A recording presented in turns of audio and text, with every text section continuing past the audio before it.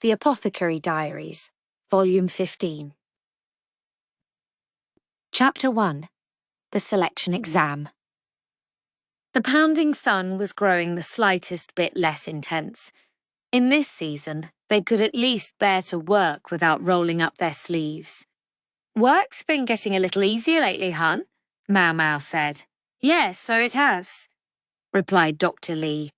They were cleaning the break room together. It was normally not the kind of job someone of Dr. Lee's status would have bothered with, but in his newly muscled state, he would do anything for some exercise. He even went out of his way to move the beds and clean under them. He probably didn't even care about cleaning. He was just here to work his muscles. Work was getting easier because there were fewer fights among the soldiers. Maybe they had once again begun to recognize that the freak strategist was their common foe, or maybe their superiors had given them the evil eye. Or maybe something that was causing the problem has been cleared up? Mau Mau thought.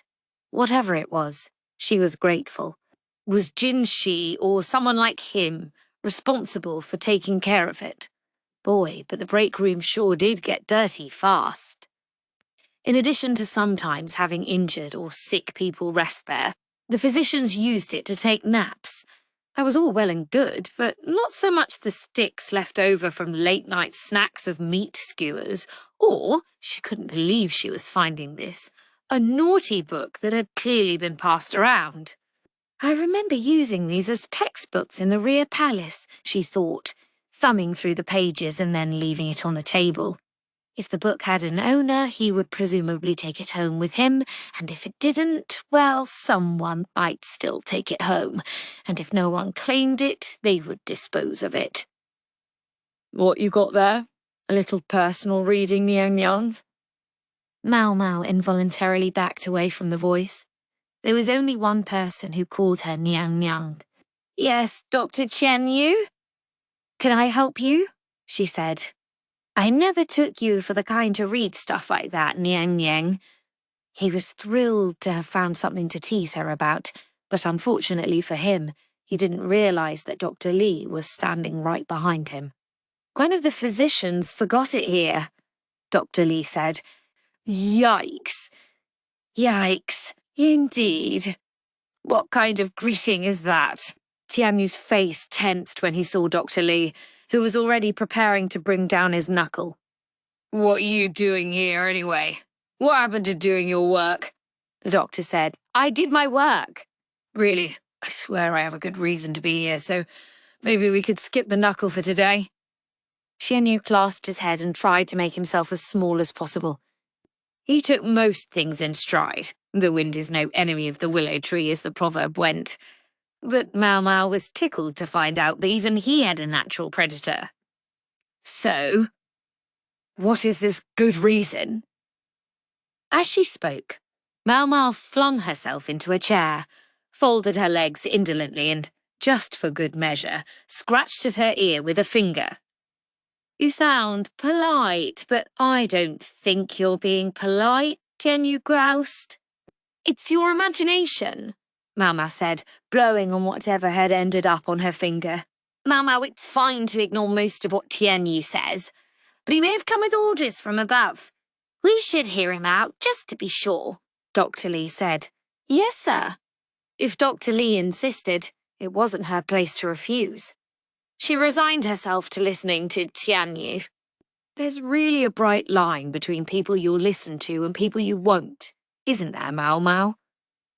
"It's your imagination, sir." They moved from the break room to the physician's administrative office, where they found the elderly doctor checking over the daily reports. "Dr. Liu is asking for Niang Niang. May I borrow her?" Tianyu asked the older man. Even he knew enough to mind his P's and Q's around this physician. "Tianyu and Mau Mau, do you think this is about—" The old doctor seemed to have some inkling as to why Mau Mau would have been summoned. "Sure, you can have her. Is she the only one?" "If I brought Dr. Lee too, things would be all kinds of tough, wouldn't they?" Tianyu replied lightly. "True enough. Lee here is very versatile. I'd be much obliged if you'd leave him with me." That sounded very portentous, but Dr. Li seemed as mystified as Mau Mau as to where she was going to go. "Are you sure I shouldn't go along?" he asked, not Tian Yu, but the old physician. Yep. It wasn't the old physician who answered, but Tian Yu. "If you're leaving Dr. Li with me, then fine. Go ahead and take Mau Mau." The old doctor handed Dr. Li the reports. Whatever reason for this summons, Mau Mau was not much more eager than anyone else to spend time with Tian Yu. "I think it should be Dr. Li who goes instead of Dr. Tian Yu," she said. "I humbly request he change with Dr. Li. We can leave Dr. Tian Yu here instead." This was both her considered professional opinion and her knee-jerk personal one. "Absolutely not. I have no use for Tian Yu either," the old doctor said firmly. "Ha ha ha. Boy, Dr. Li, you sure are popular," Tian Yu said. "And you don't seem to be much liked anywhere you go, Tian Yu," said Dr. Li, as merciless as his colleague. "What are we going to be doing?" Mau Mau asked. "You know, no one told me much. They just said to be sure to bring you along, Niang Niang." "You know, no one told me much. They just said to be sure to bring you along, Niang Niang." Mau Mau and Tian Yu both crossed their arms. "Oh, it's nothing big. Just a simple test. If you don't pass, no harm done," the old doctor said, gazing out the window. "Now, I think you'd better get going." "Yes, sir," Mau Mau said, and then she and Tian Yu took their leave of Dr. Li and the elderly physician. Dr. Li's medical office was in the centre of the palace grounds. It was located in the outer court, but close to His Majesty's bedchamber. Dr. Liu, however, was not there. "You're looking for Dr. Liu? He's this way," said another physician, showing Mau Mau and Tian Yu to another room. It turned out they were not the only ones who had been summoned. Quite a few other physicians were there. Everyone milled about, clearly uncertain why they had all been called. Interestingly, there were even several women. Not Mau Mau's colleagues, Yao and Enon. These women were older. One could call them middle-aged, but they didn't appear to be palace women as such. Outsiders, that seems unlikely. Whoever they were, their presence helped prevent Mau Mau from standing out like a sore thumb. Her jaw dropped, however, when she saw who else was there. Someone she never would have expected. A very elderly-looking physician with a bowed posture. "Pops?" Mau Mau's adoptive father, Luo Men, was there. He was supposed to be the rear palace physician. Mau Mau trotted over to him. "Pops? Nothing," he said. "Around here you can call me... let's see. Call me Dr. Can." "Yeah, but what are you doing here?" "Again, watch your tone. And be patient. You'll learn the answer soon enough." I take it Pops knows perfectly well what we're all doing here. Given the elderly physician's knowing comments, Mau Mau suspected the upper physicians had all talked this over to some degree or another. "So what's going on?" Tian Yu asked Luo Men, trotting up behind Mau Mau. "You'll find out any minute now. You can't expect me to explain it individually to every single one of you." Luo Men worked his way to the far end of the room, his cane clicking against the ground as he went. There was a desk there, and behind it was Dr. Liu. Another of the upper physicians was with him, and they were talking about something. Dr. Liu clapped his hands, cutting through the murmur of voices that filled the room. Everyone immediately fell silent. "It looks like you're all here. You must excuse the abrupt summons," he said. "Without further ado, we're going to divide you into 3 groups." He held up a paper so they could see it. Luo Men and the other physician did the same. "I want each of you to go with the physician whose paper has your name on it." Mau Mau hopped up and down, trying to get high enough to spot her name. Yes! It looked like she was in Luo Men's group, the last name on the list. About 10 other people also clustered around her father. "I believe that's all of you. Come this way, please," he said, setting off with his cane clacking. Mau Mau skipped a little as she followed behind him. It crossed her mind to walk alongside him, but she thought better of doing that with all the doctors around, and attached herself to the back of the group instead. Another physician was helping Liu Omen with his bad leg along. Liu Omen took them to another room, where there were desks with papers on them, enough for everyone. It really is a test. Maybe the unexpected summons had been a way of trying to catch them off guard. Everyone looked around, confused. Sir? Said one of the physicians, raising his hand. Why are we taking a test now? You don't have to take it if you don't want to. If you'd rather leave, feel free. You won't be punished, and no one will hold it against you. Liu Omen went and sat on a chair at the farthest end of the room, his cane clicking along with him. The only kind of person I can think of who would go home when he said that would be a kid going through a rebellious phase. The doctors looked at each other, then took their seats. Mau Mau sat at the last available desk. You have 1 hour. Let's go ahead and get started, Liu Oming said, lighting a stick of incense. The test paper lay face down on the desk. Mau Mau turned it over and took a look. It consisted of about 50 questions regarding basic medical knowledge and another 50 about pharmaceuticals specifically. Given the 1 hour time limit, she got the sense that they were expected to answer all the questions easily. These should be things they already knew. Mau Mau began filling in answers, writing away without a break. A few of the doctors were sweating. Occasionally someone would drop his brush or let out an audible groan. Maybe they had written a word incorrectly. All right, time's up, Liu Omen said. The hour had passed in the blink of an eye. Mau Mau hadn't even had time to double-check her answers, but at least she had filled everything in. That was a good start. Some of the physicians' shoulders slumped. It was rough when you knew you could have answered more of the questions if you'd had more time. Once Liu Omen was sure that the incense stick was out completely, he stood up. All right, on to the next location. He started walking, and where should he lead them but the medicine storage room? The storage room was packed with medicine cabinets. Mau Mau came all the time on official duties, but no matter how often she was here, it never failed to excite her. Okay, got to take a deep breath. She breathed in, savouring the room's distinctive smell. Now that I think about it, she began to register the faces of the assembled physicians.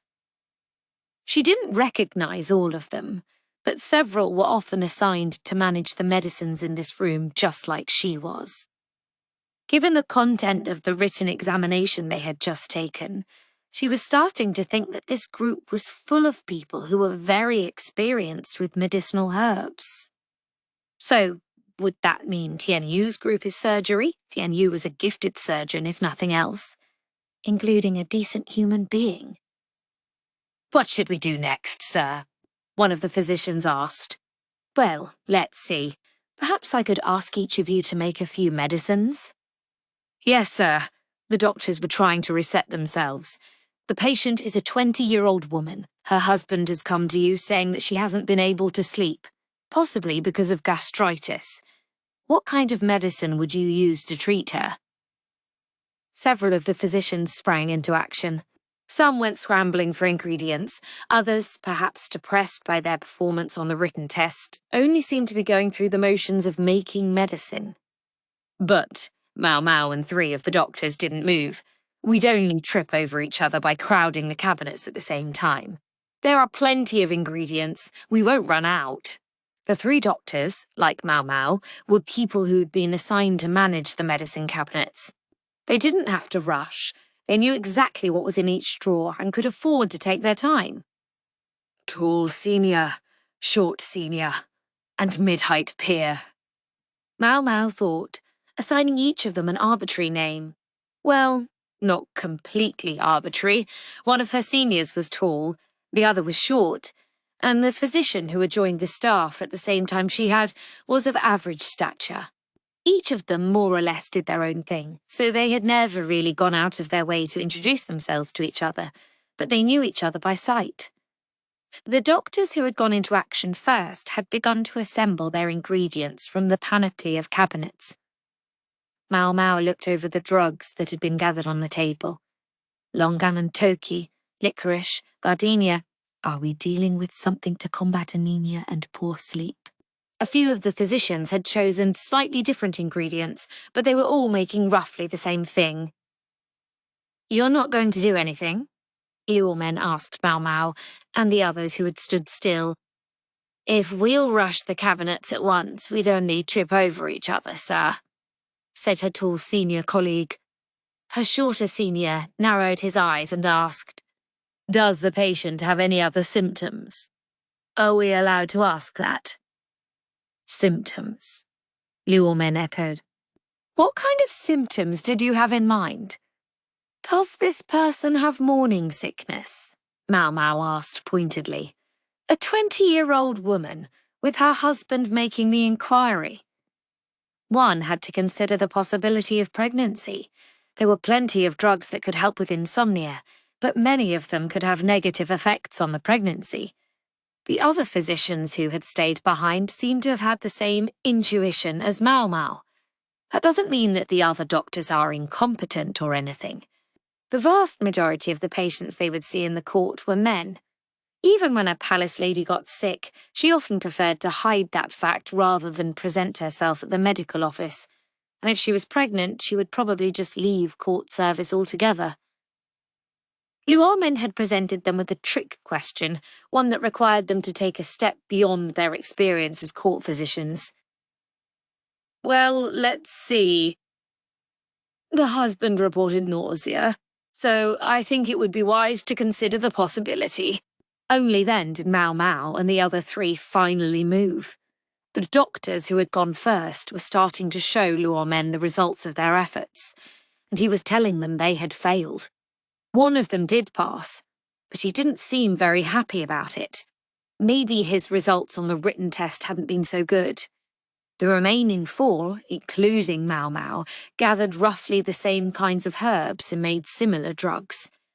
They each had their own particular way of going about it, but they came up with more or less the same thing.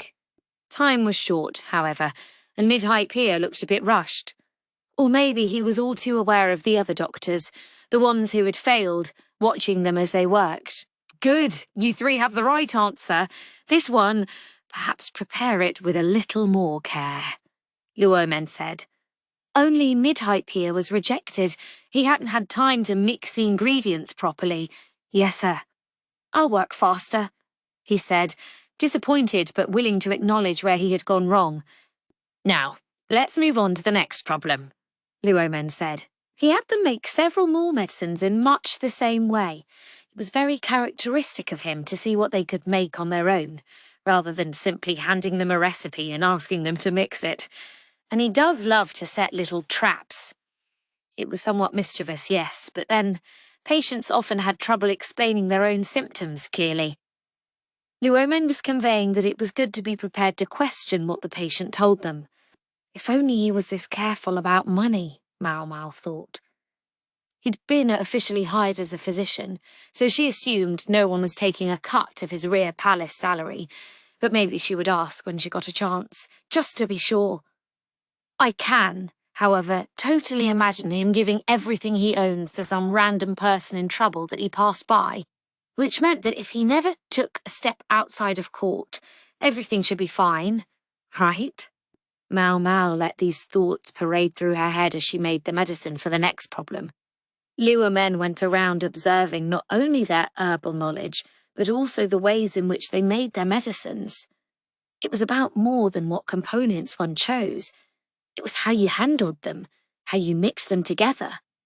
He told us no one was required to take this test, but Mao Mao was very curious what task they would be put to if they passed. Next.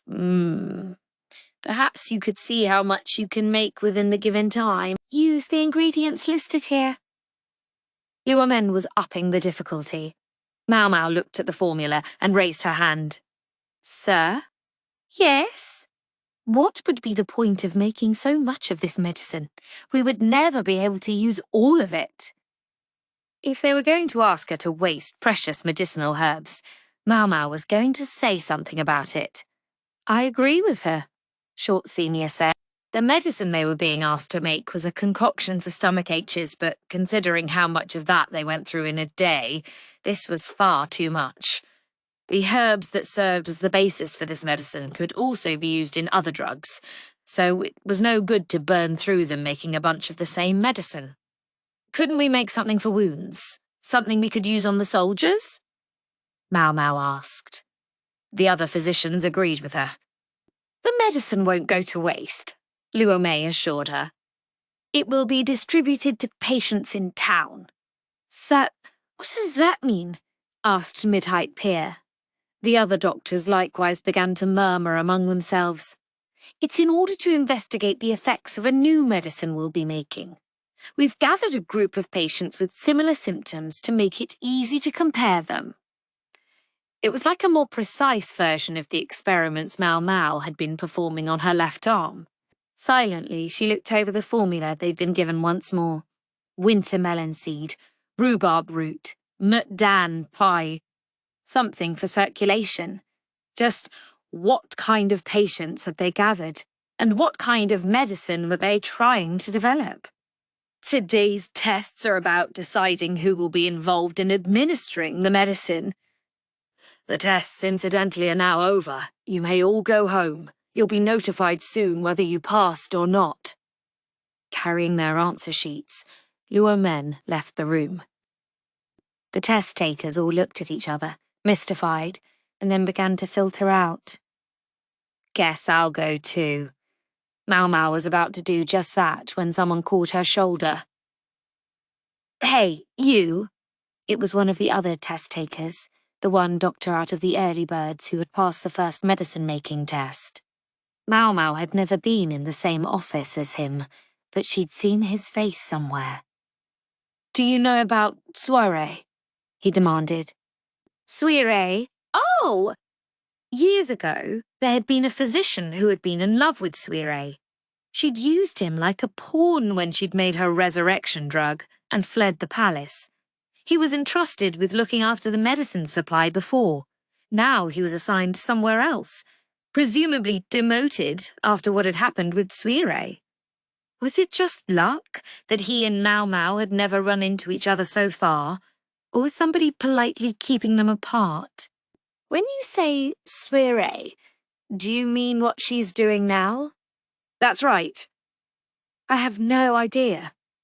Is that the truth? Hell no, it's not. But she had to lie to him. For outward purposes, Soiree was someone who could not exist.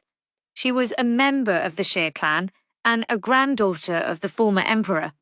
She'd been involved with accidents and murders of several VIPs and had even abducted Mau Mau. The moment anyone learned she was alive, she might be headed to the gallows. Thus, no matter how cold it seemed, Mau Mau had to be firm. If I ever find out where she is, I'll be obligated to tell someone. I'd probably even collect a nice reward for it. Soiree was a suspect in a whole range of cases. Even this doctor had to know that she would never be safe if she were found. After a long moment, he said, All right. Then he left the room, shoulders slumped.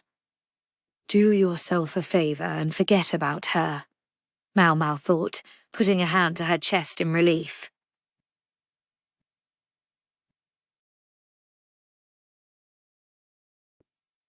Chapter 2.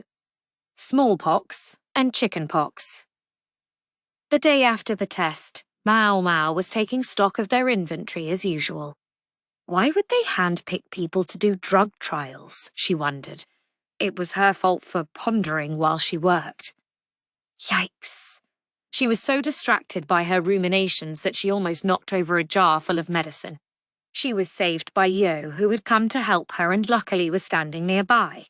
She propped the jar up and prevented catastrophe. Phew. Sorry about that. Thanks for the help, Mau Mau said. Is something on your mind? Gyouyoh asked. Gyouyoh was the taller of the two palace ladies who had recently joined the service.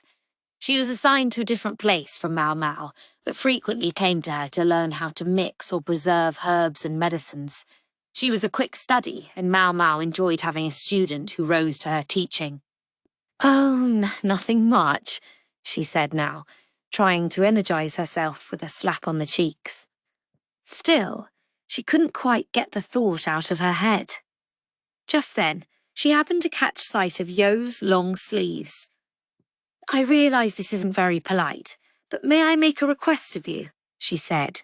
"Yes? What?" "Would you show me your smallpox scars?" Gyouyoh's arm was covered with small welts from smallpox. An outbreak of the disease had destroyed her village. Gyouyoh looked dubious for a moment, but then she rolled up her sleeves. Her arms were covered in small scars like tiny red beans. "Are they that unusual?" she asked. "No, but I've never had the chance to examine smallpox scars up close," said Mau Mau. Some of the customers at the apothecary shop had them, but no one had been eager to show them off. Mau Mau knew very well that it was not a nice thing to ask for. "Are the scars only on your arms?" she asked. "No, I have some on my shoulders and neck as well, but a lot fewer than some other people." "You think that's thanks to Gyouyoh's treatment?" "Yes," Gyouyoh said simply.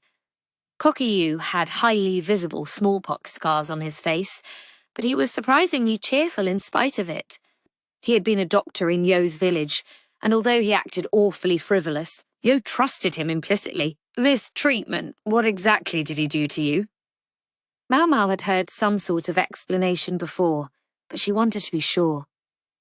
"He made a wound on my skin and rubbed powder made from an old scab into it. I've heard you can also inhale the powder through your nose, but he didn't have enough for that." "Ho, ho!"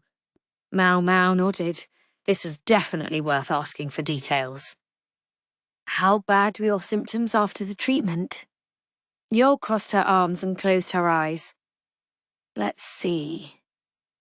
I got a pretty serious fever, but the blisters didn't spread all over my body. Most of the other kids who got the same treatment had similar symptoms, or maybe slightly milder. A few of them hardly had any blisters at all, and their fevers went down after a few days."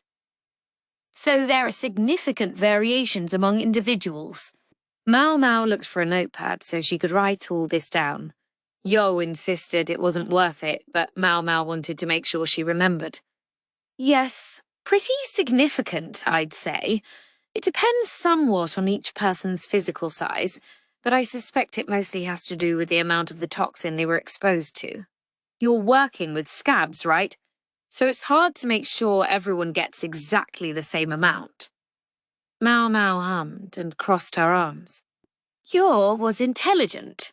She could speak objectively while including elements of her own observations and suppositions. "What happened to the people Gyouyoh didn't treat?" Mau Mau asked. "My father had had smallpox before, so he just had a minor fever. Everyone who was strong enough left the village when the outbreak began. The only villagers left were my family and a few children. Oh, and one adult survived. Everyone else was killed. So it wasn't the case, evidently, that once you had smallpox, you could never get it again." "That's terrible," Mau Mau said. "What did you do with the bodies?"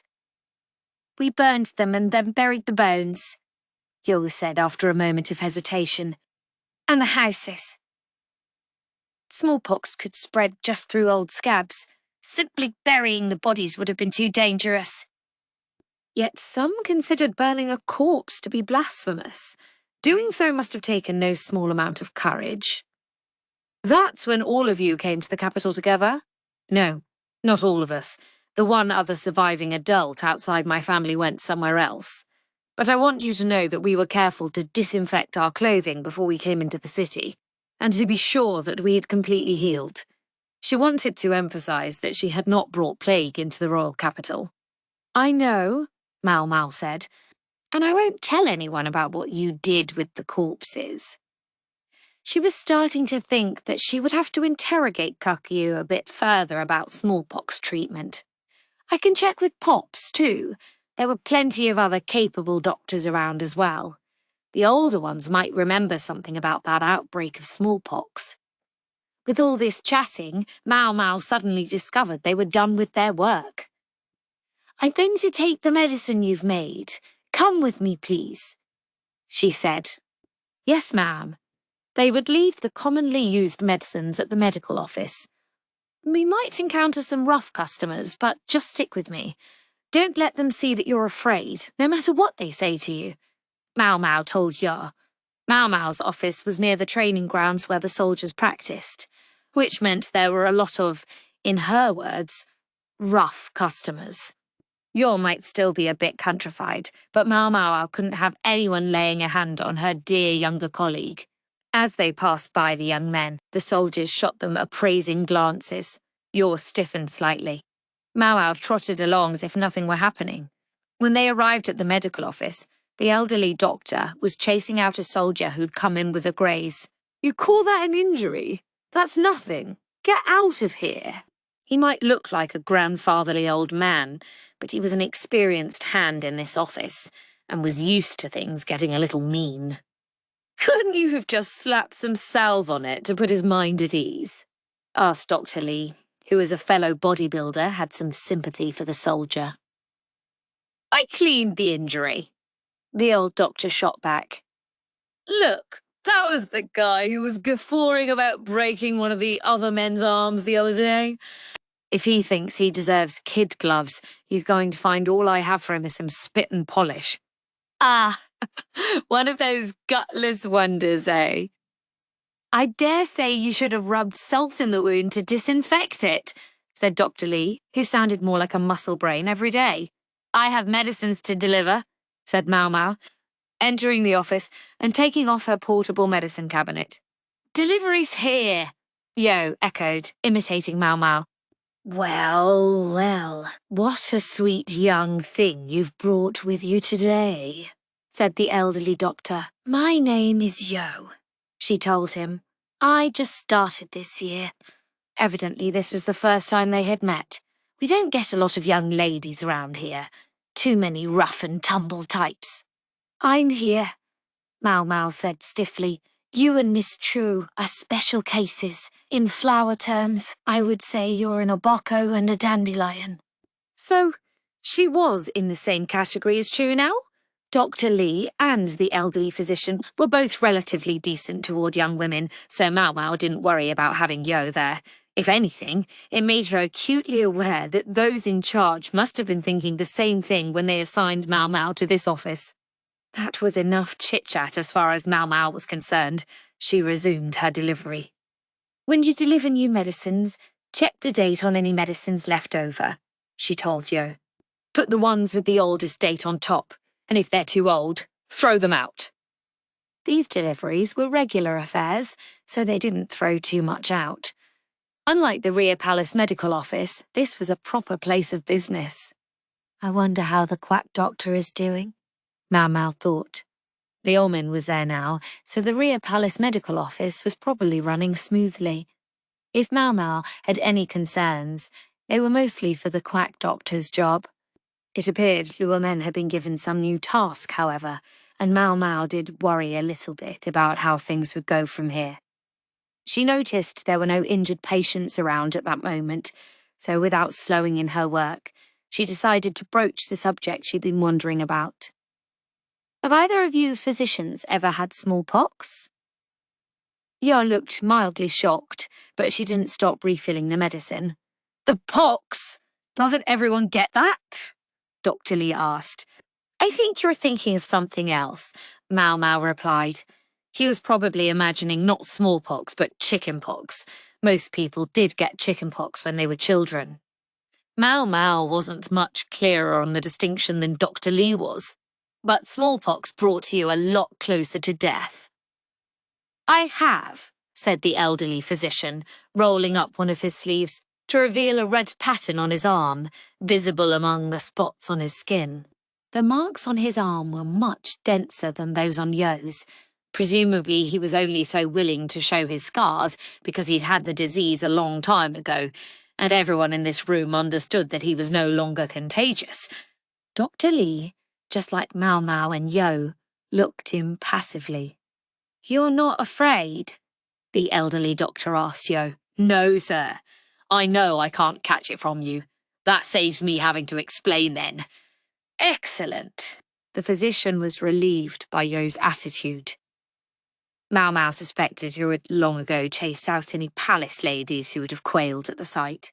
Judging by the extent of your scars, it looks like it was a serious case, Mau Mau said. I suppose so. They cover half my back as well. It's not that rare among people of my generation. It was going round at the time, you see. But my first wife looked askance at it. First wife, huh? What about the second? Mau Mau asked promptly. She's a good woman. She's at home, watching over our great-grandchild. Wait, are you feeling lovey-dovey? Mau Mau said. The elderly physician only smiled and rolled down his sleeve. If you'll forgive me saying so, sir, I'm impressed you survived. That's fair. At first, we thought it was just chickenpox, but then the symptoms grew more serious. If I hadn't come from a family of doctors, I'm sure I would have died. I'm afraid I don't really understand the difference between chickenpox and smallpox, said Dr. Lee, and Mau Mau nodded. Yes, well, they do look very similar, although one is much deadlier than the other. I've heard some suggest that the toxins that cause those two diseases must be somehow similar, but not exactly the same. The elderly physician opened a desk drawer and took out some tea candies, looking for a little break. He offered them to Mau Mau and the others. Mau Mau, for one, accepted them gratefully. Gyouyoh looked hesitant, but since this was a venerable old doctor encouraging her to partake, she couldn't really say no. It was only because the factional fighting among the soldiers had calmed down that they were able to enjoy a quiet snack time like this. The toxins that cause those diseases, Mau Mau breathed. Mau Mau, don't get any ideas about trying them, Dr. Lee said. Of course not, sir, she answered, albeit slowly, and averted her eyes. Not everyone is happy to see smallpox scars, but as a physician they can have certain advantages, the elderly doctor said. For one thing, it shows you the terror of illness firsthand, and for another, it makes it harder for you to catch the same disease. Yes, sir. The response came not from Mau Mau, but from Gyouyoh. For her, the elderly physician might have seemed a saviour of a kind. I'm glad I brought this up while she was around, Mau Mau thought. She'd known, at least, that these were not people who would take smallpox lightly. She would never have raised the subject in front of anyone who was likely to make fun of the scars. Then again, as you rise through the ranks, it can be a liability, the elderly doctor went on. If you have two physicians with the same qualifications, setting aside any noble background, they'll take the one with fewer scars. Mau Mau was silent at that. Presently, Dr. Liu was the one in charge of the physicians. He was an excellent doctor, no doubt, but considering their ages, this old man could easily have outranked him. One presumed there were no issues with his abilities or his family background. Mau Mau and the others began to feel a bit uncomfortable. Well, my dear Liu's a clever man, more gifted than I am, so there's no problem there. I think I would be too frightened to be His Majesty's personal physician. His Majesty's personal physician? I agree. I don't have the stomach for it. I wouldn't no matter how many stomachs I had, Dr. Lee said. Personal attendant to the Emperor, huh? They were right. That was a job Mau Mau would never want. It brought honour with it, certainly, but even more it brought responsibility. If the Emperor should fall sick, or, heavens forbid, die, his physician might well pay with his life. Indeed, Liu Men had suffered physical mutilation on account of a medical case involving the imperial family. I just hope they wouldn't punish him again now that they've called him back. Mau Mau sighed as she poured some tea. Oh yes, that's right, the old doctor said, standing up and taking an envelope from atop his desk. This came for you, Mau Mau. You, don't think you should have given this to me first thing. My mistake. Us old folks can be so forgetful. Mau Mau took the packet. On the front, in large letters, was written, Notice of Reassignment. Chapter 3. Reassignment. Specifically, it turned out, Mau Mau was being moved to another office. Her new workplace was the largest medicine storage area in the palace. When she got there, she found others who had been reassigned as well, mostly the ones she expected. "I haven't seen you since yesterday," she said. "No, not since yesterday." The other new faces were the three people who looked after the supplies, just like Mau Mau did: tall senior, short senior, and middle-height peer. "I was so sure I'd failed," middle-height peer said with some amazement. Liu Men had criticised his preparation of the medicine during the test the day before. At exactly the time stipulated on their orders, Liu Men walked into the room. An assistant came in beside him, which was at least a sign that they were taking care of him. "Now then, you're the ones who passed yesterday's test. We're going to have you get right to work." He set down a formula for a medicine. "For now, I'd like you to make some of this." With that, Mau Mau and the others found themselves furiously mixing herbs together for the next several days. "Grind, grind, grind," thought Mau Mau. She'd spent so many days mixing medicine that she thought she was going to get calluses from the mortar and pestle. "I mean, it's okay. I'm having a good time." The exact composition of what Mau Mau and the others were being asked to make changed sometimes, but all of the recipes used roughly the same components: antiseptics, drugs to make the blood flow better, and anti-inflammatory agents. "I do wish we could work on a wider variety." That was just her personal desire, however, so she kept it to herself. "What in the world do you think we're making?" asked the doctor of average height. He was still young, not much different from Mau Mau. A few years past 20, she guessed. He seemed to be from Tianyu's intake. She sometimes saw them talking together. "Heiress ratios of rhubarb root and mudan pea," said one of the others. "A medicine that would promote blood flow." Gyouyoh acted as teacher and guide to the three physicians and Mau Mau. Today, he would be coming after stopping by the rear palace's medical office. "What's the other stuff?" asked middle-height peer, who knew the least of any of them but was at least proactive about it. "Licorice and garden peony. It must be a decoction of the two," answered tall senior, the taller of the two seniors. Typically, tall senior would go out of his way to answer questions, while the more vertically challenged short senior would only offer an opinion if something annoyed him. "I agree," Mau Mau said. "It's a drug to suppress muscle spasms. And pain. It helps with back and abdominal pain," snapped short senior. "When a patient's abdomen hurts, it can be used to help figure out exactly where the pain is," tall senior explained. "I thought it had circulatory applications, but it's a digestive drug." A draft of rhubarb root and mudan pea could be helpful in cases of constipation or stomachache and was frequently dispensed to women, as it also helped regulate periods. Wonder what disease this is? Mau Mau thought, but she figured that when they saw the patients who were going to take the drug, they would find out. Meanwhile, Luomen, of course, would not miss this opportunity to help them learn to think for themselves. No sooner had Luomen finally shown up than he said, "We'll go to deliver the medicine now. Everyone come with me." There was a carriage waiting outside. Clearly, they were expected to do as they were told. They rode along for 30 minutes, until they arrived at a mansion on the outskirts of the capital. Well, a big house anyway. It wasn't really elaborate enough to be called a mansion.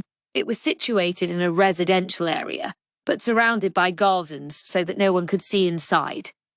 "Bring the cargo," Luomen said, and the three physicians did so. There wasn't that much of it, so Mau Mau stood with Luomen and helped him to walk. Evidently his assistant wasn't with him at all times. "Don't mind us," she thought as she came into the house. The moment she entered, she caught the distinct aroma of medicine. A man wearing a white apron came out to meet them. "I've been waiting for you," he said. "I've brought the medicine, along with some helpers. I have to explain to them what's going on, so please go back to your work." "Yes, sir," the man said and went away. "Helpers? Mao Mao asked. What does that mean? Just what you think. Or don't you wish to look after patients? That's not what I meant, she said, unsure how she should have asked the question. Maybe I should have asked why we're doing this, or who for. She wasn't sure if it was safe to ask that, however, so she just followed Luomin. Far inside the house was a room full of cots. The patients were all men, ranging from their teens into their 40s. Folding screens had been set up between the beds to give a modicum of privacy. There must have been nurses or caretakers of some kind, because the bedding and the night clothes the men wore looked clean. Their pallor is poor, and there are buckets by the beds. Vomiting? The patients appeared to come from all walks of life. The ones with gnarled hands and legs and tanned skin might be farmers. The ones with knobs on their fingers, maybe scribes. They didn't seem to have any one thing in common except for their gender. But then, they're all taking part in a medical trial. It meant they weren't exactly affluent. There were other people walking around in white aprons. Medical personnel, perhaps. We brought the medicine, Luomin said to one of the men who looked like staff. Thank you very much. Since we're here, I thought we might check the stores. All right with you? Luomin asked. Yes, please, if you'd be so kind, the man replied. Luomin led Mao Mao and the others to the place where the medical supplies were kept, next to the galley. 2 medicine cabinets sat there, still new. I'll parcel out the medicine. Would you hand it to me? Luomin asked. Yes, sir. The medicine was already divided into single doses in paper packets. Luomin proceeded to put them smartly into the cabinet drawers. Not much for us to do, Mao Mao thought. The 3 physicians didn't foist any random chores on her, so it was all too easy for her to find herself with time to kill. She filled some of it by taking a good look around. The place looked like it had been an ordinary residence that had been hurriedly converted into a clinic. It was full of familiar tools, mortars and pestles, sifters and dispensing spoons. Are they making medicine here too? Mao Mao sniffed. It doesn't smell much like medicine. It smells almost sweet. Still sniffing, she stepped down to the area where the floor was made of exposed dirt. She saw a stove, on top of which sat a pot with dark, viscous liquid inside. Refined honey? This was honey with the water removed, and it would be formed into pills, except that she didn't see any of the herbs with which it would normally be mixed. Instead, she saw wheat flour and buckwheat flour, perfectly ordinary baking supplies. Buckwheat flour? Mao Mao stepped gingerly away from the bag full of flour and put a handkerchief over her nose. She had difficulty breathing whenever she ate something with buckwheat in it. She certainly didn't want to inhale the stuff. Mao Mao, don't go fiddling with things. Come back over here, Luomin said. Yes, sir, Mao Mao answered. Her father sounded a touch panicked, maybe because he knew there was buckwheat flour around. When he saw the handkerchief over her mouth, his face showed that he realised he was too late. There were a lot of other odd things as well. For example, the 2 medicine cabinets had exactly the same shape and arrangement. Each had the names of the medicines written on the drawers, but every drawer in both cabinets appeared to contain exactly the same things. So why would they bother to have 2 cabinets? Just as Mao Mao was wondering about this, one of the men in an apron came up. Gyouyoh, it's almost time to give them their medicine, he said. Of course, I see. Luomin replied and stepped away from the cabinets. The man took 5 doses of the medicine they had just replenished. Then he took 5 more from the other cabinet, of exactly the same thing. Mao Mao wasn't the only one who found this strange. Dr. Khan, said Tall Senior, raising his hand. May I inspect the contents of the other cabinet? Go ahead, Luomin said. With his approval, Tall Senior took a packet from the second cabinet and opened it. Mao Mao and the other physicians crowded around to look. You keep your distance, Mao Mao, Luomin said. and she backed off. The pills in the packet were of a brown colour. If she squinted, she could see black specks in them. "Is that buckwheat flour?" she asked. "One presumes that's one of the ingredients." The pill was made of wheat and buckwheat flours and dyed to make it look like medicine, but it wasn't. "So this cabinet has fake medicine that doesn't do anything?" Middle-height peer said in some distress. "Keep your voice down," Luo Men warned him. "But, sir, why would you do such a thing?" "Think it through and see if you can't tell me." When Luo Men told you to think, there was nothing for you to do but think. He only asked questions that could be answered with enough consideration. If you couldn't come up with a response, it only meant that you had missed some information somewhere. Earlier, that man took 5 packets out of each cabinet. There are 10 patients, which means the medicine is being divided in half. The patients were shown a certain level of hospitality while being treated here. They were probably getting decent food, for one thing. You make sure everyone is in the same environment to judge the effect of the medicine. It was always possible that the medicine wasn't what was helping, but simply being in a clean environment and getting proper nutrition. In that case, you couldn't always be sure the medicine was working, and that was no good. So it was necessary to prepare 2 separate groups. "You figured it out, Mau Mau?" "Yes, sir." "And what do you think?" The 3 physicians all turned to hear her answer. "I think you've divided them into 2 groups to ascertain the effect of the medicine while ruling out the effect of changes in environment or diet.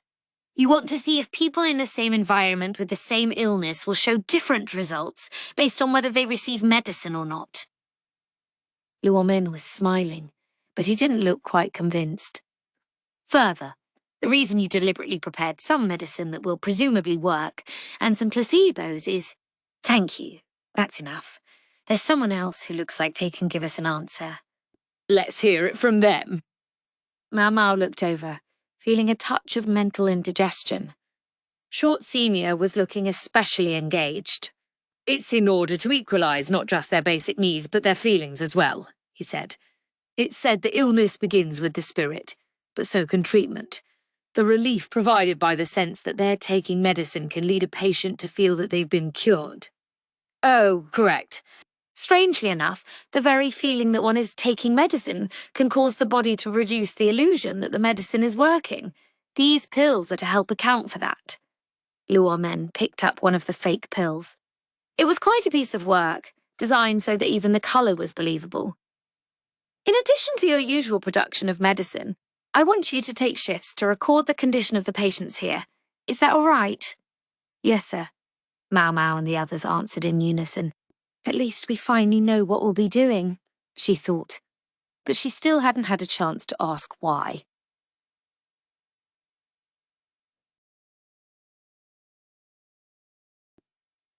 Chapter 4.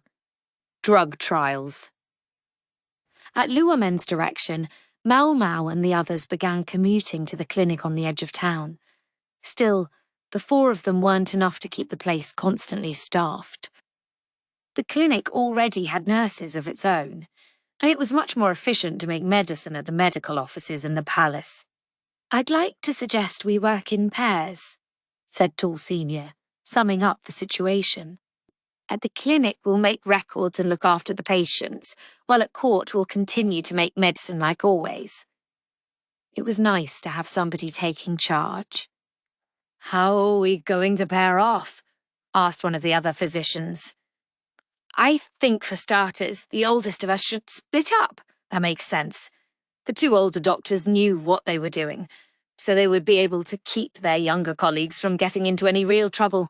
"First, Mau Mau and me," said Short Senior, so that's who Mau Mau was paired with. They decided to have the junior and senior colleagues work as pairs, occasionally trading off. "Good to work with you," the doctor said. "And you," Mau Mau replied politely. Short Senior didn't talk as much as Tall Senior, but it was clear that he was very capable. He was somewhere in his early 30s, and probably knew a bit more than Tall Senior, who was roughly his same age. He was a careful worker, fastidious in the way he made medicine. His nimble hands suggested he was probably also an excellent surgeon, so he could have been in surgery. The fact that he was nonetheless doing apothecary's work suggested that he loved drugs just like Mau did. Short Senior's small stature and average looks made her think of a certain abacus brain, who shall remain nameless, but this man was far more mature. "All right, shall we go?" Short Senior said. "Yes, sir." Since they would have to bring cargo with them, a carriage would be provided for trips from the court to the clinic. It wasn't that they couldn't possibly walk, but they would have to cut through the shopping district on the way, and it was all too likely that they would encounter a pickpocket. Soldiers might travel through unharassed, but a couple of well-dressed civil officials, they'd look like marks all the way. Mau and Short Senior arrived at the clinic and replenished the medicine with the supplies they had brought. "Should we go straight into checking on the patients?" Mau asked. She'd brought a tie for her sleeves so they wouldn't get in her way. Now she rolled them up and tied them back so she could move freely. "No, I think we should start by checking the records," said Short Senior, grabbing the book where the notes were kept. Mau simply had to look on. She suspected they used paper, not wood strips, because of the sheer quantity of writing. But she noticed to her dismay that the paper wasn't of very good quality. "They should get in touch with the quack doctor. Have him sell them some at a decent price." The quack's family made paper for a living, so Mau occasionally went to him for a friends and family rate on quality material. The book didn't record the patients' names, but it did include their ages and physical sizes, as well as their occupations and other details. "Looks like there used to be a lot more patients than there are now," Mau observed. The drug trials appeared to have started about a month prior with around 30 people. Now only a third of them were left. She'd wondered why the clinic seemed so large for the number of patients, and this explained it. "Sounds like some people were faking," Short Senior said. "I can see why." Yes, the physicians were developing drugs, but they were offering free treatment, food, and so on. Who could blame a few people for showing up claiming to have the condition the doctors were looking for? "A few other people left because the medicine couldn't help them," Short Senior went on. "Right. If the physicians decided the drugs weren't going to cure you, they would ask you to leave." "What condition do you think it is?" Short Senior asked. "Typhlitis, maybe?" Mau suggested. "I think so too." No specific name of an illness was written down in the book of notes. After all, they'd only assembled patients showing similar tendencies. They couldn't be certain what disease each had. "Typhlitis." Mau had dispensed medicine for this condition more than once. On most of those occasions, she'd given out drugs much like the ones being administered to the patients here. "Typhlitis, huh?" Mau made a thoughtful noise. The condition involved the inflammation of an organ called the cecum. It was possible to relieve the symptoms with medicine, but that was all they were doing, treating symptoms. Some people got better if their symptoms were mild, but in more severe cases, the inflamed area could fester and spread toxins through the body. In such cases, it could spawn other illnesses, and mortality rates went up. She'd heard that more than half of people in that situation died. It was a decent idea to study the treatment of typhlitis, because it wasn't particularly uncommon. She wondered, however, why they were using court physicians to conduct such large-scale drug trials. And there were two other groups too. Were they also researching the treatment of typhlitis? Those thoughts led to a natural question. Who are these experiments being done for? Mau knew that it was not a question she could ask, however much she might want to. "Whatever disease it is, I suppose we should get to work," said Short Senior. "Right. For the moment, getting down to business would be better than pursuing questions she wouldn't get an answer to." First, she got an overall view of the situation. She went around checking on the patients. They were divided into 2 large rooms, 5 in each.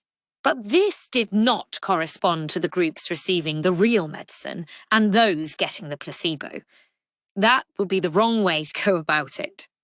It did mean, however, that she would have to be careful to make sure the right people got the right pills.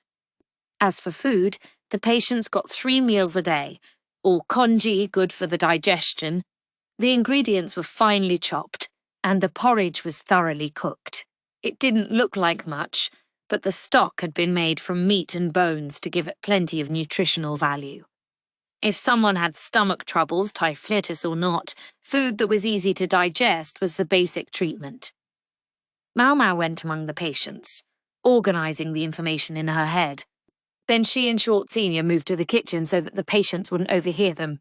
It does seem to be the case that the patients receiving the real medicine are in better shape, she said. Yeah, inflammation's gone down for some of the ones in the placebo group, but not many. Probably the ones with the most physical vitality. In an experiment like this, the more people you could get, the more precise your results would be. Testing on human subjects meant there would be differences from one individual to another, but increasing the number of subjects would help average out the data. If Lahan were here, he would be adding them up already. Which did not mean she was going to call him. Master Physician, she started. Yeah? Asked Short Senior, who was writing something. She was glad they were alone, and she could get away with simply calling him Master Physician. She could hardly ask his name at this late date. If a case of typhlitis doesn't get better with medicine, what exactly is the subsequent treatment? Whatever it was, Mau Mau, unfortunately, hadn't learned it. Her specialty was herbs and medicine, after all. You could open their stomach and take out the filth, Short Senior said. Would that solve the fundamental problem? I'm not sure. Maybe not. Short Senior didn't sound like it much concerned him. Have you ever done that operation? Mau Mau asked. Never. I doubt I could. Short Senior scratched the back of his neck with the barrel of the brush uneasily. Why not? You look like you would be good at surgery. Mau Mau could see how well Short Senior used his hands. Even his handwriting was neat, although she didn't know if that made someone a better surgeon. No, I couldn't. Can't. It's blood. I can't stand blood. He sounded embarrassed. Mau Mau definitely understood that. Everyone had certain things they just didn't cope well with. That was life. I'm not actually cut out for doctoring, Short Senior said. He came, however, from a long line of physicians and had been pushed to take the medical exam whether he wanted to or not. It would have been so easy for him if he'd failed. But other than his aversion to blood, he was really quite talented. Honestly, I'm in hell, he confessed. It was hard when you had the skill but not the aptitude for a vocation. You have my sympathies, was all Mau Mau could say. So it was that they decided to divide the labour between them while they were there at the clinic. Short Senior couldn't stand blood, and Mau Mau couldn't stand buckwheat, so they would cover for each other's weaknesses. They were just giving the patients pills, so there wasn't likely to be blood involved. But then one time someone going to the bathroom had taken a bad step, tripped, and split his forehead open, so Mau Mau had been the one to treat him. Meanwhile, she left it to Short Senior to make the placebo pills. Short Senior always looked like he really had it together. Somehow, learning about his vulnerability like this made her feel closer to him than she had before. Chapter 5. A Book Restored. Mau Mau headed back to the dormitory, her first day of work at the clinic over. Hello, Miss Mau Mau. Hello, Miss Shu. Mau Mau understood why Chill was there, and when the other woman beckoned, Mau Mau followed her. As she expected, a carriage was waiting and she was to get on. Who's summoning me today? She asked. It was presumably either Jinshi or our Gyouyoh. The Moon Prince today, Chui drawled. Also, there's someone already in there, so have fun. Someone already in there? A pair of eyes goggled out at Mau Mau from the carriage window. Hello, Nyang Yang. No reply from Mau Mau. It was Tianyu. She could think of only one reason Jinchi might call for her and Tianyu. Is this about Calder's book? She thought, nearly breaking into a giant grin. Among Tianyu's ancestors was a physician who, although a member of the imperial family, had committed an unpardonable crime. Just the other day, they had found the book this ancestor had left behind. He did say they were repairing it. Mao Mao bounced along in the carriage, barely able to contain herself. Before she knew it, she was even humming. Is it just me, or does Nyang Nyang seem kind of creepy today? Tianyu asked. Now, you mustn't say such things, Chua drawled. Didn't the neighborhood uncles ever tell you that? Dr. Liu has definitely gotten mad at me a few times. They were having a huddled conversation, but it was very much in character for them that they made sure to have it loud enough that Mao Mao could hear them. Say what you want, she thought. Her head was too full of Carter's book to care about anything else. What might be written in it? Okay, from here, we walk, Choi said. The carriage had stopped, but not in front of Jinchi's palace. We'll be in here today. They were somewhere near Jinchi's office. Outside of work hours, Mao Mao was usually shown to his pavilion, and it had been a long time since she'd come to his office. Hey, Niang Niang, what are you doing these days? Tianyu asked, obnoxious as ever. In fact, though, Mao Mao had exactly the same question. What's he doing these days? If he'd passed the selection examination, he had presumably received reassignment just like she had. What about you? She shot back. What are you doing? Take a guess. Tianyu showed her the palms of his hands. Mao Mao studied them intently. Shu imitated her. I see calluses. Just as those who wielded the sword could develop calluses on their hands, so too could those who wielded the brush get them on their fingers. Tianyu's calluses, however, probably came not from a brush but from a scalpel. The pad of his pointer finger is red. A red line ran down the side of the finger, showing that he had been holding a scalpel for a very long time. Doctors use scalpels when cutting skin. Had he been performing autopsies? No, I don't think so.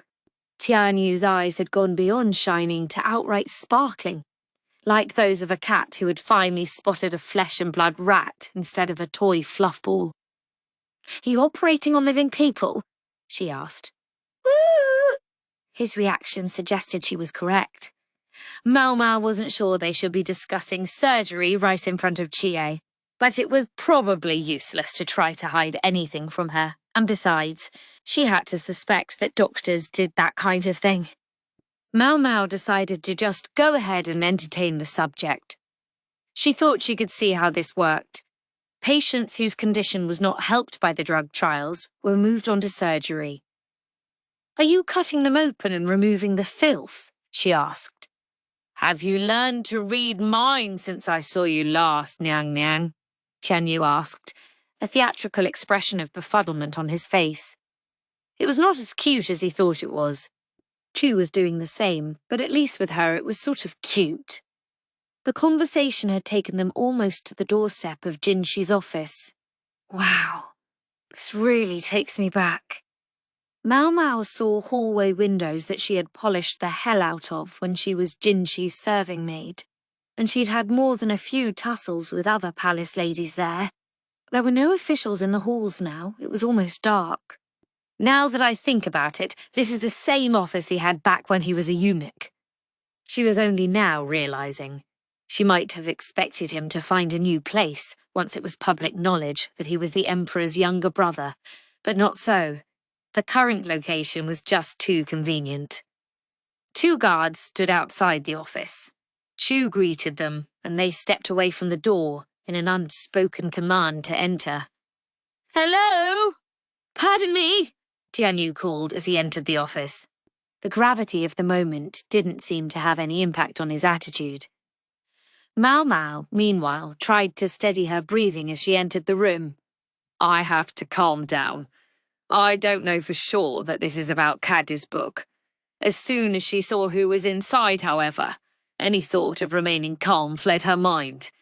This was more than enough reason to get agitated, although it had nothing to do with Kadja's book. "It's been much too long," said the other person in the room. He was a young man, not yet 20 years old, who bowed his head in a show of humility. His deferential attitude might be enough to fool some people, but his name was violent and beastly, Huling, which meant tiger and wolf. Mau Mau had half a mind to send a flying kick straight into him, and her body was already nearly moving, but Cho took her firmly by the hand. "Dignity, Miss Mau Mau, dignity," she advised. "I know how you feel, I really do, but we must comport ourselves properly." Gyouyoh was very strong. Even with one hand she could keep Mau Mau firmly in place. "Just an arm. Just one arm," Mau Mau begged. "If she could just break one of his limbs." "That's not dignified," Gyouyoh repeated. "Let's at least wait for a moonless night." Hulong was the reason Mau Mau had been chased all over Aisei province, and ultimately nearly killed by bandits. And Shay had as much reason to hold a grudge against him as Mau Mau did. It was because of him that she had lost the use of her arm. "I must say you're both looking very frightening tonight," Hulong said. The complete lack of venom in his smile made him all the more grating. Mau Mau's hackles went up, and she gave him a threatening look. "You're even less popular than I am," Tianyu chortled. Evidently, he actually was bothered by the general distaste people had for him. Mau Mau had had to see Hulan on the hunt the other day, and she was aggravated to now find him here in Jinchi's office. "So you've arrived," said Jinchi, who was seated in a chair waiting for them. Basin stood beside him as his bodyguard. A curtain, otherwise out of place, hung across a corner of the room, meaning Bayu must be with them as well. "Good evening, Moon Prince. Incidentally, I believe there's someone present who has no business being here. Do you not see fit to chase them out immediately?" Mau Mau asked with her most humble attitude. "You don't mean me, do you?" Tianyu said, pointing at himself. Sadly, no. Today she did not mean him. There was someone even worse than Tianyu there. "Why, whomever do you mean?" Gulan asked, looking innocent. Now, you must be able to see things objectively. Shall I bring you a mirror?" Trey said, backing Mau Mau up. Miss Cho, I have a mirror," Mama said, taking a small bronze plate from the folds of her robes. "I should have known you would be prepared, Miss Mau Mau." Jinchi watched this exchange with exasperation. "I fully understand what you're trying to say, believe me, I do. But as I've told you before, this man is capable, so just live with it. Also, I'd rather he be where I can keep an eye on him." "Wait, is it moi you've been talking about all this time?" Hulan put on his surprised face. His features were young and cute. They were the only cute thing about him. Jinchi got a bit of a faraway look in his eyes. Hulan was, after all, publicly the younger brother of the ruler of the western capital, so Jinchi couldn't afford to ditch him outright. "I'm sorry, but I have no time to chat with people who might as well be animals. Could we get straight to the point?" Mau Mau asked, collecting herself.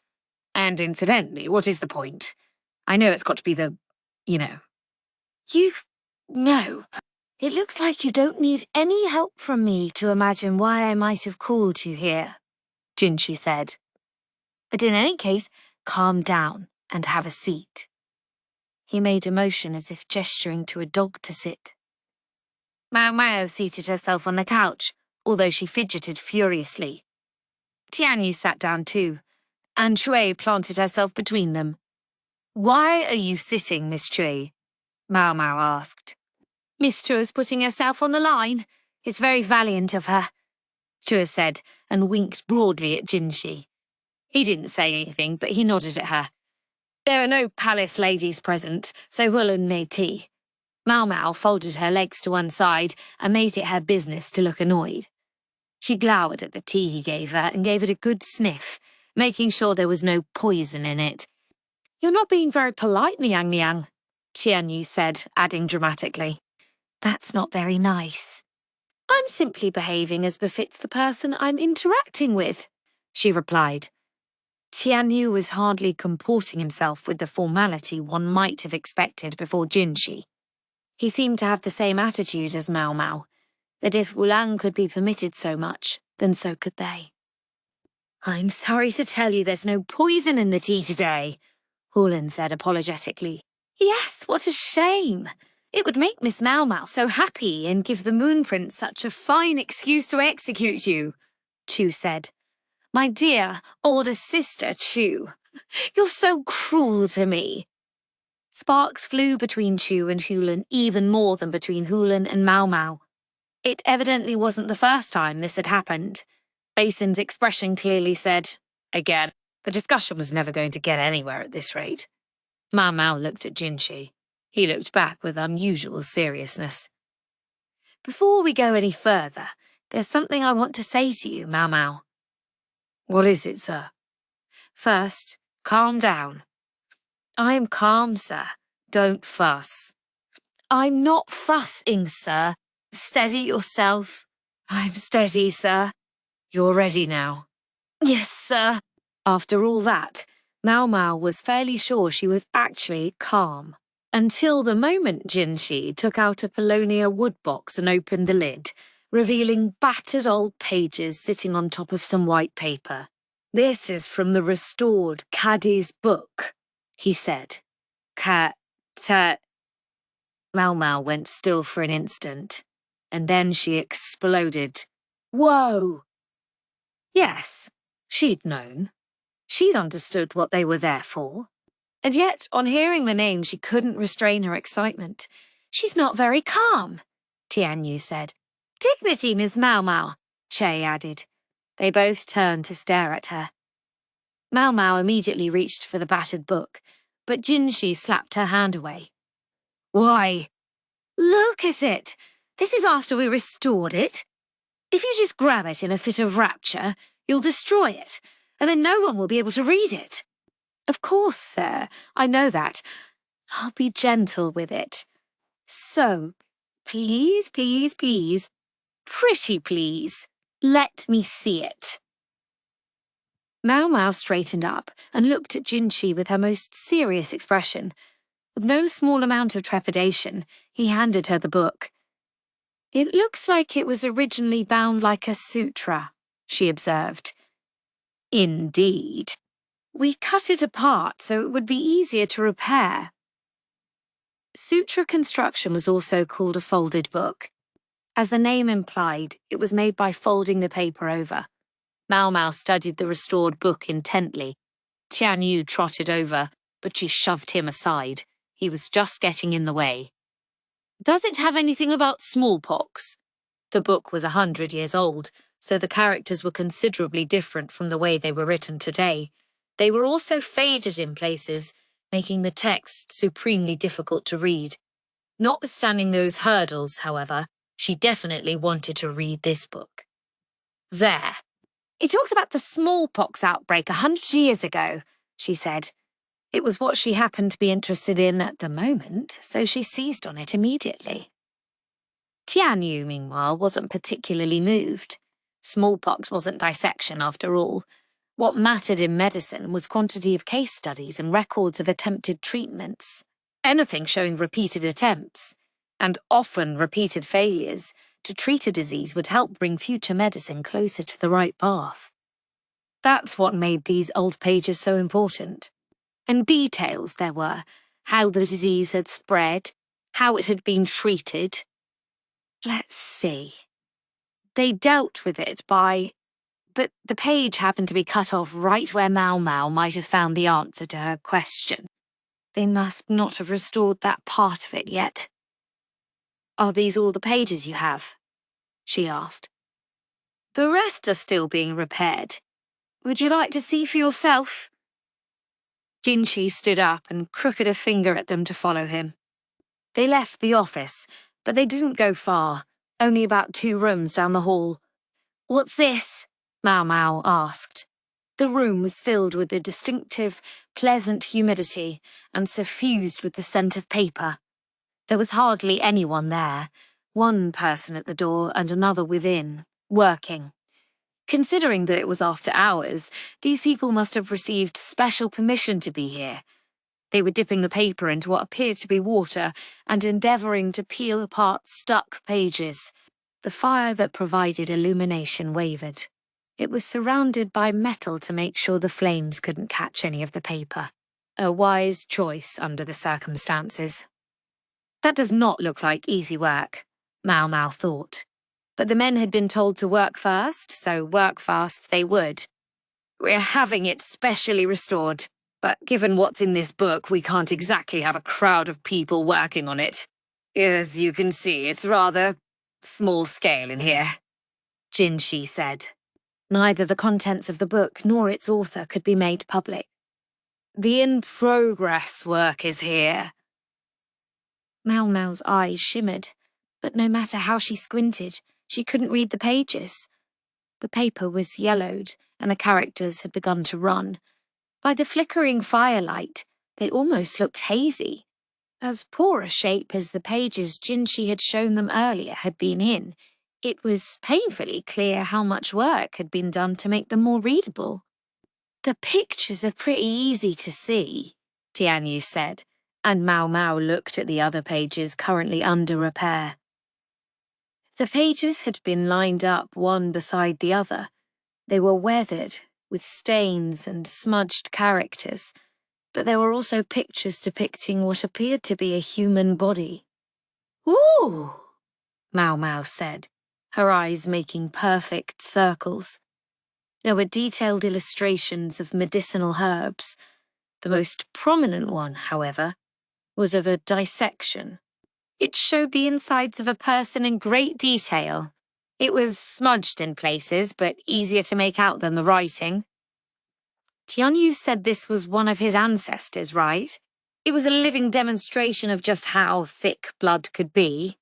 Tianyu was poring over the illustration, making sounds of amazement. Mau Mau, too, stared fixedly at it. She didn't say anything. He didn't say anything. Xie didn't say anything. Somebody say something, Jinshi demanded, looking straight at Mau Mau. Sorry, sir, she replied, her eyes still glued to the pages. What was more, as far as she could tell from the picture, unlike the earlier pages, this one dealt with diseases of the internal organs, and it mentioned typholitis.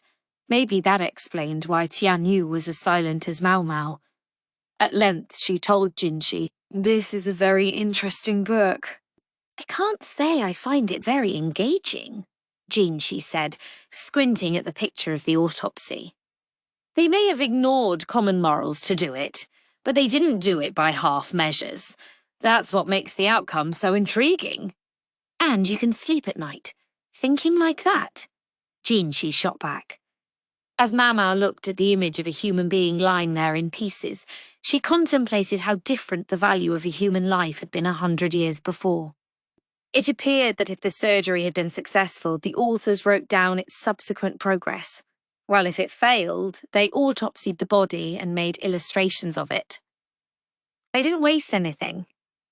"Do you think their patients were slaves?" she asked. "It's a likely possibility." Cutting open someone's belly was almost unthinkable.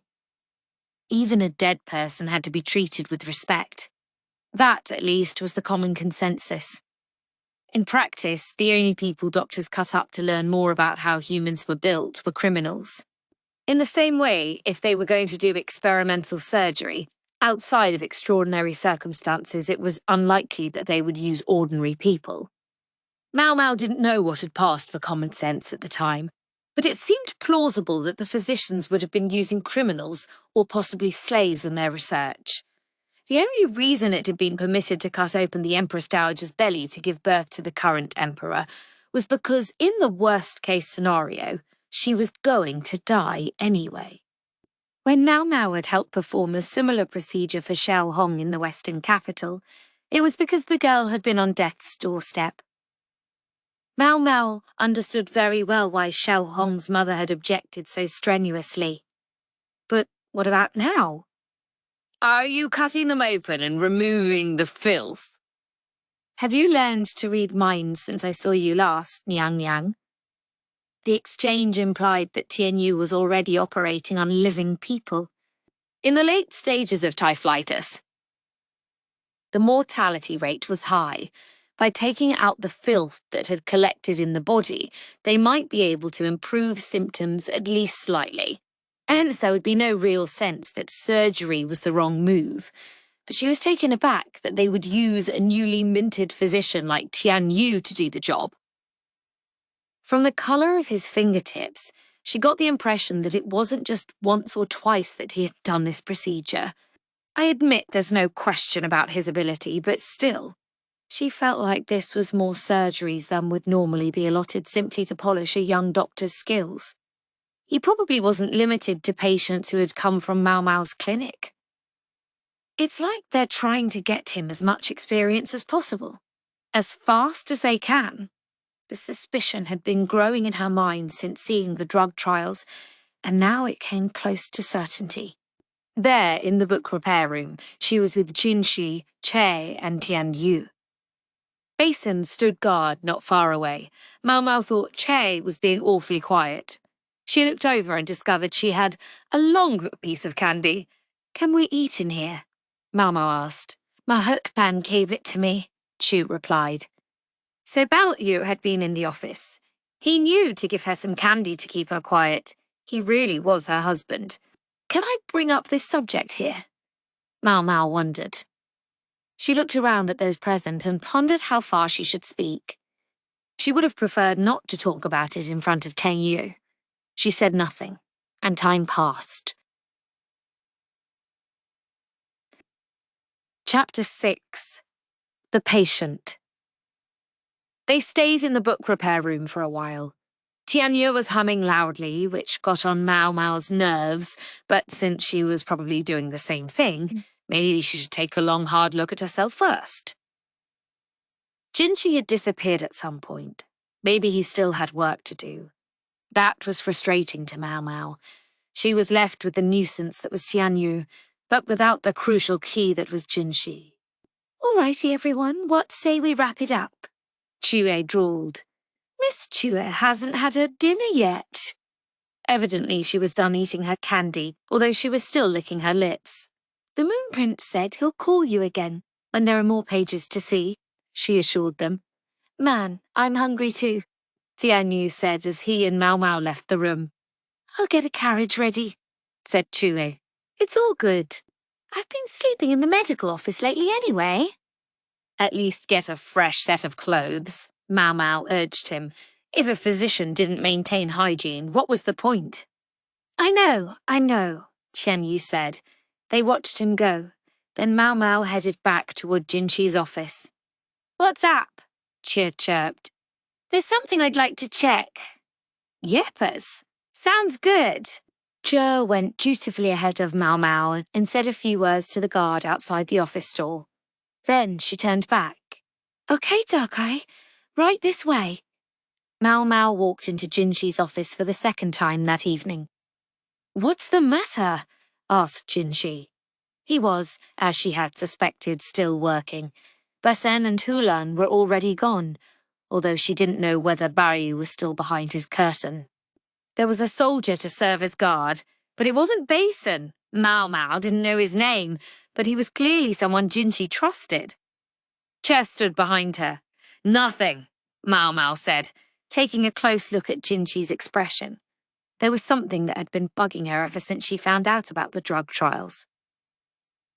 "Master Jinshi, may I ask a question?" "What is it?" Jinshi noticed that Mao Mao was concerned about the people around them. He swept the room with a quick glance himself to see if there was anyone he needed to get out of there. "Would you happen to be sick these days, Master Jinshi? Do I look it?" Mao Mao looked at him intently. "Your shortage of sleep is less acute than it used to be, but you continue to overwork yourself. You're borrowing against your future health. Also, you still like to hurt yourself." Was that last part really necessary? It's true, sir. She was sure the red flower brand must still be on his flank. It was her way of indicating that she was about to talk about something very secret, and Jinshi was clever enough to understand. He raised a hand, and his guard withdrew, although he didn't look very sure about it. Malwa suspected this meant that Bao had already gone home as well. What about me? Chu piped up. You too. Goodness gracious. Well, enjoy yourselves. She shuffled out of the room, looking dejected. The thought of the report she seemed likely to bring Swearin was frightening. All right, go ahead. Don't beat around the bush. Is someone in the imperial family sick with some disease of the internal organs? What makes you ask that? The physicians, chiefly the palace's own doctors, are actually conducting drug trials. They're also getting the new physicians lots of surgical experience. Considering the scale of the endeavour, I have to think there's some serious illness afoot. Jinshi set down the brush he had been holding. Who else has noticed? Didn't you deliberately gather people who would keep their mouths shut, even if they did? Mau Mau thought back on the people who had been assembled for the selection exam. They were all folks who were exceptional even among the ranks of the physicians. Well, maybe not all of them. Dr. Gyouyoh was probably keeping a very close eye on Tianyu. Jinshi was quiet, considering his words. At that moment, there was a knock at the door. I thought I told everyone to clear out, Jinshi said, somewhat mystified. I'll go see who it is, said Mau Mau. When she opened the door, she found the familiar, overworked face of Gaoshan, Choi, peeking out from behind him. Miss Cho's animal instincts told her that you just might want her father-in-law around, she said, standing up ramrod straight in a most unusual pose. Even if she'd hurried to get Gaoshan, she'd brought him awfully quickly. I'm very sorry, Gaoshan said. She said Xiu Mao was here with you, Moon Prince. It's all right. You've come at just the right moment. I have a question. Che, you may withdraw. What? Evidently, she'd had every intention of sticking around, but Jinshi wasn't going to let her. Gaoshan handed his daughter-in-law several snacks and sent her out the door. Gaoshan and Bao Yu both handled Chu the same way, an odd place to find similarity between father and son. Now, Gaoshan, why did you come here? I suspected that a clever person might deduce from the physician's recent activities that something was going on, and I thought this might be about the time Sha Mao would ask you about it. Mau Mau shivered to realise how thoroughly he had seen through her. Thinking that I might be more knowledgeable in the matter about which our little cat wishes to learn, I took the liberty of coming here myself. Specifically to explain things to me? Mau Mau tilted her head quizzically. That was awfully proactive for Gaoshan. At the Emperor's orders, Jinshi asked. No, sir. My own personal judgment. Jinshi grunted. Very well. In that case, let me begin with a question for Xiao Mao. What were you about to ask the Moon Prince? I was just asking Master Jinshi whether someone in the imperial family is ill. Gaoshan referred to Jinshi as the Moon Prince. He had long ago ceased to be Jinshi's direct servant, and now served the Emperor personally. Might it be the Emperor who's sick? Mau Mau asked. Yes, Gaoshan replied without hesitation. I sort of suspected, but to actually hear it acknowledged weighed heavily on her. What is His Majesty's current condition? What do you suspect, Cao Mao? Gaoshan asked, answering her question with a question. This is just my speculation, she began. Your favourite expression, Jinshi remarked. Mau Mau didn't assume her opinion was an actual answer, however, so what else was she supposed to say? This was just her guess, based on what she knew of the illness among the patients in the drug trial. My guess is that His Majesty has typhlitis. My reasoning is that at present, the court physicians are validating the effects of various drugs for the condition, And if it is typhlitis, I suspect it's chronic. What makes you say that? Asked not Gaoshen this time, but Jinshi. It takes time to verify the effects of a drug.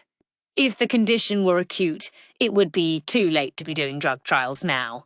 Or the typhlitis appeared earlier in life and was cured, but there's a risk of relapse. Then it would be worth investigating.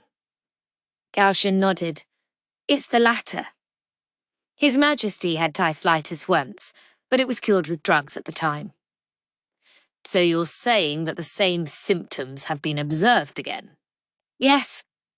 I should know. I was his aide at the time. There was a weight to Gaoshen's words. If he was serving the Emperor, this must have been before Jinshi was appointed to oversee the rear palace, which was to say, before the throne had changed hands. When specifically did this happen? Mao Mao asked. More than 10 years ago. Even before that, His Majesty had chronic stomach aches. And at the time he also had nausea and occasional fevers. His attending physician diagnosed typhlitis due to stress and was able to calm the condition using boiled herbs and a change of diet. Typhlitis could be caused by a wide variety of factors, so it was hard to be certain that stress had been the reason. But if that was what the physician at the time had diagnosed, His Majesty must have been under enough stress that it had been impossible to miss. Do we know the source of the stress? Mao Mao asked. It's hard to be completely certain, but in his capacity as Crown Prince, His Majesty often argued with the mother of the former emperor, much more than with his father. I suspect that might have been the cause. Mao Mao was quiet. In other words, he was arguing with the Empress Regnant. That would give anyone enough stress to cause an ulcer or two. Mao Mao had never actually met the former Empress Dowager, popularly known as the Empress Regnant, so she couldn't say for certain. But from what she'd heard, the woman had been a force of nature. Word on the street likewise held that in her twilight years, she had often clashed with the man who was the Crown Prince at the time and was now the Emperor. Also, and I don't know how you'll feel to hear this, Xiao Mao. Yes, sir. The one who was always at His Majesty's side at that time was Sir Lakan. Mao Mao's mouth hung open. Not good news. Your true feelings are showing, Jinshi remarked before he could stop himself. Nonetheless, now that Gaoshen had mentioned it, it made a lot of sense. 18 years ago, the monocled freak had returned from the Western capital. He would have needed a powerful backer to rise in the world as he had after that. Given that the Crown Prince was both younger than him and had been at odds with the Empress Regnant, an alliance could have strengthened both their positions. It might at least explain why a man who took matters into his own hands to the extent of smashing through the walls of the rear palace got away without so much as a slap on the wrist. He's got a finger on the Emperor's weakness. Yes, it made sense. Almost too much sense. You don't think the old fart with the monocle might have been the source of the stress? Said Mao Mao. I prefer to refrain from commenting on the matter, Gaoshen said. So he was running away. All right. So the Emperor is now showing the same symptoms he did back then. That's right. As far as Dr. Liu and Dr. Kan can discern, the situation isn't yet critical. Dr. Kan, in other words, Mao Mao's old man, Liu Men. But it also doesn't look like it's going to fix itself, huh? Said Mao Mao. If anything, it must be gradually getting worse. Gaoshen nodded. If the condition didn't seem to be responding to drugs, they would have to do surgery. Wounding the jade body. Yikes. Even Mao Mao understood that those who would take such an action must be prepared to die for it, even if they did it in the name of surgery. Even if the procedure was successful, who knew what people might say? Someone might find some excuse to put them to death anyway. They were dealing with someone who lived above the clouds, which automatically made this a vastly weightier matter than even the cutting open of the Empress Dowager's stomach. Mao Mao unconsciously scratched her head. It would be ridiculous for her father Luo men, not to mention Dr. Liu, both excellent doctors, to suffer unjust punishment over something completely beyond their control. Why has the condition relapsed? What could cause... Mao Mao began, but then she happened to look at Jinshi, specifically his flank. It's this son of a...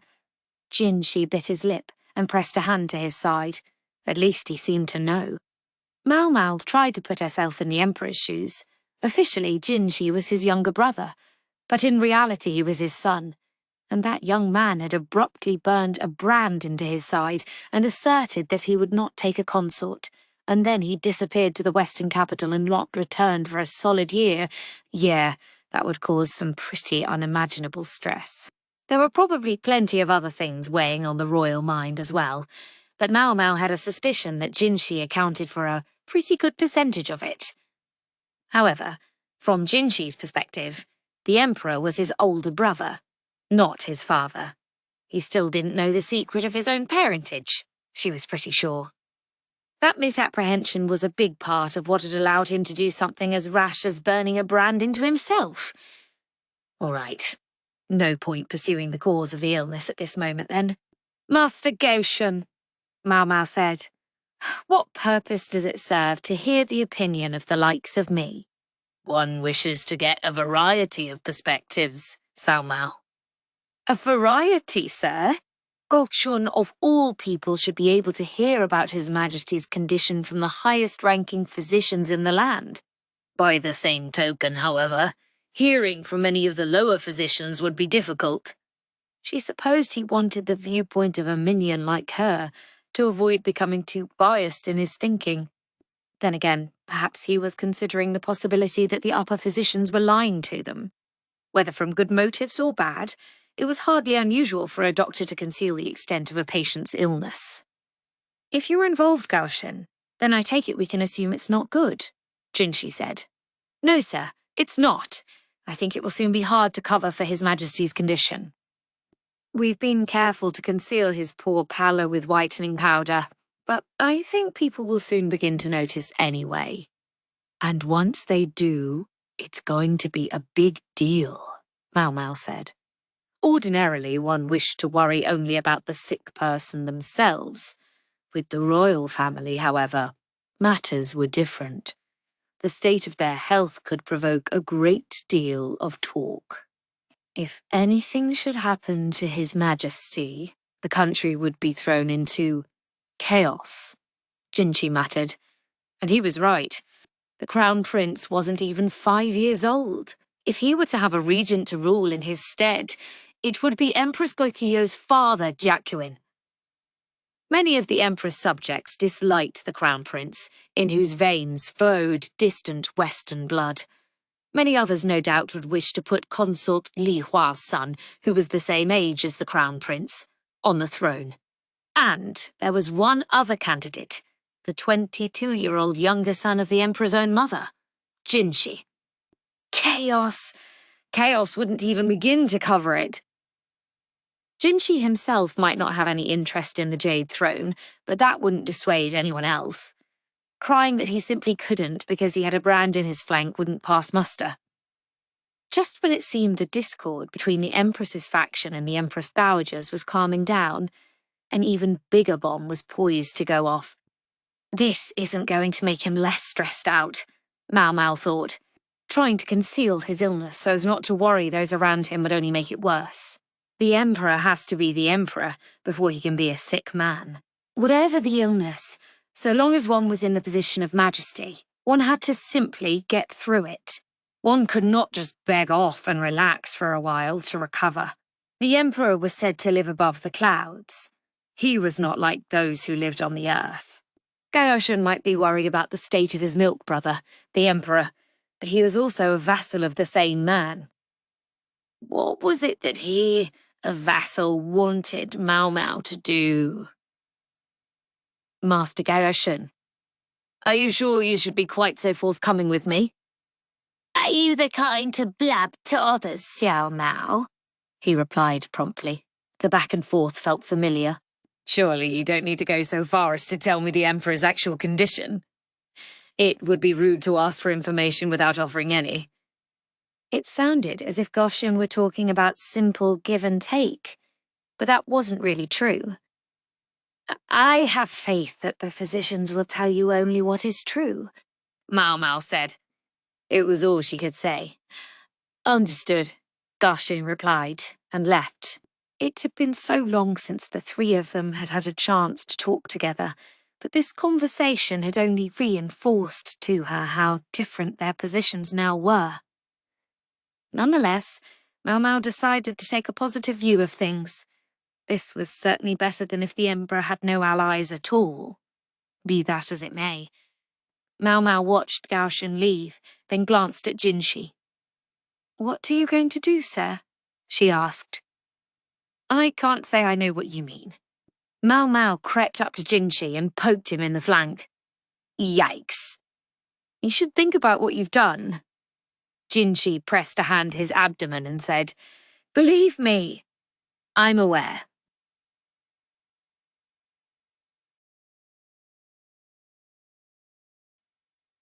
Chapter 7. A Man's Romance.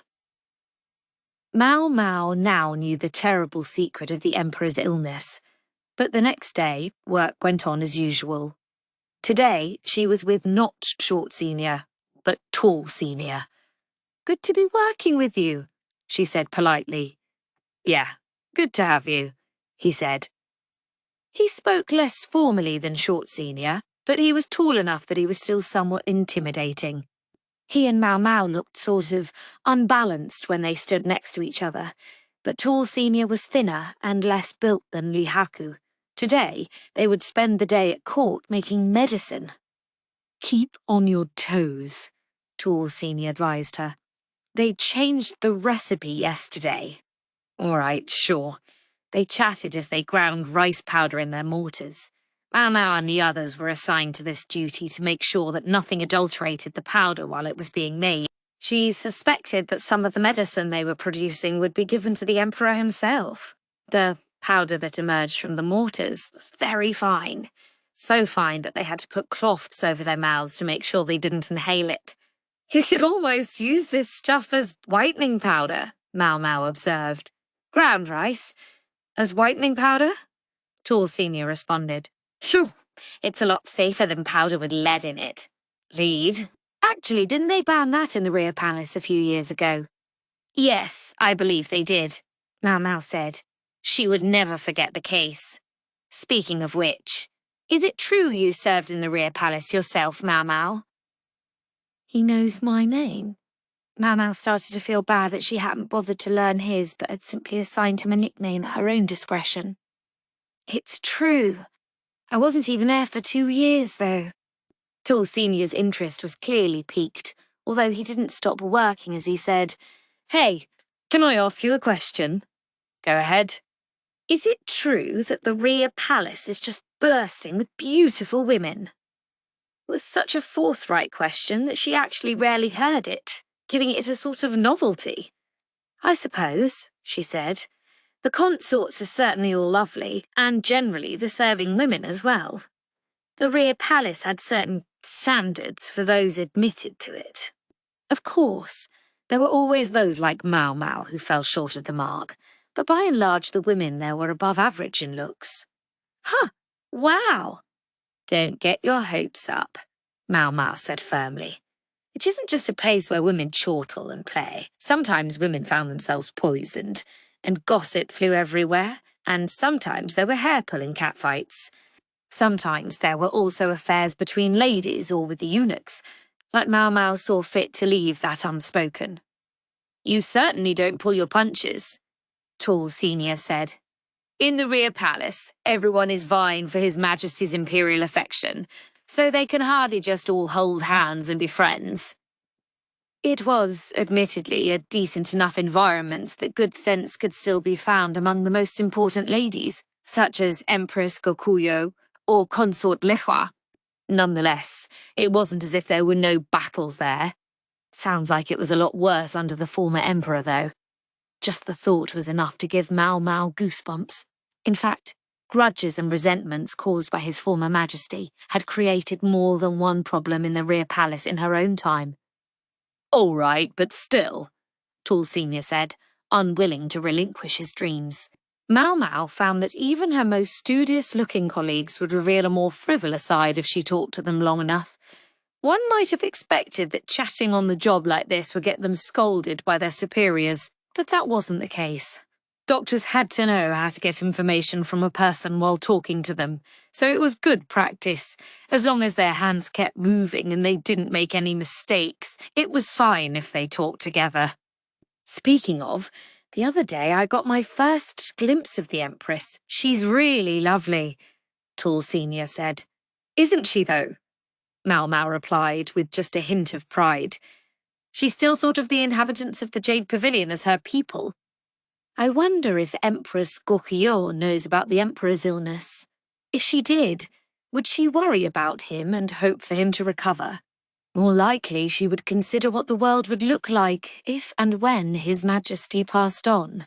It was hard to call the Empress His Majesty's wife in the strict sense, but she was certainly the mother of the Crown Prince. That other girl with her family member, she was beautiful too. I never knew that foreign blood could give a person hair like that. A girl in her family.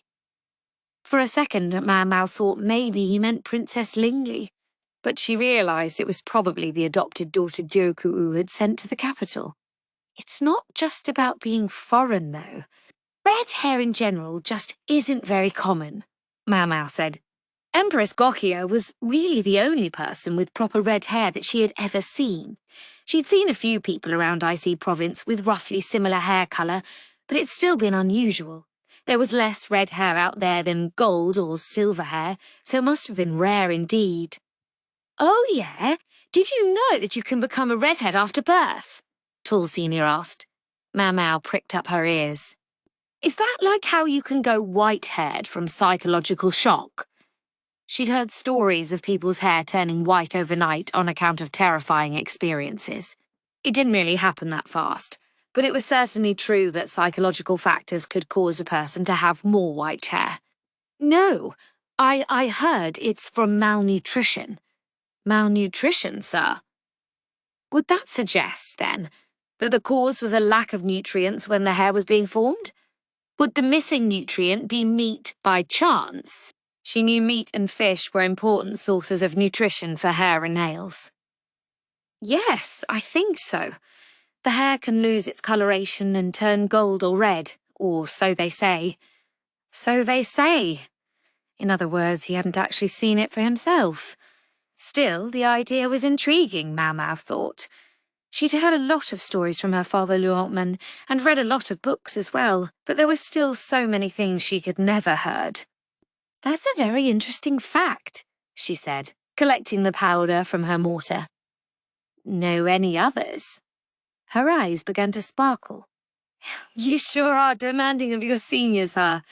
I don't know if I've got any other interesting tidbits." Tall Senior worked his mortar and pestle, making a thoughtful noise. He was a good senior who wanted to indulge a request from his junior. "Well, speaking of meat and fish..." "Yes? Did you think of something?" Mau Mau's eyes shone brighter. "I did. But since we've got the time, how about we do this by question and answer?" "Question and answer, sir?" Mau Mau nodded. She wasn't concerned about whether she won or lost the discussion, so she was more than happy even if it turned out she didn't know the answers. "All right, here we go. Long ago, our land fought against another nation, but lost terribly. The soldier in charge of the army was a man of very sharp wits who always grasped the strategic situation and made wise judgments. He sent scouts to reconnoitre the enemy encampment and determined there was a good chance of victory, on which basis he gave battle. If he was so sure he would win, why did he lose?" "Military matters aren't really my area of expertise," Mau Mau said, frowning at what turned out to be quite a different topic from what she had expected. "Help me out." "Oh, at least try to think it through." "I told you, it's not my field." The two of them chatted away, their mortars grinding and the powder collecting. Okay. Your hint is meat. Meat? Mau Mau cocked her head and hummed thoughtfully. Meat. Maybe he means they were caught in some unique trap or something. It seemed unlikely that actual meat was the issue at hand. The state of the army's nutrition? No. Mau Mau dusted the powder off her hands. As she'd said, the ground rice could have served as whitening powder, and it left her hands very white. They were using polished rice so as to be sure no bran got into the mixture. Bran? Bran was very fibrous. It helped regulate digestion. It was Mau Mau's bad habit to immediately consider the medicinal applications of whatever she happened to be thinking about. Digestion? She gave a great clap of her hands. Figure it out? Tall Senior asked. Yes. Could it be that this quick-witted commander had mistaken the size of the enemy forces?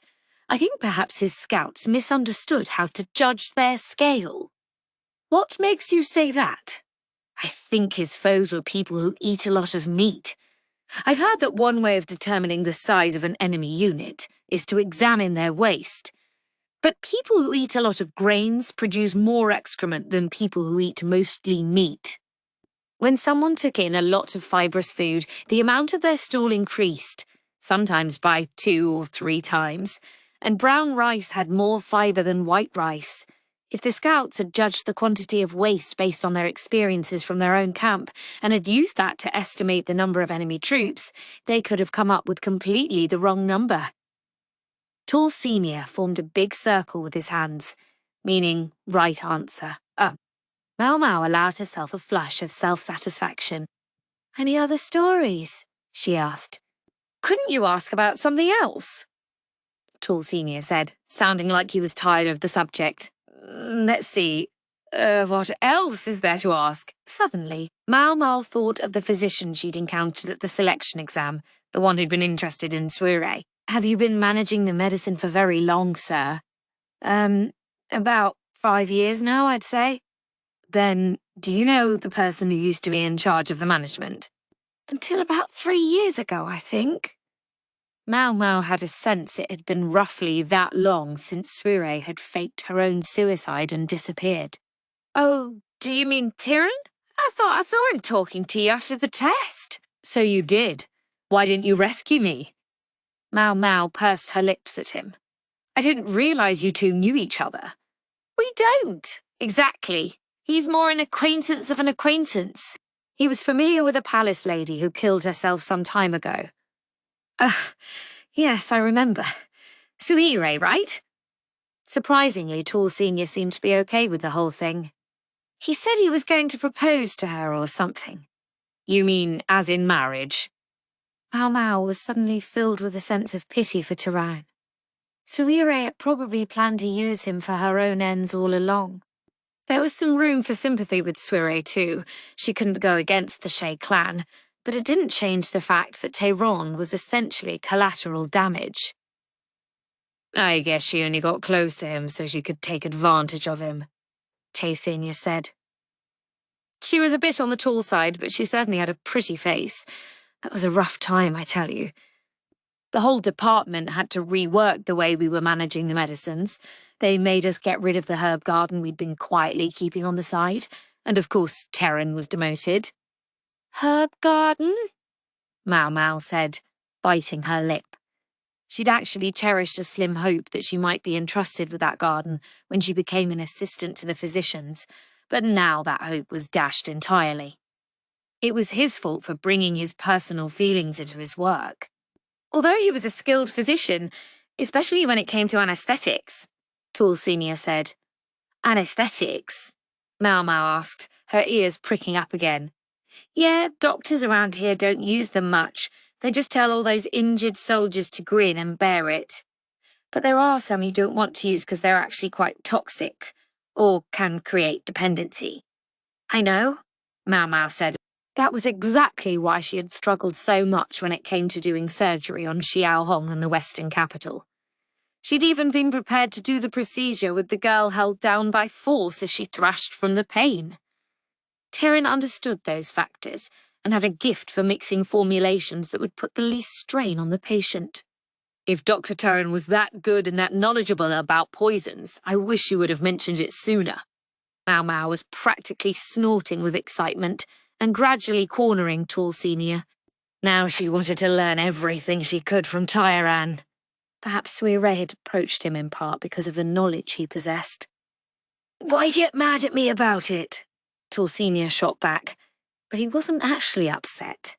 He was quite even-keeled even for a doctor, Mau Mau thought. Even if he does have a soft spot for beautiful women, that was well within expectations for a young man of his age.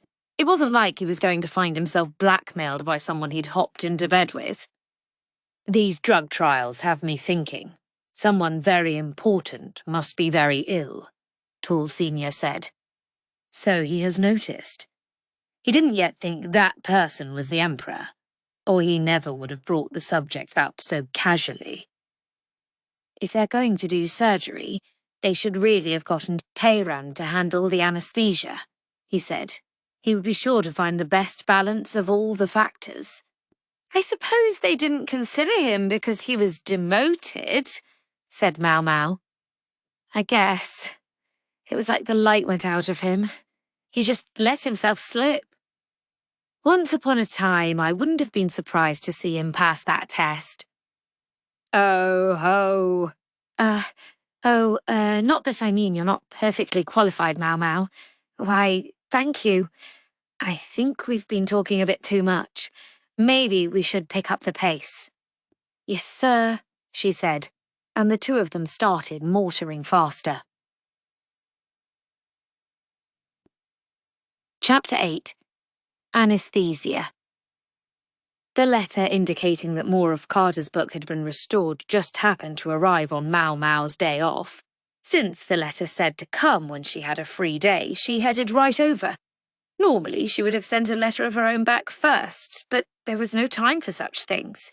"Please let him know I'll be coming right away," she said to the messenger who had brought the letter. Then, practically skipping, she made for Jinchi's office, or, more precisely, the restoration room near the office. "Kiddos!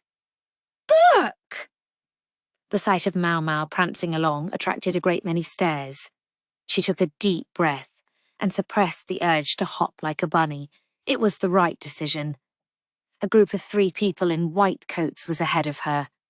One walked with a cane and from behind looked almost like an elderly woman. Mau Mau cocked her head, puzzled, but continued on the path to the restoration room. The 3 people walked ahead of her the entire time, until she finally saw that they were all going to the same place. "Oh, Mau Mau, isn't today your day off?" asked the grandmotherly one. It was Luomin. He was with Dr. Lu and another upper physician, whose name Mau Mau didn't know. "Pops, what are you doing here?" Mau Mau asked. "He's not Pops. Call him Dr. Khan," said Dr. Lu, giving her a severe look. They heard footsteps approaching. "I didn't think you'd come quite so soon. If I'd known, I would have sent my message at a different time."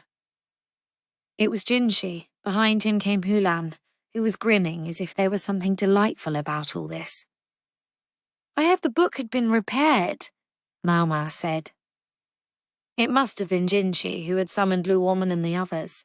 It is a very important book, after all. It only made sense that he would show it to Dr. Liu before he showed it to Mau Mau. Sure, she might have been the one to find it, but it didn't have her name on it. It would have been wrong to insist that she should see it first. "May we go in, sir?" Dr. Liu asked. "Please," said Jinshi, and so the physicians entered the room. "Aren't you coming, Lady Mau Mau?" Hulan asked, his face popping up in front of her. She bared her teeth at him. "Keep away from me!" Jinshi put himself between the two of them. "Hulan, keep your distance, and Mau Mau, quit making that face." He did not look pleased. "If you're going to make anyone quit anything, it should be this guy, and it should be his job," she said. Hulan had surpassed Lahan to lead the rankings on her list of people she couldn't stand. Even the likes of him can be useful. Unfortunately for me, Jinshi said.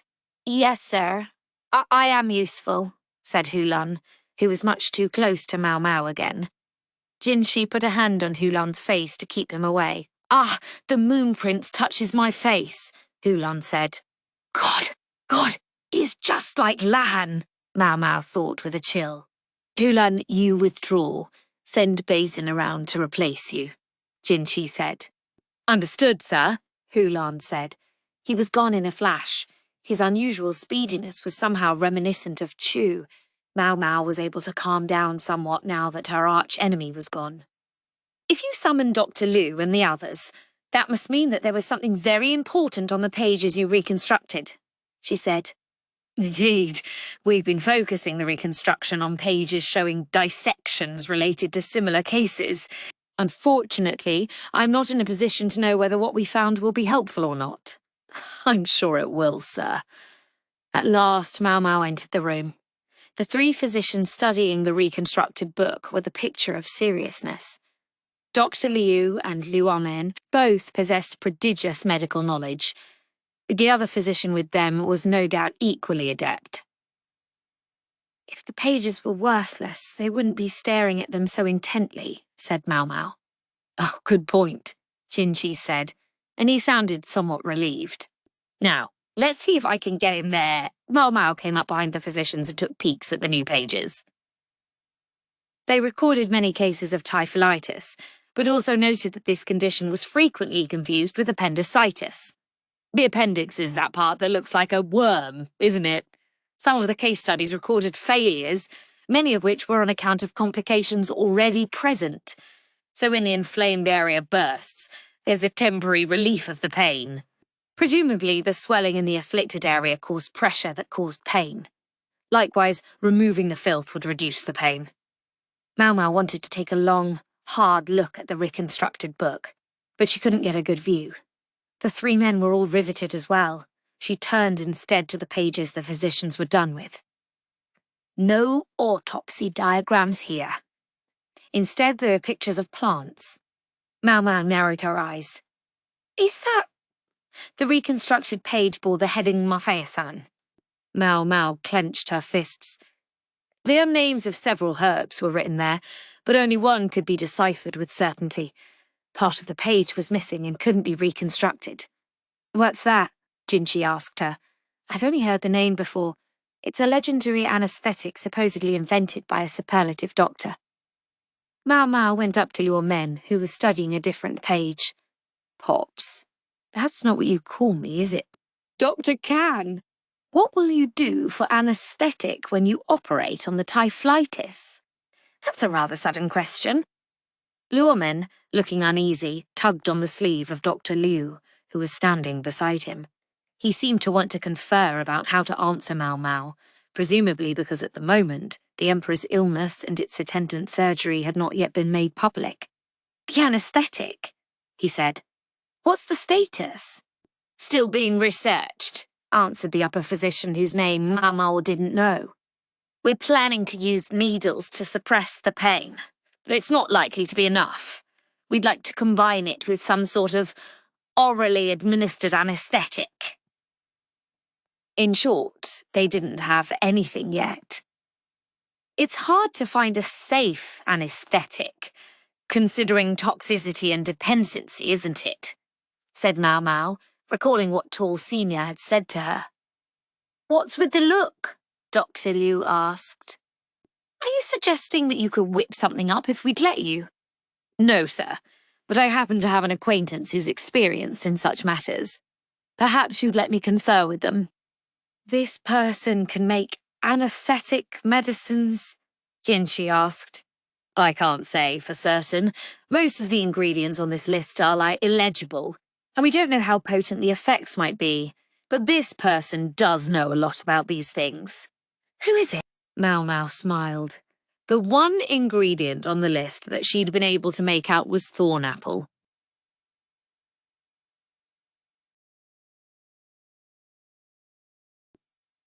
Chapter 9. To everyone a purpose.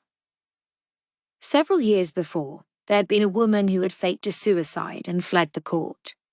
Her name was Surire, and she was a member of the Shi clan, which had been annihilated, as well as a granddaughter of the former emperor. As a result of the special circumstances of her birth and her past mistakes, her survival could not be made public, and she currently lived with Gyouyoh. This young woman had medical knowledge. She and her mentor had devised a drug that could put people into a comatose state and then bring them back to life. Among the drug's ingredients was thornapple. As for Gyouyoh, she had stepped down from her position as High Consort and had left the Rhea Palace, and now she lived in an isolated villa. I'm not sure I get how it's different from the Rhea Palace. She just lives somewhere else now, Mau Mau thought, although she wasn't about to say it out loud. She was in a carriage, clattering along toward Gyouyoh's villa. She heard children's voices. Ha ha ha! Wait for me. They were the children of the Shi clan, whom Gyouyoh harboured along with Sowing. Xiaowu, the little troublemaker of the pleasure district, should have been here by all rights as well. But as a side effect of the resurrection drug, he had lost his memory, and therefore could walk a different path from these other children. So long as the ones who were here remembered their former clan. They couldn't go out in public. You have to take the really, really long view here. From the perspective of lifespan, Gyouyoh would die before these kids. They would outlive her, assuming they didn't get sick or seriously injured. Was there someone who could and would look after them until the bitter end, keeping their secret safe all the while? There were 2 men with the children. No, 2 women dressed like men. Gyouyoh and Sowing both frequently dressed in men's clothing, perhaps because it was easier to move in, or perhaps out of personal preference. Lady Gyouyoh, it's been ever so long, drawled Mau Mau's guide Gyouyoh. She bowed her head politely, and Mau Mau did the same. She felt a little funny, though. The last time they'd met was when Gyouyoh told her about her relationship to Jinshi. I'm not sure I would say ever so long, said Gyouyoh, instructing her ladies-in-waiting to shepherd the children away. The kids looked disappointed, but the ladies herded them off. Mau Mau had the same thought every time she visited the villa. They really look up to her, don't they? Should we take this conversation inside? Gyouyoh asked. Yes, ma'am, Mau Mau said. Considering what they were there to discuss, she was eager to speak in private. Mau Mau had come to ask Sowing about anesthetics. Dr. Liu and the other physicians were working themselves to the bone to implement better treatments for His Majesty, but anesthesia was one place there was still room for improvement. The very fact that they were willing to entertain Mau Mau's suggestion was evidence that they would take all the help they could get. Or in this case, maybe I should say they're grasping at straws. The small company went to one of the rooms in the villa. It had a modest table and 4 chairs. An attendant prepared tea and then promptly left. It was only Gyouyoh, Sowing, Mau Mau, and Gyouyoh in the room together. Gyouyoh gestured for them to sit, and they did so. Gyouyoh folded her legs and turned to Mau Mau. Now, I hear you have business with Sowing. What is it you want? I like to ask Sowing for her medical knowledge, Mau Mau said. She wasn't sure it was appropriate to use the name Sowing, so she settled on using the shortened form as well. What do you think, Sowing? Gyouyoh asked. I have no opinion, the young woman replied. I'll follow your orders, Lady Gyouyoh. You're no fun. Gyouyoh took a smoking pipe in her hand and twirled it deftly. It didn't look like she actually smoked. She just enjoyed spinning it. It reminded Mau Mau of the way Jinshi would twirl his brush between his fingers. What, precisely, do you want Sowing to do? Gyouyoh asked. Mau Mau took that as her cue to bring out the item she had brought with her. It was a chest of thin wood. She opened the lid to reveal a sheet of paper, along with some charcoal to protect it from humidity and something to keep bugs away. What's this? Suire inquired. Are you familiar with a medicine called mafisen? Suire paused, choosing her words carefully. I've heard of it, just once. It sounds to me like something out of a fairy tale. A drug that puts you to sleep and keeps pain at bay. She seemed to be quietly scanning the reconstructed page. What would you do if I told you that drug exists? I wouldn't do anything. Even if I said it contains thorn apple? I see that's what's written here, but that's not a medicine. That's poison, isn't it? What are you going to use it for? Gyouyoh observed this conversation closely but quietly. Gyouyoh was squirming like she could barely restrain herself from offering some piquant interjection. We would use it for surgery, said Mau Mau. Suire nodded. This, it appeared, made sense to her. You're suggesting temporarily stopping the heart to prevent pain during surgery. She was speaking of the resurrection drug she herself had made. We wouldn't go quite that far. Do you think it could be made mild enough to simply induce unconsciousness?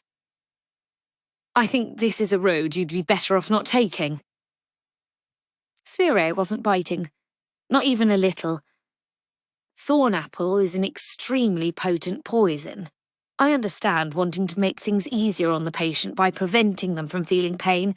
Believe me, I do. But the very fact that you're here seeking knowledge from a criminal like me tells me how cornered you must feel. Who do you propose to use as anaesthetic on? Suire was a sharp one.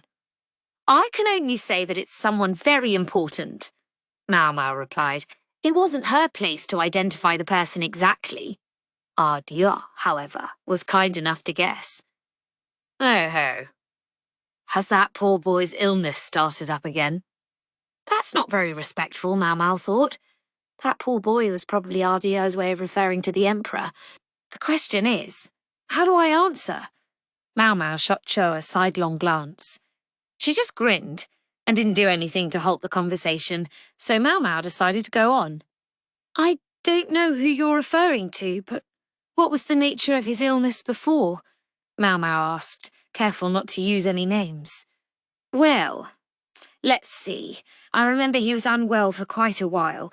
The physicians probably have records more precise than my memories. All I could really tell you about is the fights with his grandmother. Gyouyoh seemed to remember it all quite clearly. Yes, his grandmother. She was a very strong person, so let's call her, I don't know. Let's say the Empress Regnant. That's not a code name. Chu groaned quietly, but she made a circle with her hands, a sign of approval, so the conversation went on.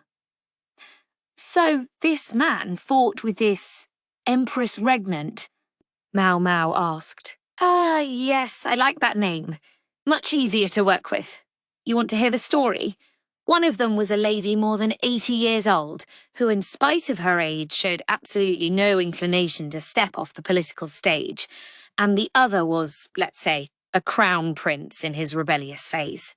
They were at each other's throats so loudly that I could hear it all the way in my place, and the crown prince would always want me to listen to him complain about it afterward. Somewhere in the middle of it all, though, he looked like he was in genuine distress. She's straight out saying Crown Prince. She's not even trying to hide it. Chu made a disapproving X. Now, Lady Gyouyoh, we can do that. I need you to be evasive about his identity, she drawled.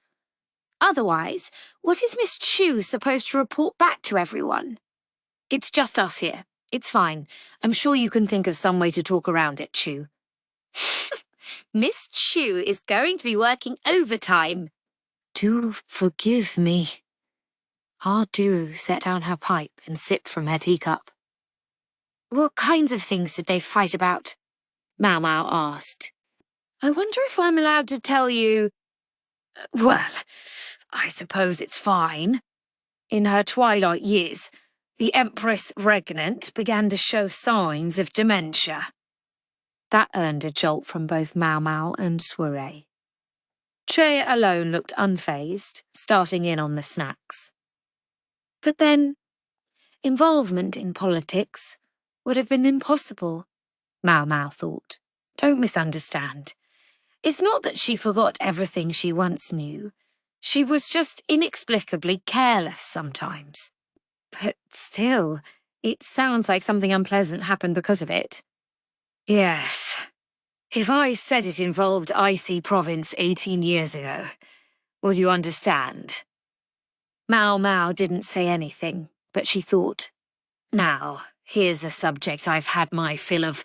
She and Cher, among others, had been over every inch of that area the previous year. At the time I'm given today, understand, a letter arrived regarding the Yi clan's rebellion. By some mistake, the former emperor's seal ended up affixed to it. That was the incident that led the current emperor, to realize that something was wrong. I'm scared out of my wits here. The emperor and the empress regnant might have been family, but it wasn't like they had seen each other all the time. Worse yet, there were few, if any, who could have remonstrated with the woman who had been effectively the greatest power in the nation. Even if there had been signs, no one could have said anything. With his grandmother holding the reins of power and his father a puppet, the Crown Prince had decided to do what he could. Yes, that would be more than a little stressful. You said his symptoms subsided though, didn't you? Yes. I don't know if this was a good thing or not, but first the Empress regnant and then the former emperor died, one after the other. In other words, the source of the stress had been removed. The coronation kept him busy, but taking over the work itself turned out to be surprisingly simple. Besides, he was able to rest during the mourning period. I feel I have to ask, what was the cause of the Empress Regnant's demise? You can relax. It wasn't an assassination. She simply died of old age. I figured. The Empress Regnant had been an old woman. Even the former emperor had been more than 60 years old. Mao Mao hoped their deaths had really been natural. If the old condition is bothering him again, I wonder if it means there's some new worry he's suffering from. Some new worry? Mao Mao mentally reviewed the emperor's non-empress regnant relations. There was one.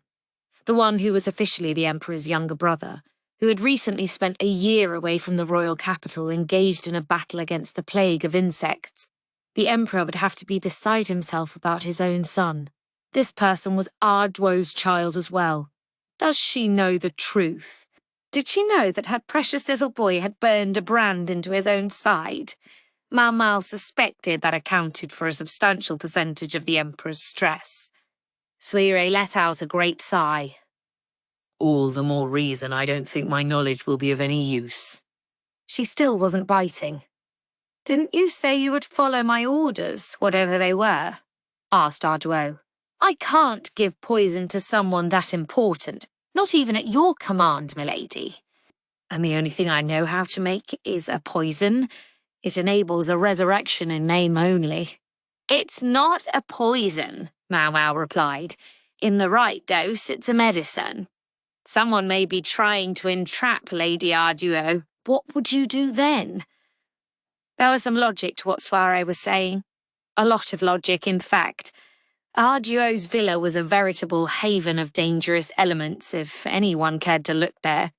Gyouyoh herself was in a unique position, kept outside the rear palace even though she had been dismissed as a consort. The wrong faction could easily see her as a political enemy. So, what to do? If only there was some way to convince them. That was when Mao Mao remembered, of all things, a name. Tehran, she said. It was most unusual for her to remember someone's name. Maybe it was because she had heard it recently, or perhaps she remembered it for its associations with the episode with Suire. Tehran? Suire murmured, her dark expression becoming even darker. That's right. A physician at court. 3 years ago, he was relieved of his duty and demoted because of you. I hear he used to be an excellent doctor. Suire wouldn't look at Mao Mao. He was especially gifted at formulating anesthetics, I'm told. Sui, You approached Dr. Tyran precisely to learn what he knew about that field, didn't you? Suire was silent. Duo and Chu likewise said nothing, but only watched her. He's looking for you, you know. I don't know what's going through his head, but he's desperate enough to find you that he even asked me about it. I presume he wants to kill me, Suire said. I don't think so. If you ask me, he looked like he was worried about you. Mau Mau, at least, hadn't sensed any desire on Tiren's part to do Suire harm. You took the wind out of his sails and left him in a proverbial ditch. It was so bad that he even failed a selection exam he should really have passed. And what? You want me to apologize to him? No, I won't say a word to him about you. Miss Cho would be in very dire straits if you did, Cho piped up, striking one of her trademark cute poses. She'd have to destroy the evidence. I promise I won't say anything. So don't say such unsettling things, Mau Mau replied. I do feel bad for Tyran, Suire said. I had immense respect for his knowledge. Respect, huh? So Mau Mau realized Suire could be forthright about her feelings when she wanted to. Don't you think we could pass along your knowledge back to Dr. Tyran? Mau Mau asked. I can't be sure it would help, Suire replied. True enough. But one thing I think we can say. You've tried using Thornapple more times than anyone else here. Mau Mau knew that Suire had sacrificed innumerable rats to her experiments. And of course, she had used the drug herself. The trembling in her hand was the result of her experiment. The more case studies we have, the better. The degree of danger would be vastly reduced in the experiments that we're about to do, Suire, if you would so much as offer us your records. Mau Mau stared hard at Suire, unwilling to let her get away. It's not like we're going to use it on the Emperor immediately. There must be other patients who would benefit from Mathesan. What if I simply told you we would use it for them? In addition to using it in the current drug trials, they could test whether it would be useful in surgery. It was hardly risk-free, but it might be better than not being able to do anything about the pain. The Emperor on the one hand, the lives of his subjects on the other. Mau Mau wasn't sure how she felt about that, but she had no choice except to close her eyes to it. Suire gave a defeated sigh. Does that mean you'll do it? Our duo pressed. After a long moment, Suire said, Yes, I will. Give me a little while. Mau Mau clenched a fist in triumph. She finally had Suire's agreement. And so Miss Gyouyoh told her little brother that the duck would be especially tasty if we ate it now. That's true. Ducks are most delicious when they're young. While they waited for Suire, Duo, Mau Mau and Chu chatted together. Mostly it was Gyouyoh showing off her sleight of hand or gossiping about her family, which was all well and good in Mau Mau's eyes. All Mau Mau had to offer were jokes from the brothel, which tended to fall flat at court. Meanwhile, if she tried to chit-chat about social matters, she was afraid she might say something she shouldn't. But that duck of ours, she's too smart for her own good. She's got the children on her side. So I couldn't... I'm back, Suire said. She entered carrying a sheaf of paper. These are all of the ingredients I could recall. I burned all of my past materials, so it's only what was in my memory. There may be some oversights. You'll just have to work with what's there. She handed the notes to Mau Mau. It was a lengthy list of poisonous herbs, headed by Thornapple. Deadly poisons all, eh? Mau Mau said. Yes. The drug does cause death. After all, even if only temporarily. At least you wouldn't feel pain. Unless you were to wake up. Suire didn't sound the least bit enthused, but she'd written careful notes. I've also added Shawanese knowledge, although I haven't tested it yet. Shao was the country bordering Li, and its former shrine maiden was among those hiding at Duo's villa. If the goal is to prevent the patient from feeling pain, I should think you would use some of these drugs as well, Suire said, writing down another list of names. Probably not this one, said Mau Mau. Suire had written cannabis. Why not? She asked. It works well at first, but it creates dependency, and the body can become used to it, weakening the effect. I gather the standard way to administer it is with warm wine. It should work very well the first time at least. I'm not sure we want to involve wine, Mau Mau replied. I see. Because it would blunt the pain but increase circulation. It was true.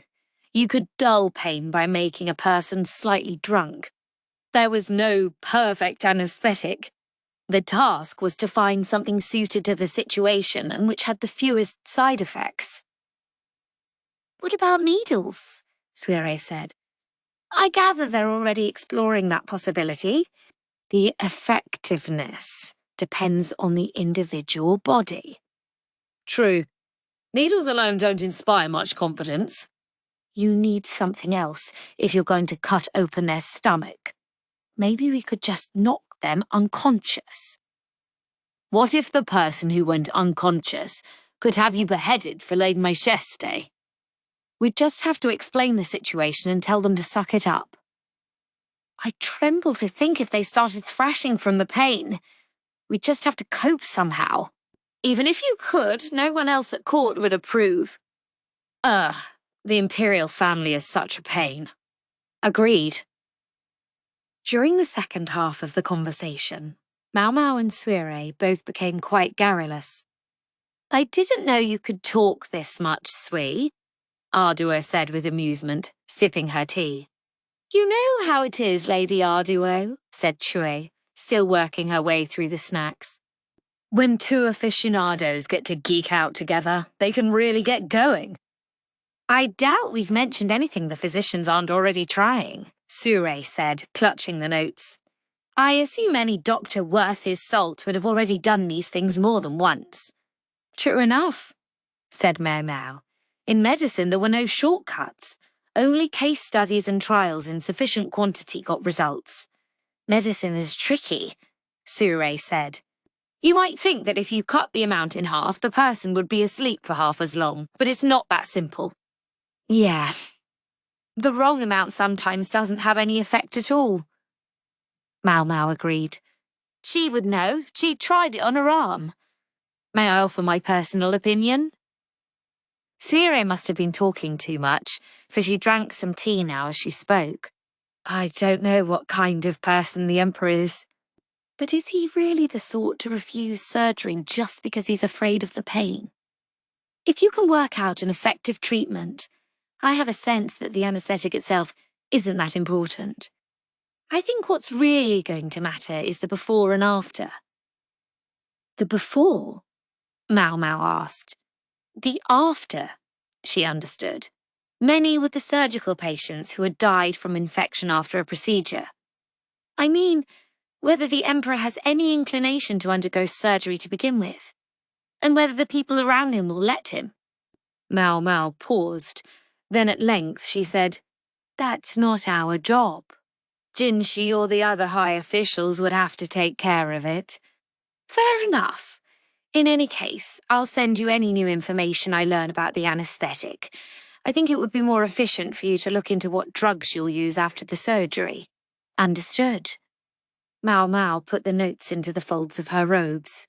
Tehran might ask about me when he sees those notes, Suire said, not just because of the content, but because of the handwriting. If he does, I'll tell him they're personal effects. You left them in your room. Please do? It was most likely true that Suire respected Tehran, which was exactly why she didn't want to be involved with him. All right, Mau Mau said and smacked herself on the cheeks. I'll do whatever I can do. And whatever I can't, I'll leave to someone else. She wasn't under any illusions that she could do it all by herself. She wondered, sometimes, just how skilled you would have to be to grow proud enough to think that you could. Chapter 10. Gyouyoh. From the time he was born, everything had been decided for Gyouyoh. What he would do, what he would be. As the Emperor's only son, that was the position he had been given. There was always someone watching him. Very rarely could he do what he pleased. The closest he came to freedom was when he was playing with his milk siblings. "It's time to eat," Gyouyoh informed him, marking an end to administrative business and the constant sitting it involved. Gyouyoh, a milk sibling 2 years older than Gyouyoh, had been temporarily assigned to Zuigetsu. Really, Gyouyoh had been told it should have been not Gyouyoh, but some other member of the Ma clan assigned to Zuigetsu. As Gyouyoh bodyguard and second in command, Gyouyoh, although he had been known by a different name at the time, could hardly be replaced. But in Gyouyoh's mind, that was all the more reason he should look after Zuigetsu. For lunch, Gyouyoh was served soup with no actual solid ingredients and congee that didn't appear to contain a single grain of rice. His meals had been this way for more than 2 weeks now, and he'd lost a fair amount of weight. His cheeks were starting to become sunken, a fact he concealed with special whitening powder that Gyouyoh made for him. There was also another meal, too, separate from the congee. If they only brought him a sick man's food, there were those who might guess, well, that he was sick. For that reason, Gyouyoh also brought him an ordinary meal. "Take this before you eat, sir." "Must I?" "I'm afraid you must." Gyouyoh handed Gyouyoh some medicine with a uniquely acrid smell. Initially, they had mixed it with fruit juice or honey to soften the taste. But although this diluted the flavour, it increased the amount that Gyouyoh had to drink, so he had asked them to stop. He drank down the medicine, then stuck his spoon into the glue-like congee. It was suffused with flavours of salt and meat. In some other form, it might have tasted a little better. After about 3 bites, Gyouyoh put down his spoon. "Does it hurt, sir?" "Do you even have to ask?" His chronic stomach pain had been getting gradually worse. Sometimes he felt nauseous or got low-grade fevers. He'd experienced this pain before and had assumed the same treatment would do the trick, but there was no sign of the condition improving. "What are the physicians doing?" he demanded. "My sincere apologies, sir," Gyouyoh said. "They're not lying about my illness, are they?" "The possibility seems remote, sir." Gyouyoh knew there was no point in lashing out at Gyouyoh. If he didn't release his feelings on someone, though, there was a risk that they would escape him in public. There were only so many people around whom Gyouyoh could be vulnerable, and Gyouyoh was one of them. He leaned on Gyouyoh's good grace, just as Zuigetsu did. Even among the members of the Ma clan, Gyouyoh thought, Gyouyoh was particularly well put together. The scene was interrupted by the sound of footsteps, and then there was a voice on the other side of the door. "You can't come in," Gyouyoh answered. "His Majesty is taking his meal." "I certainly can. Do you know who I am?" Gyouyoh did indeed know who it was, even through a closed door, and dejection overtook him. Gyouyoh swiftly hid the half-eaten congee and replaced it with the ordinary meal. In came a group centered around a man roughly 50 years old. He was tall and thin, and looked young despite his age. A gift of his bloodline, perhaps. "You must pardon my rudeness in interrupting your meal," the man said. He approached with an unctuous smile, but Gyouyoh positioned himself between Gyouyoh and the newcomer. Gyouyoh's bodyguards were likewise keeping a watchful eye from just outside the room. "If you knew it was rude, then let me suggest you shouldn't have come," Gyouyoh replied. "Ha ha ha! Your words are harsh, sire. Are you really so stern even with your uncle?" His uncle, that was to say, the older brother of Gyouyoh's mother, Anshi. His name was Hao. So, you propose that because you are my uncle, you can interrupt my lunch?" Gyouyoh said, stabbing a piece of cubed meat with his chopsticks. "Heavens, sire, perish the thought." Howard waved his hands emphatically in a gesture of dismissal, but showed no sign of actually leaving the room. And she herself was not terribly ambitious, but her family was another matter. Maternal relatives they might have been, but they were almost sickeningly covetous. They had sent Anshi into the rear palace to ingratiate themselves with the former emperor, who had been solely interested in very young girls. Just as they had hoped, she became pregnant with Gyouyoh, and a member of their family had been first empress and now empress dowager. The empress regnant, Gyouyoh's grandmother, and the former empress dowager had been alert to that ambition. That was why, so long as she had been alive, no maternal relative of Gyouyoh's had been appointed to any important position. However, after the empress regnant had died, and Gyouyoh had ascended to the throne, his family began to assert themselves. Anshi's father was long dead, but her older half-brother had no qualms about throwing his weight around. There was no one at court who could take a firm hand with them. They were the emperor's family, after all. They had only grown more arrogant after the destruction of the Shi clan. Part of the reason Gyouyoh was intent on raising up the Gyouyoh clan was to counterbalance Hao and his kin. It might have looked like a nasty move, but he had no choice. He had to avoid being politically dominated by his own subjects. As for Anshi, she didn't have very fond feelings for her half-brother. Neither did Gyouyoh, but it wasn't good for him to show that outwardly. The slightest display of displeasure on his part could send any number of heads rolling. "Surely you could have a more pleasant meal than this," Hao said, eyeing Gyouyoh's food. If there had been nothing there but congee and plain soup, Hao would certainly have suspected something was up. "It would only mean more trouble making sure I had enough tasters," Gyouyoh replied, forcing himself to put the bite of meat in his mouth. He raised his cup, and Gershon obligingly filled it with wine. Of course. One never knows when or where an attempt upon your exalted life might come, particularly from, well, those Western folk are such barbarians, you know. They and all who share their blood. It was all too obvious what Sal was trying to say. He did not like the current crown prince. In terms of lineage, the crown prince was the grandson of Hao's younger half-sister Anshi, so Hao himself was the prince's great-uncle. However, the crown prince's mother was Gyouyoh. Hao might be a blood relation of the prince, but power would come to reside in the hands of the Gyouyoh clan. That alone had to be enough to make Hao sweat. Just when he thought the Empress Regnant was finally out of the way and he could start wielding power, it turned out that his relative Anshi was passive. And then a clan that he despised as a bunch of Western barbarians received a name before he did.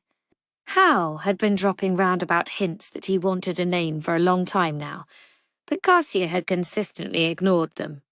"You may be my uncle, but I must ask you to refrain from offering your opinion on the Crown Prince or his bloodline. This is something I've already decided." "Of course, sire, of course. My sincere apologies. What if I was to simply suggest that to me? It appears as if the Crown Prince has only thus far assumed his position." Hao's eyes narrowed. It made it look as if, behind his hands, which were clasped in front of him in a gesture of supplication, he was smiling. It was the same with Consort Liwa's first royal child. She gave birth to a little boy, and thus a crown prince. Liwa is an upper consort. "Is there some sort of problem?" the Emperor asked. "Heavens, no. I merely can't help thinking. What if that child were alive today?" "That matter is finished."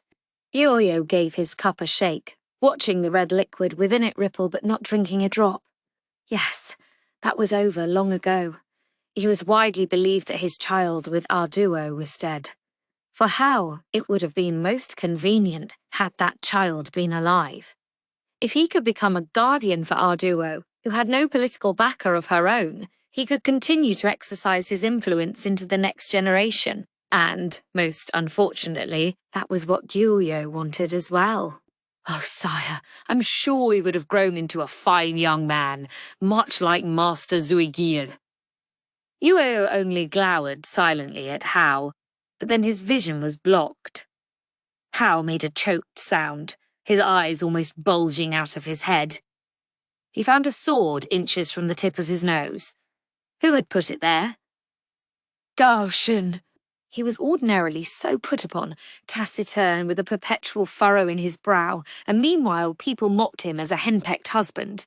Not to mention that, thanks to Zuizitsu's selfish whim, he'd had to spend nearly 7 years pretending to be a eunuch. You could call this man a wimp to his face and he would hardly look fazed, but now he had a sword on Hal. "What's the meaning of this?" Hal demanded. His bodyguards had reacted immediately. This being the Emperor's chamber, they were not permitted to wear swords, but they were still 3 imposing men. "I would ask you the same question," Gyouyoh replied. "What made you think that you could speak the Moon Prince's name and emerge unscathed?" His gaze was even sharper than his sword, and likewise levelled directly at Hal. "At this time, there is only one person with the right to use that name," Gyouyoh continued, "His Majesty himself. I don't think you know your place. I might even say you've arrogated to yourself what belongs to heaven, a serious crime." Gyouyoh was a particularly mellow man, even among the members of the Ma clan. To see him moved to do what he was doing spoke to just how far Hal had overstepped. To speak Suigetsu's name aloud was as good as to assert that he held a position equal to the Emperor's. Hal's guards didn't move. They couldn't.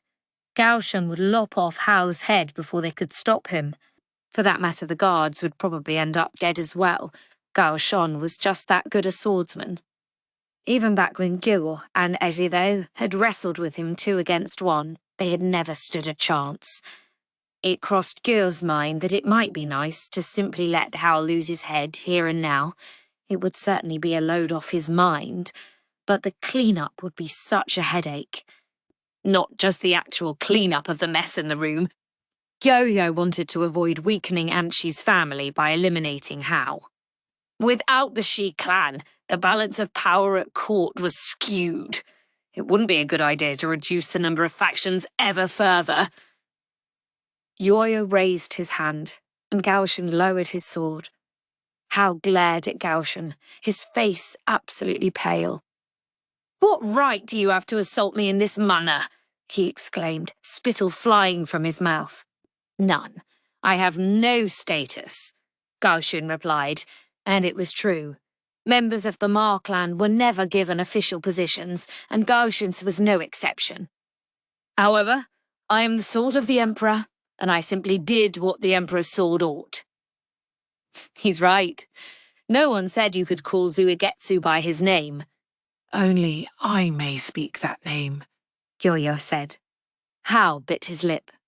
He was Gyouyoh's maternal relative, but not a member of the imperial family, and it was forbidden to speak the names of the highest members of royalty. For better or worse, Hal was a man who knew his limits. He had his sprinkling of ambition and his helping of foolishness, but no more. If he had also been a man of exceptional talents, that might have been a problem. It would have made him hard to handle. But the occasional acts of idiocy on his part gave an opportunity to tug the reins and remind him who was the master. He would cling to his position as the Emperor's relative, but he had no thoughts of taking over. He lacked the backbone to dream of putting the crown on his own head. "Let me ask you a question," Gyouyoh said. "Do you think it advisable for you to stay here any longer after that display?" There was a beat, and then Hal answered, "My abject apologies, sire." His attitude had completely turned around. "I will visit you again, in all humility." With that, he left. Once his footsteps had completely vanished, Gyouyoh rubbed his stomach. "Does it hurt, sir?" Gyouyoh asked. "Yes." "And it got worse just now." The piece of pork he had eaten was coming back up, along with stomach acid. "What do you suppose Master Hal is thinking?" asked Gyouyoh. "Oh, I should think it's obvious. He wants me to restore Zui as crown prince." "I see, sir." All the sharpness had left Gyouyoh's gaze, and his voice was once more like it always was. "But you have no interest in doing so, do you?" Gyouyoh paused, then said, He set down his cup of wine, not clearly saying either yes or no.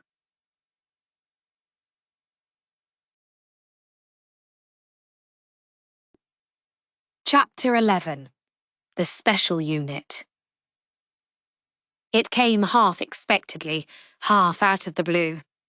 The physicians were summoned to a conference room. Mau Mau was asked to attend in the nominal position of secretary, but when she saw who was gathered, she had a pretty good idea what they were there to talk about. Dr. Liu, Liu Men, and tall and short seniors were there. Mid-height peer was missing. Instead, she saw Tian Yu, goggling at the room around him, and a collection of other accomplished and capable doctors. Perhaps most interesting of all, Dr. Tyron was there as well. Mau Mau had given him Sui Rei's notes just the other day, telling him, as she had promised, that they were left behind after Sui Rei's death. One thing was different from before. Dr. Tyron walked tall, much taller than Mau Mau might have expected from someone derided as a coward. Maybe he knew I was BSing about the notes being personal effects.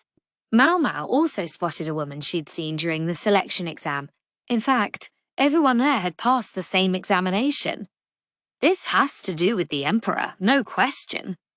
Normally, Mau Mau would have expected to be excluded, just like mid-height peer. The whole calling her in as the secretary thing must have been Jinxi's doing, or possibly at Li Wanmen's intercession. It did annoy her, though, that Tian Yu was there on his own merits, in spite of being a trash human being. Even Mau Mau had to admit that surgical skill was one area in which he couldn't be faulted. Mau Mau seated herself beside Liu Men and started taking notes on a pad. Liu Men was the center of discussions about the medicines involved, while Dr. Liu was leading talk about the surgery itself. There was another group too, one that was researching medicines for after the procedure. Before surgery, during surgery, after surgery, those, Mau Mau realized, were the groups into which they had been divided. Some weather-beaten old papers were carefully arranged on the table in front of Dr. Liu, the reconstructed remnants of Kardeh's book. The pages showed illustrations of an autopsy.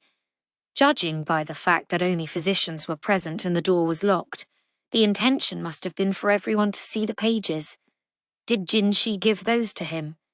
Any ordinary person would look askance at the book, but to the likes of Mau Mau and Tian Yu, the content was absolutely fascinating.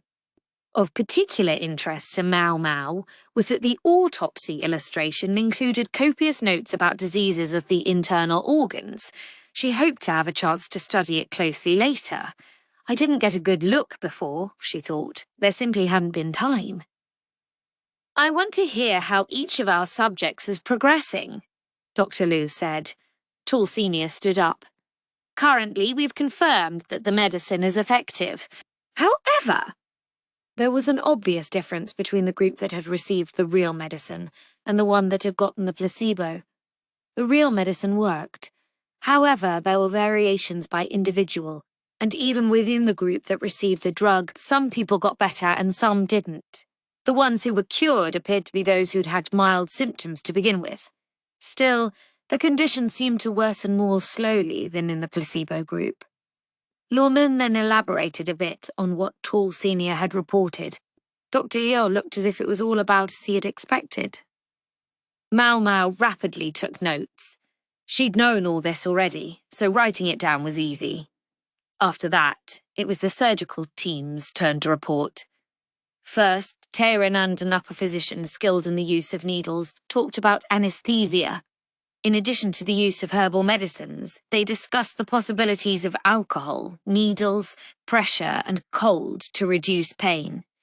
Of course, the more a method eliminated pain, the more dangerous it was. They mentioned a number of dangerous names like thornapple, wolfsbane, mandrake, poppy, and cannabis. When you're cutting open someone's stomach, pain is probably inevitable, Mau Mau thought. The question was how much the patient could take. There were plenty of legends and tales of great heroes having surgery done on them without minding the pain at all.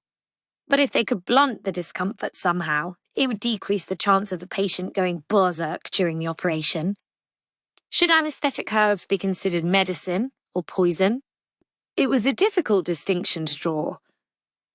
Having talked about the possibilities, Talleyrand then suggested an anesthetic that was a compound of several different drugs. He would not use alcohol, but a concoction including sleeping medications to take the edge off the pain. If we're really lucky, we'll be able to perform the operation before he wakes up. Mau Mau continued taking down notes, trying her best to be accurate.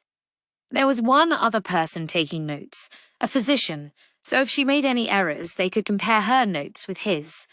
She was surprised to realize that research on the surgical procedure had come so far. Maybe Carter's book helped them. Once the procedure was over, she fully intended to have a better look at it. Concerning the illness itself, while this is not unqualified, we believe we've found a way to solve the problem at its source. Mau Mau's eyes widened, and she looked on with undisguised interest. This subject was so important that Dr. Liu himself was doing the presentation. If it should happen that the problem is not in the cecum but in the appendix, we'll prevent any further recurrences by removing it. The autopsy illustrations have shown us that it often is the appendix that's the actual problem. Mau Mau, Luomin said, nudging her. She'd been so busy watching Dr. Liu that she'd forgotten to take any notes, and she hurried to catch up. The appendix. If she remembered correctly, that was the little thing hanging there like a worm that she'd seen when they'd done their dissections. "Are you sure it's all right to remove the appendix?" asked one physician. Mau Mau was grateful to him. It was exactly what she wanted to ask. "It's reputed to be a relatively safe organ to remove," Dr. Liu replied. "At the very least, we know the damage would be far worse if we were to simply let filth continue to collect in the appendix until it burst. That would send the stuff all over the inside of the abdomen, likely causing other illnesses and finally death." Carter's book, sitting before Dr. Liu, contained detailed drawings of the appendix. The fact that the book was sitting there suggested just how much help it had been. "Has this surgery been tested?" someone asked. "Yes, it has. We've been watching the patient's progress, and it appears to have an 80% success rate." "What happened to the other 20%? "That was the more important subject versus the cases that succeeded. In 10%, the appendix had already burst, causing peritonitis. We removed the appendix and tried to clean out as much of the filth as we could, but the condition ultimately claimed their lives. In the remaining 10%, toxins entered via the surgical incision and caused infection, and the patient died without ever fully recovering." 20%. Were those odds high or low? It's not a very comforting number, that's for sure. Yet at the same time, it was a far greater success rate than had been possible with the methods available before this. "What do we do if the appendix isn't the site of the problem?" asked a physician. "We'll just have to cross that bridge if and when we come to it," Dr. Liu replied. It was as good as telling them that they had no time. Mao Hefeng continued to make her notes, trying to keep them as objective as possible. Finally, there was an explanation of how treatment would be handled after the surgery. It mostly concerned antiseptic drugs and how to maintain hygiene so that nothing would become infected. "I guess our group doesn't have much to offer His Majesty," Mau Mau thought. If they were working on the assumption that they were going to operate, then he was probably past the point of being cured with herbal medicine. "Pardon me, but may I ask something?" "Just to be certain," said the physician who had talked about anesthetics, raising his hand. "Go ahead." "Who are we going to use the fruits of all this research on?" It was a real question, but he was just being certain. Most likely, everyone in the room already knew the answer. "It's precisely the person that you're all thinking of," Dr. Liu said. He didn't elaborate. Mau Mau didn't know if that was the right choice, but the very fact that he chose not to showed just how uncertain the endeavour on which Dr. Liu was embarking was. They were going to do surgery on the Emperor, meaning they were going to give him drugs that could poison him if they made the slightest error, then cut open his abdomen with a knife possibly cut out one of his internal organs. And even if the surgery succeeded, he would need meticulous attention after the procedure.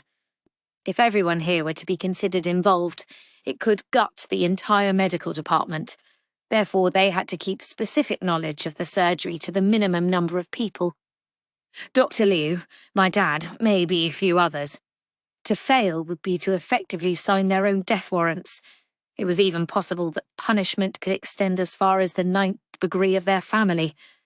Which means I'd be killed too. The freak strategist and Lahan would be caught up in it. There was nothing they could do about that, but she wondered if it might be possible to at least spare Lahan's brother somehow. Of course, Mao Mao couldn't picture Luo Min, whom she respected so deeply, making such a mistake. I'm going to read off a list of names, Dr. Liu said. I want those people to stay here. He started reading. Every person whose name he called looked grim but resolved. Well, except one. Tianyu looked cool as a cucumber. He's got real skills, if nothing else, Mao Mao thought with a click of her tongue. Dr. Liu had one more name to read. Mao Mao. Mao Mao jumped a little when she heard her name.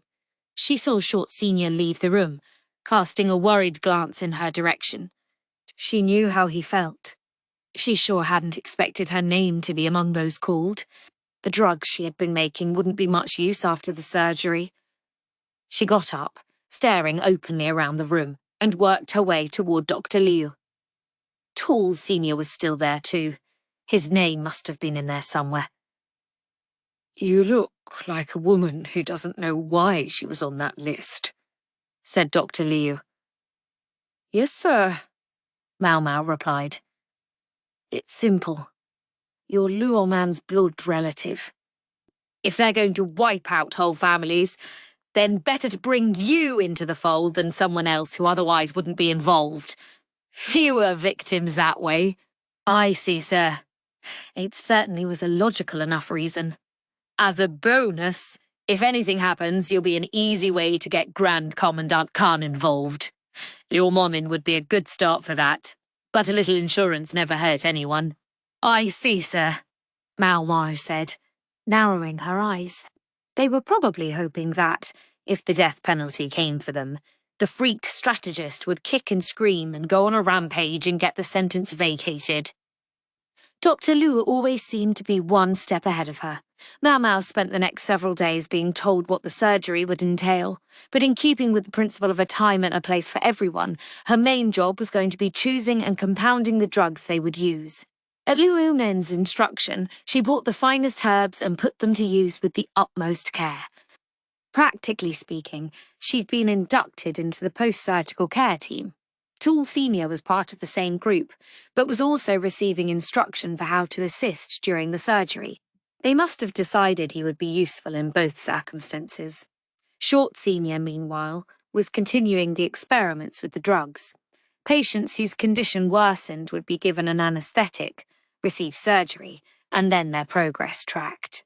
The anesthetic was the biggest problem. The most effective anesthetics were also the most toxic. Hence, they decided to try to use something that might be less effective, but was also not so deadly. A patient who was still young and unused to pain would never be able to endure being cut open while still conscious. Dr. Liu seemed to have decided, however, that the Emperor would oblige them. It just went to show how chronic the ruler's pain had been, and how much force of will it must have taken to make it appear as though the condition had no impact on his work. Everything seemed to be proceeding smoothly, until a high official appeared and exclaimed, "Surgery! Don't be absurd." Chapter 12. Explanation and Agreement. They didn't know where word of the surgery had leaked from. Actually, in Mao Mao's opinion, it was a miracle that the Emperor's condition had stayed hidden for so long. He'd been suppressing chronic pain and not taking proper meals, yet supposedly doing his work as if everything were normal. He even occasionally went to the rear palace to spend nights with his consorts.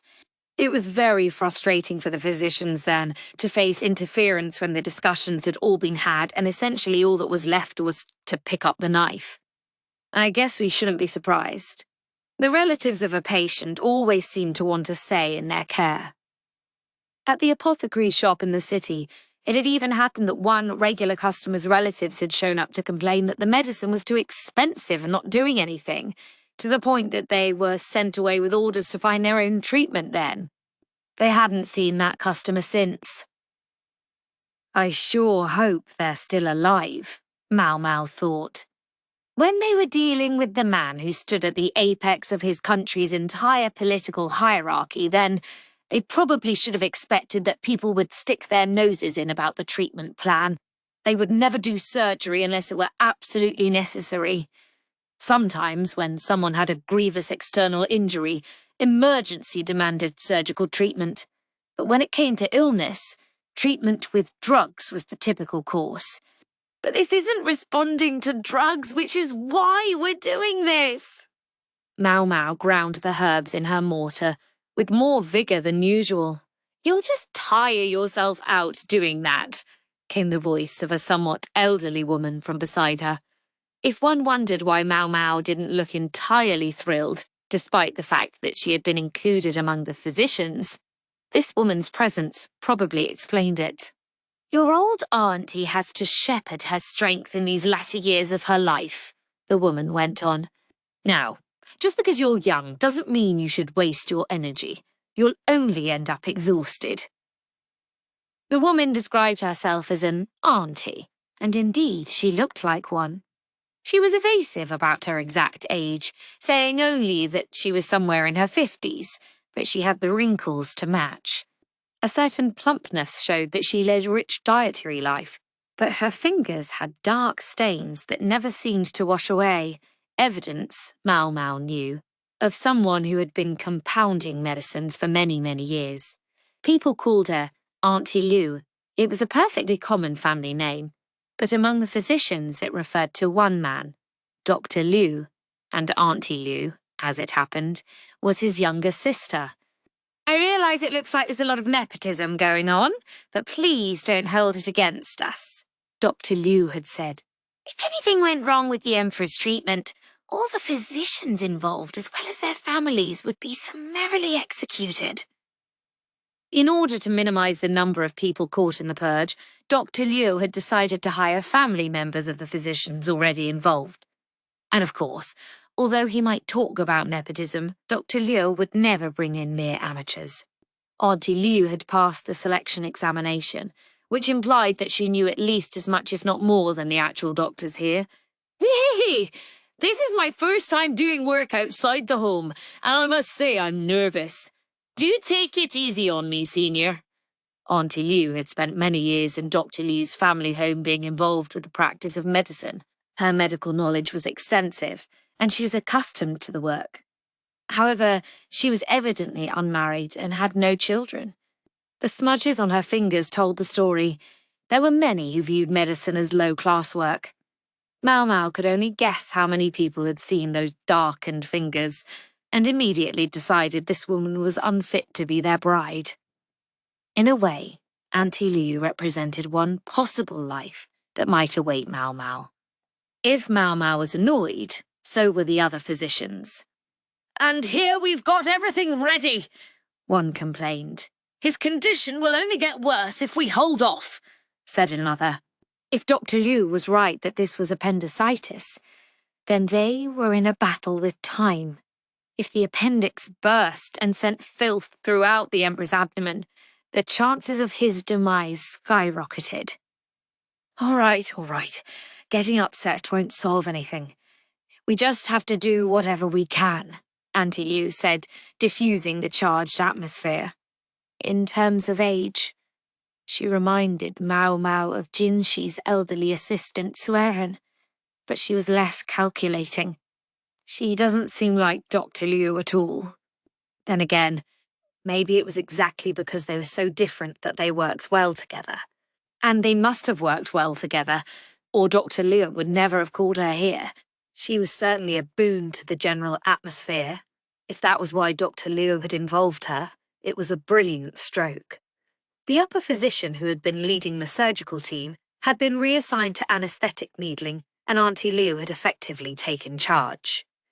The fact that no one complained was probably down to her personality. As such, she promptly became the subject of discussion at break time. An auntie like her? I don't know. I hear you. I mean, we're risking our lives too, sure, but... At mealtimes, even the physicians, who normally spoke to each other with careful formality, could be heard to relax a bit. Mao Mao was preparing tea, and, along with the auntie, was among the listeners. From what she gathered, there was more than one person raising objections to the surgery. Moreover, they were coming from both the Empress Dowager's family and from within Gyouyoh's faction. In other words, both of the major powers at court were opposed. Not like I can't understand what they're saying, one of the physicians said. If the surgery were to fail, the Crown Prince would become Emperor at not even 5 years old. In that case, the Empress's father, Gyouyo, would likely become regent. The Empress Dowager's people were not amused by the possibility.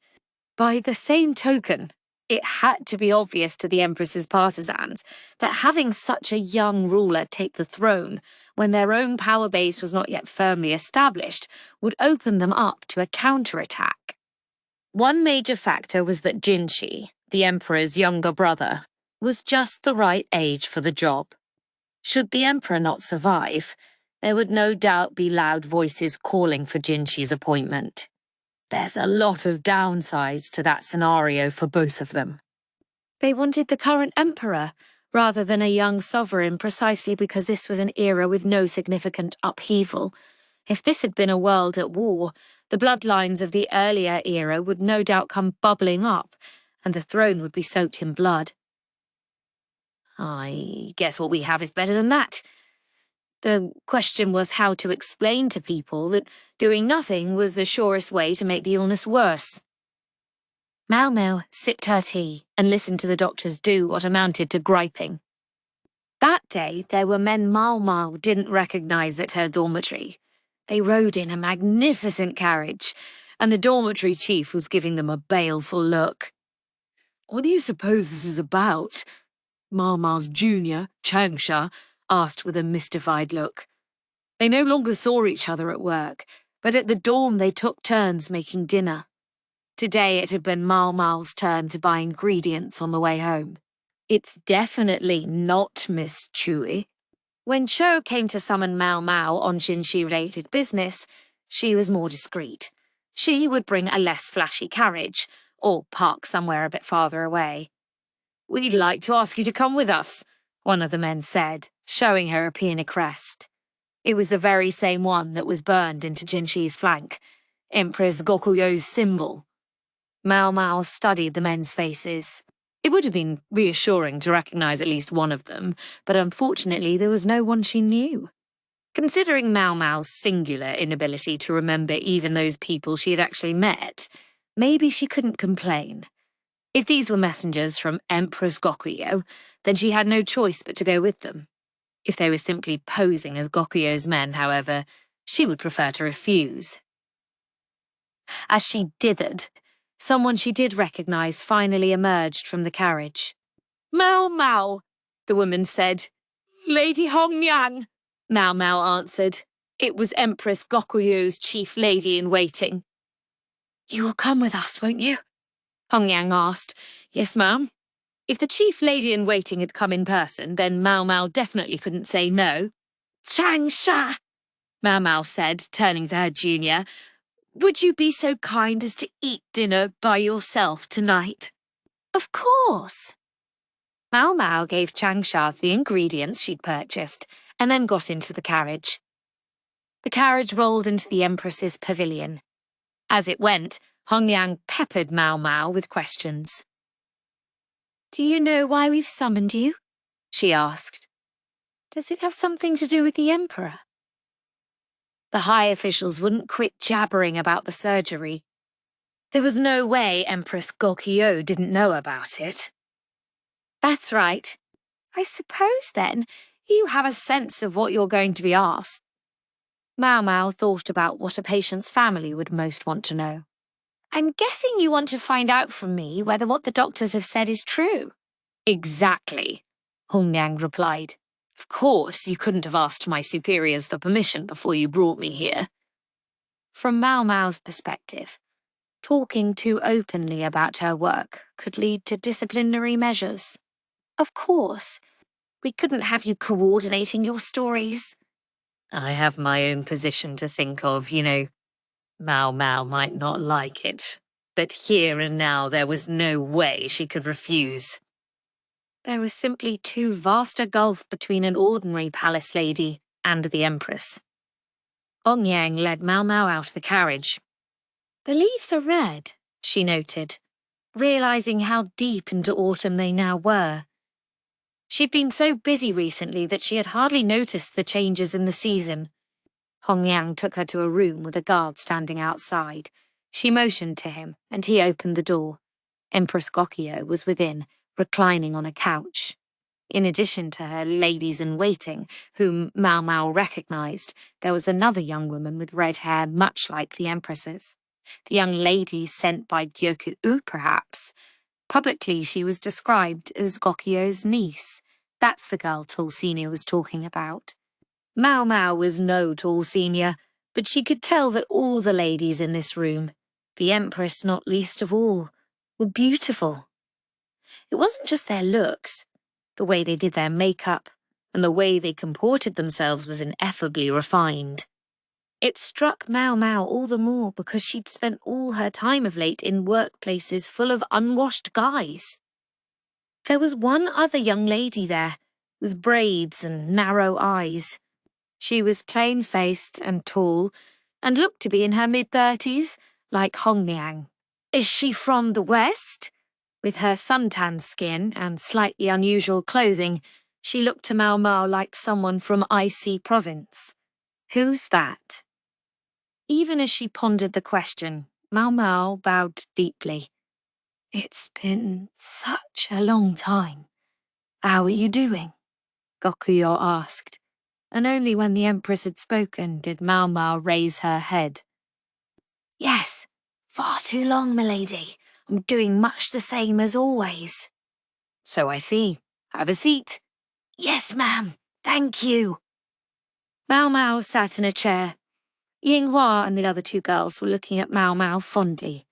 They gave her little waves. She wanted to wave back, but since Hong Yang was there, she thought better of it. Hong Yang noticed what the girls were up to. All right, surely you have something else to keep you busy. These two have something very important to talk about, so if you would kindly leave. Oh, Yinghua said. Don't awe me, snapped Hong Yang. Yes, ma'am, all three replied in unison. The rapport between Hong Yang and the three of them seemed alive and well. Empress Gyouyoh watched the exchange with evident amusement. Then the three young ladies and Gyouyoh's niece left the room. The unfamiliar girl with the braids stayed. Hong Yang locked the door, while the guard remained outside to make sure no one listened in. Empress Gyouyoh was the first to speak. I assume Hong Yang has filled you in. My apologies for dispensing with the pleasantries, but could you tell me what his condition is? It's the doctor's opinion that he is already beyond treatment with medicine. His symptoms suggest a high probability of appendicitis, which is when the organ called the appendix becomes inflamed. If it gets worse, the appendix could rupture, scattering the filth inside it all throughout his body. That would invite further illnesses and drastically increase the likelihood of his death. As such, they believe it's necessary to do surgery and remove the appendix before the situation gets any worse. Mau Mau thought fast as she spoke, but she answered honestly. She decided that there was no way that Dr. Liu or Luomen had given the Empress a false diagnosis. They had no reason to do so. Everyone had grown skeptical toward the doctors, even Gaoshan. From the looks on the faces of Gyouyoh and the others in the room, Mau Mau suspected she was right. They had heard this before. And removing the appendix? That involves cutting into his stomach, doesn't it? Gyouyoh asked. Yes, ma'am. Will the surgery succeed? She sounded worried. Mau Mau could tell she wasn't just thinking about her son's future, but was genuinely concerned for the Emperor. The relationship between the Emperor and his Empress was not one that could be described as love or romance. Yet nonetheless, it was not as if Empress Gyouyoh felt nothing for His Majesty at all. If only that had been anything like enough to make him better. The physicians are doing everything they can to make sure it will, Mau Mau answered. But it could fail, couldn't it? Mau Mau stopped and thought for a moment. It was hard to say what would be the best way of explaining this. Finally she said, In his current condition, the success rate is likely better than 90%. However, it will decline as time goes on. Why? Mau Mau tried to put the matter as simply as she could. As I said, if the appendix bursts and sends filth everywhere, it can cause other illnesses, meaning that the longer we wait, the more this becomes a matter of life and death. All right? And what other causes of failure might there be? It's possible that toxins could enter the surgical site after the procedure and cause it to become infected. Toxins? You mean he might be poisoned? No, Mom. It's like... Suppose you scraped your knee and didn't wash it off. Toxins could enter your body through the wound and cause it to become infected. It's the same principle. One shouldn't touch a wound with dirty hands, for example. But patients often inadvertently touch the surgical site and introduce toxins that way. Mau Mau was as honest about the possible failures as she was about everything else. Trying to hide anything would only make her seem suspicious. One last question, then, said Gyouyoh. If the physicians are wrong and it isn't appendicitis, what will you do then? We'll just have to cross that bridge when we come to it. However, I don't think it would mean that the surgery was in vain. If they could physically see where the illness was, that would be worth a lot. Moreover, if they could even just remove the filth from his belly, it would almost certainly contribute to the lessening of his symptoms. They might or might not be able to treat the fundamental problem then and there, but it would be better than waiting around. Empress Gyouyoh, Hongyang, and the woman with the braids looked at each other. Did I say anything that contradicted the other medical staff? Mau Mau asked. No, Gyouyoh responded, a troubled smile on her face. I don't suppose you've all agreed on a story, have you? If we had, I might be better able to dissemble about the rate of failure for the surgery. True enough. Gyouyoh sighed and looked at the braided girl. You heard her. Would you be so kind as to explain to Father, honoured elder sister? Elder sister. So she finally knew who the woman with braids was, one of Gyouyoh's many half-siblings. I will, the woman replied. However, I take no responsibility for how those around him may receive this. Meaning you think Father will understand? The other woman nodded silently. It was obvious from the conversation how intelligent she was. Sigh. I'm sorry to have called you so suddenly, Mau Mau, said Gyouyoh. Not at all, ma'am, Mau Mau replied, relieved to find that she hadn't offered anything mistaken. You haven't had dinner yet, have you? Since you're here, why not eat before you go? Mau Mau reflexively put a hand to her tummy. I want to. Oh, how I want to. But if she ate here, her careful, correct explanation would be in vain. The meal might look like a bribe. Mau Mau bit her lip hard and bowed her head. I'm terribly sorry, milady. In fact, I've had my meal already. Then she left the room, trying to keep her stomach from growling. Chapter 13. Sowing Seeds. Jinshi was getting a headache from having this conversation for the umpteenth time. But what's to be done should anything happen to His Majesty's honoured personage? Asked the officials. It sounded like a question, but they were really looking for confirmation. Exactly what answer they wanted from Jinshi depended on their position. Some sought to set Jinshi up as crown prince, others didn't. Some were trying to judge which camp they should join. Now it was lunchtime, and things were finally quiet. The flow of people and paperwork had stopped. You've got to do something about this. I'm afraid I can't, sir. The voice came from behind a dividing screen. As ever, Barry was avoiding everyone else as he did his work. The officials who came calling would never have suspected he was behind that curtain, thanks to which he at least could continue working away no matter who showed up. This is making me want to hide, said Basen, looking just as bothered as Jinshi. He attended Jinshi as his aide and bodyguard, but diplomacy was not his strong suit. Jinshi was just happy he hadn't punched anybody yet. Jinshi noticed that the number of officials who asked him prying questions decreased drastically if Basen was glaring at them. It suggested they took Jinshi himself rather lightly.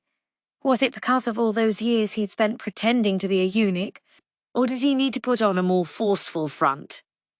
Perhaps I need a few more of these, Jinshi said, scratching the scar on his cheek with a finger. Some more scars might help turn his Gyouyoh-like visage into something more intimidating. You're not thinking about doing anything you shouldn't, are you? Someone asked. Jinshi put an end to his ruminations by looking at the source of the voice. It was Mame, who was preparing lunch. He had all 3 Ma siblings in one place today. On the table in front of him, Mame placed his lunch, something that was quick to eat. Jinshi had sometimes gone without lunch, but there was no winning against this older sister-like lady-in-waiting. No matter how busy he was, she would make sure he got a meal. He took a bite of some cubed meat tucked into some bread. It wasn't a very refined way of eating, but only his milk siblings were here, and he knew they wouldn't hold it against him. Most importantly, Mame had encouraged him to relax a little, at least at meal times, and her younger brothers were not about to go against what their older sister said. If you might hear me out, then... I don't mind if you keep eating. Jinshi nodded wordlessly. Mame was a woman, and for that reason there were certain jobs he could only entrust to her. There are currently 3 vacancies among His Majesty's 4 most favoured consorts, but 2 of them appear likely to be filled soon. At the moment, there was only one upper consort, the wise consort Gyouyoh.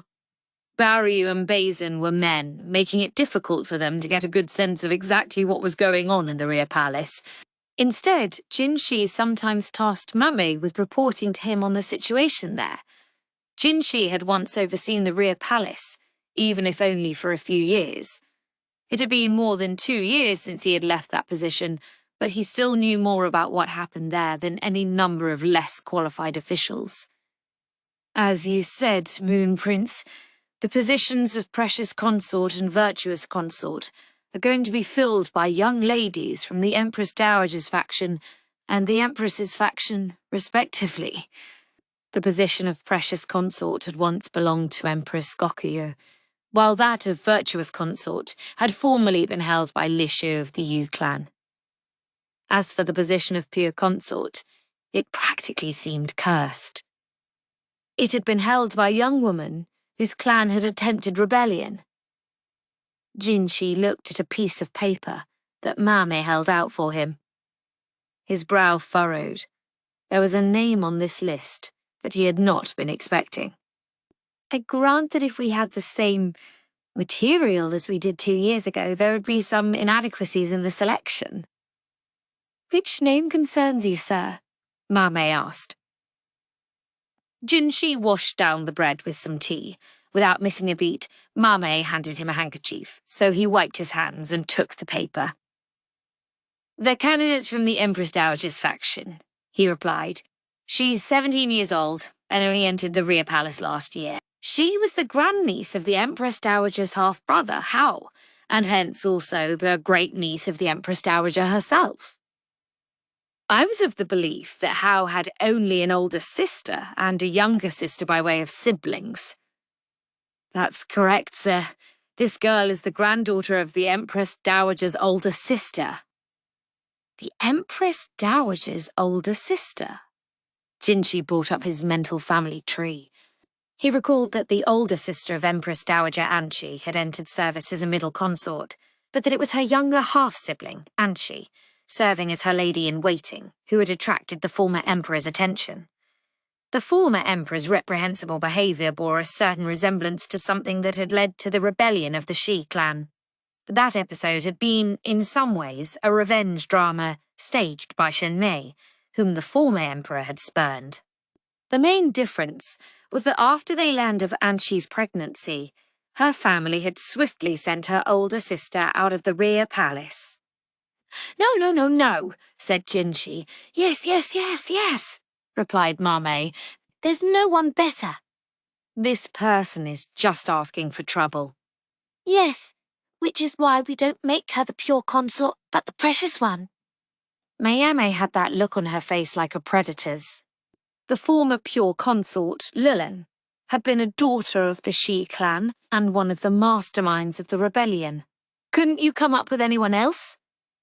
I'm afraid Master Hao had only no direct relations who could be admitted. Several of his more distant relations are in the rear palace, but his honoured elder sister seems bent on restoring her honour. Oh, jeez, Chorused not Jinshi, but Barry and Basin. From the Emperor's perspective, Hao's great-niece would be his cousin's daughter. In order to prevent illnesses arising from marriage to close family members, all other things being equal, consorts would be chosen from the most distant bloodline possible. That was why Li Ha, who was a relative of the imperial family, had been made wise consort. Although the 4 great ladies were all upper consorts, the wise consort ranked last among them. Jinshi doubted Hao realised such factors played a part in the selection of these women. She was persistent enough that even His Majesty was obliged to spend one night with her, Mane said. Jinshi narrowed his eyes and took a big bite of bread. This subject always made him feel awkward, despite the fact that during his time as a eunuch he'd been in charge of preparing for these encounters. The son looked down, a little embarrassed. He didn't know much about the rear palace, but he seemed to sense Jinshi's discomfort. This was a world where the map of power could shift depending on how many times the emperor had gone into the chambers of a woman from one faction or another. A young lady from the empress's faction was admitted to the rear palace at the same time and made a middle consort, Mame said. That, Jinshi already knew. He'd been contemplating what to do about exactly that. Since Gyouyoh's adopted daughter had ultimately wound up as one of Empress Gyouyoh's serving women, someone from their bloodline had to be admitted to the rear palace, or it would have left a bad taste in their mouth. So instead, they had chosen to admit the child of one of Gyouyoh's other siblings. They decided the daughter of Dehai, Gyouyoh's third son, was a particularly good choice. The girl had not been consulted about whether she wanted this. It would be impossible to conduct politics if they had to worry about how she felt. But at the same time, Jinshi was aware that they were doing something terribly cruel. At times, it tormented him, the thought of how awful a person he could be. His Majesty has visited her chamber as well, Mame reported. The Emperor, Jinshi thought, was a very cunning man. He was thinking about what his ill health might later cause. He was thinking, Jinshi suspected, about how to make a soft landing for himself and his country if all should not go well. Was that not the same basis on which you yourself recommended High Consort's Moon Prince? Jinshi swallowed his food. Hard. Yes, of course. I simply thought, well, he's leaving nothing to chance, sowing his seeds like this. Sowing his seeds had 2 meanings. A middle consort visited by the emperor would be promoted to upper consort. Those outside the rear palace would most likely suspect her of being pregnant. Jinshi wasn't so sure about the empress's faction, but at least Hao, the head of the Empress Dowager's faction, was a relatively easy man to manipulate. They just needed him to jump to the conclusion that the girl was with child. With more game pieces among his relatives, his thinking would naturally change. I've already sent maids to each of the ladies, Meme said. Jinshi could only marvel at her thoroughness. Will they be able to fan the flames as necessary? It's not a matter of whether they'll be able to. They'll do it. Mama seemed uncommonly invested in the matter. We don't know whether the child will be a boy or girl. For that matter, we don't even know if she'll really get pregnant, Jinshi said. There are those who believe that the sex of the child is determined by the condition of the mother's womb, and I have it on good authority that at a drinking party, Hal claimed that the reason he has only sons and grandsons is because the pregnant women in his family eat only sour foods. Could that possibly be true? Jinshi asked. He would have to check with Mao Mao next time he saw her.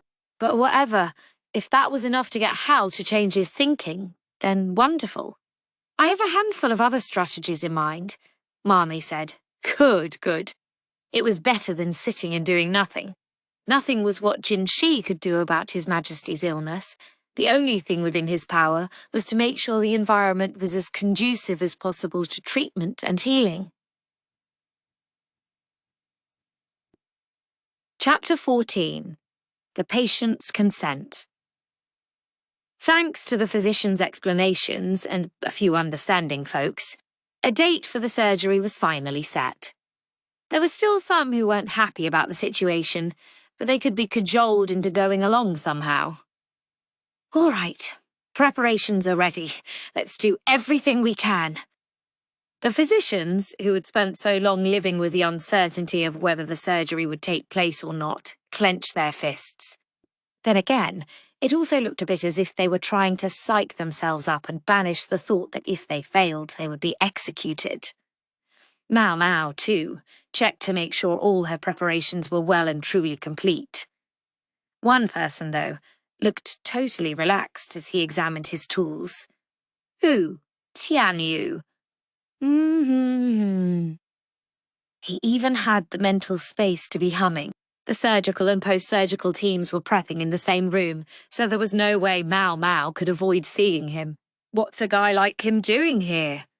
Mao Mao muttered. Now, don't talk about him that way. Auntie Liu chided her. Isn't he quite good at what he does? Yes, but his ethics leave something to be desired. True, she said with unexpected sobriety. Being Dr. Liu's younger sister, Auntie Liu had probably known Tianyu for quite a long time. It can be trouble if someone is skilled but too whimsical. Yes, Mom. One thing's for sure, though. He doesn't let anything get him down. That is certainly true. If anything, the more difficult the situation, the brighter Tianyu's eyes seemed to sparkle, as if he enjoyed it. He could keep his cool in any situation, albeit in a different sense from Lahan's brother. Let's just focus on the post-surgical care, Auntie Liu said. Yes, ma'am. Mao Mao was preparing clean bandages. She also had antiseptic medicines and salves, as well as concoctions to stop itching, as the surgical site was likely to itch as it healed. They couldn't have the Emperor inadvertently touching the site and getting it infected. Their group had also been entrusted with directing the Emperor's diet based on his post-surgical progress, so Mao Mao and Auntie Liu were coordinating with someone who was in charge of food. Now there's no way we can fail, Mao Mao thought, clenching her fist. It was then that she heard an unmistakable set of footsteps. Miss Mao Mao, Miss Mao Mao. What is it, Miss Chui? And, should you be in here? It was Gyouyoh, appearing for the first time in quite a while at Mao Mao's workplace.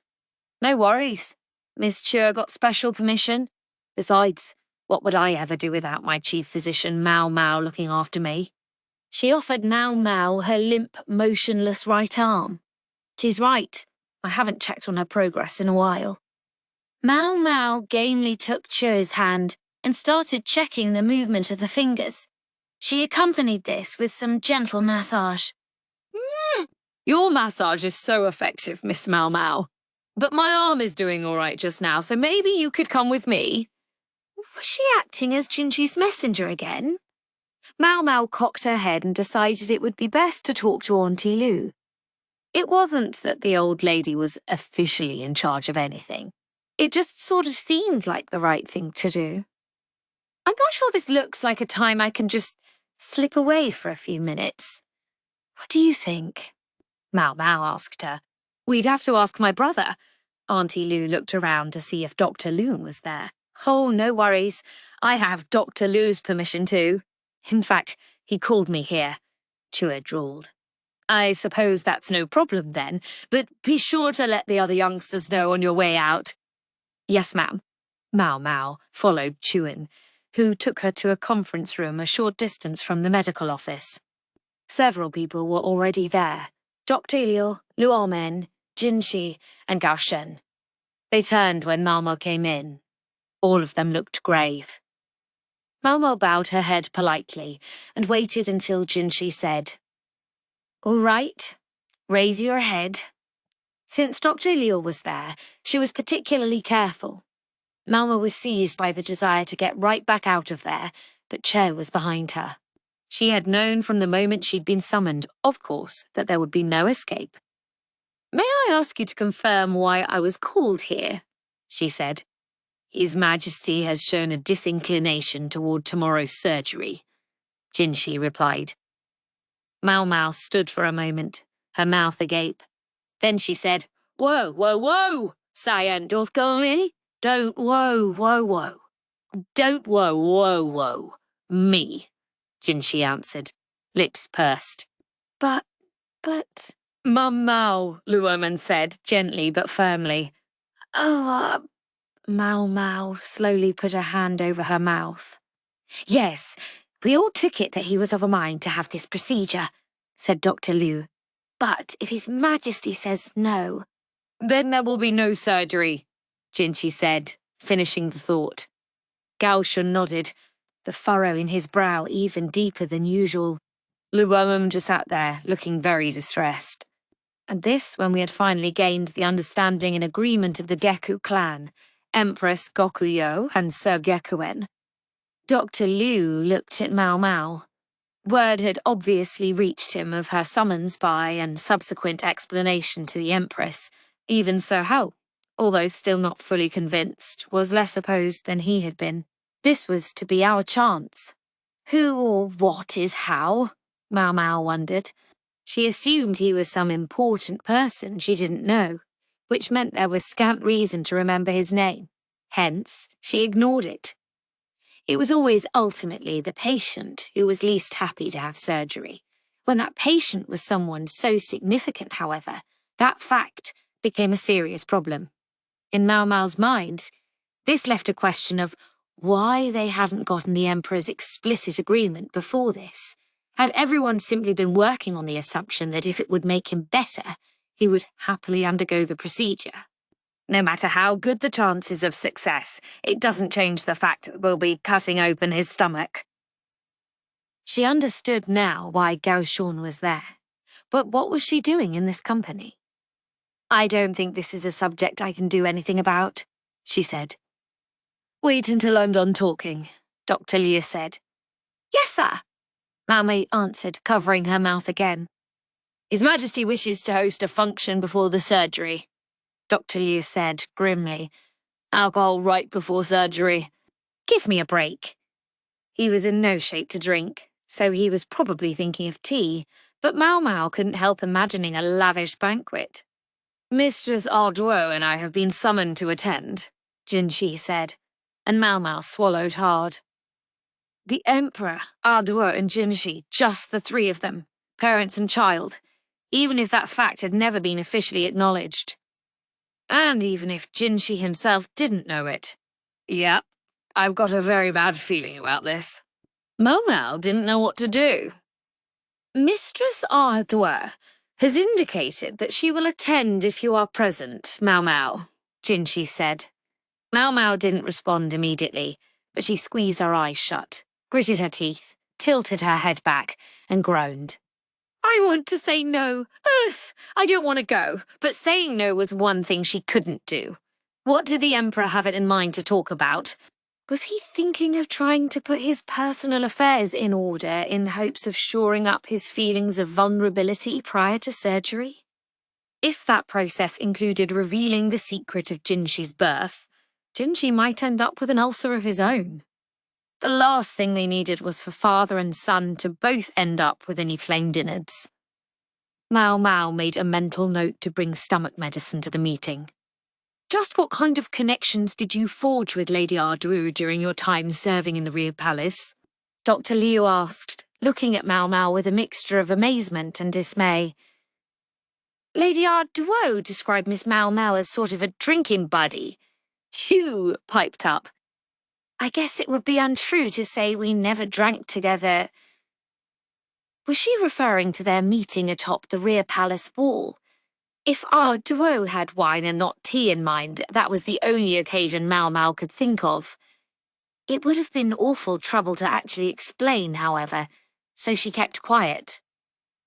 That's the situation. You'll join us?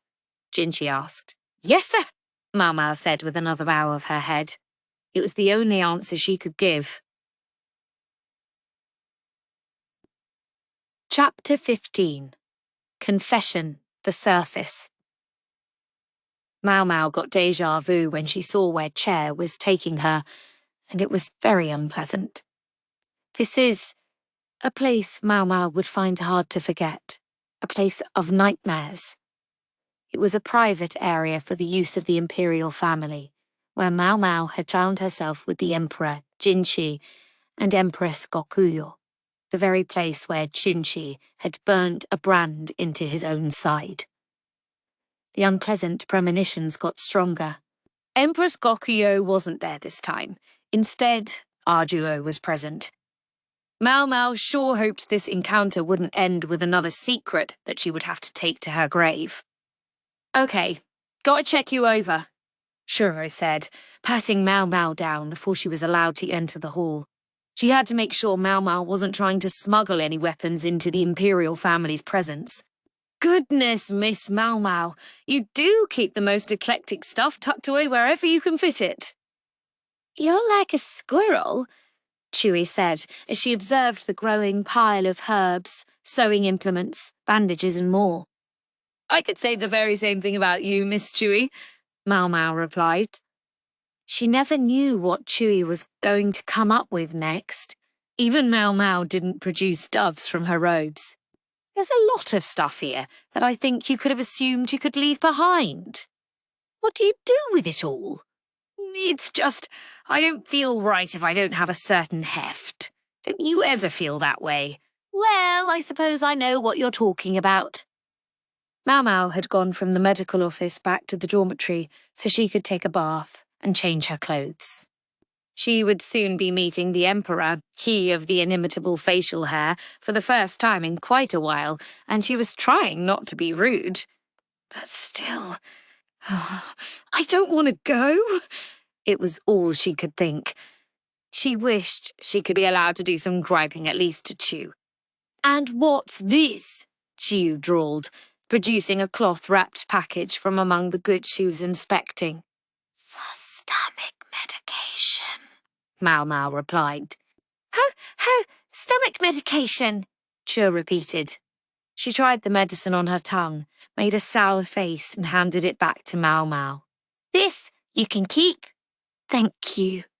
It was the one thing I didn't want to have to go without, so I appreciate it. Mao Mao's steps were heavy, which Chew tried to remedy by giving her a push from behind. Are you going to join us, Miss Chew? Mao Mao asked. Sadly not. Miss Chew is on guard duty. Chew's very presence was enough to make any situation slightly less oppressive, but that thin ray of hope was now lost. What about Master Goroshon? My father-in-law? Not sure. Probably on guard too. But don't you worry. I'm a good wife, who brings her father-in-law's favourite snacks so that we won't get bored no matter how long your chat goes on. Chew showed Mao Mao bamboo steamer she produced from who knew where. Even if she could have kept it hidden, it seemed like the steam would have made things awfully warm. There were no windows in this long hallway, but it wasn't dark either. flames flickered at their feet, providing illumination. Gyouyoh stood at the far end of the hallway, along with another guard. Have I seen him somewhere before? At the sound of Chu's distinctive footsteps, the guard stepped forward. Older brother-in-law. Would you like some snacks? Chu asked. When she heard older brother-in-law, Ma Mao clapped her hands. It was Ma Mei's husband, something or other. No, thank you, he said. Have a drink of wine. Sure, drawled. I'm not much of a drinker. Maybe juice, then. Where on earth would you get it? Something or other had the very same question as Mao Mao. It looked like it was safe to presume he shared the Ma clan's sense of what was, well, common sense. Chu, we're on duty, Gyouyoh said. Duty you may be on, but it's important to keep your energy up. Don't you worry. Chu will take a bite first so you can see there's nothing wrong with it. Clearly exasperated, Gyouyoh turned to Mao Mao. Xiao Mao, don't mind her. Yes, sir. At Gyouyoh's invitation, Mao Mao entered the room. The furnishings look even more elaborate than usual. Last time there had been a bunch of herbs there, but not this time. Mao Mao was conflicted. Was that disappointing or reassuring? As she entered the room, she found herself walking on a carpet that looked like it had probably taken a year to weave 3 centimeters of. The Emperor and Gyouyoh sat on a couch on the far side of the room. Here we go. She had, unfortunately, arrived after His Majesty. It was what it was, but it made her uncomfortable. It was not the Emperor, but Gyouyoh who spoke to her. I'm sorry for summoning you here.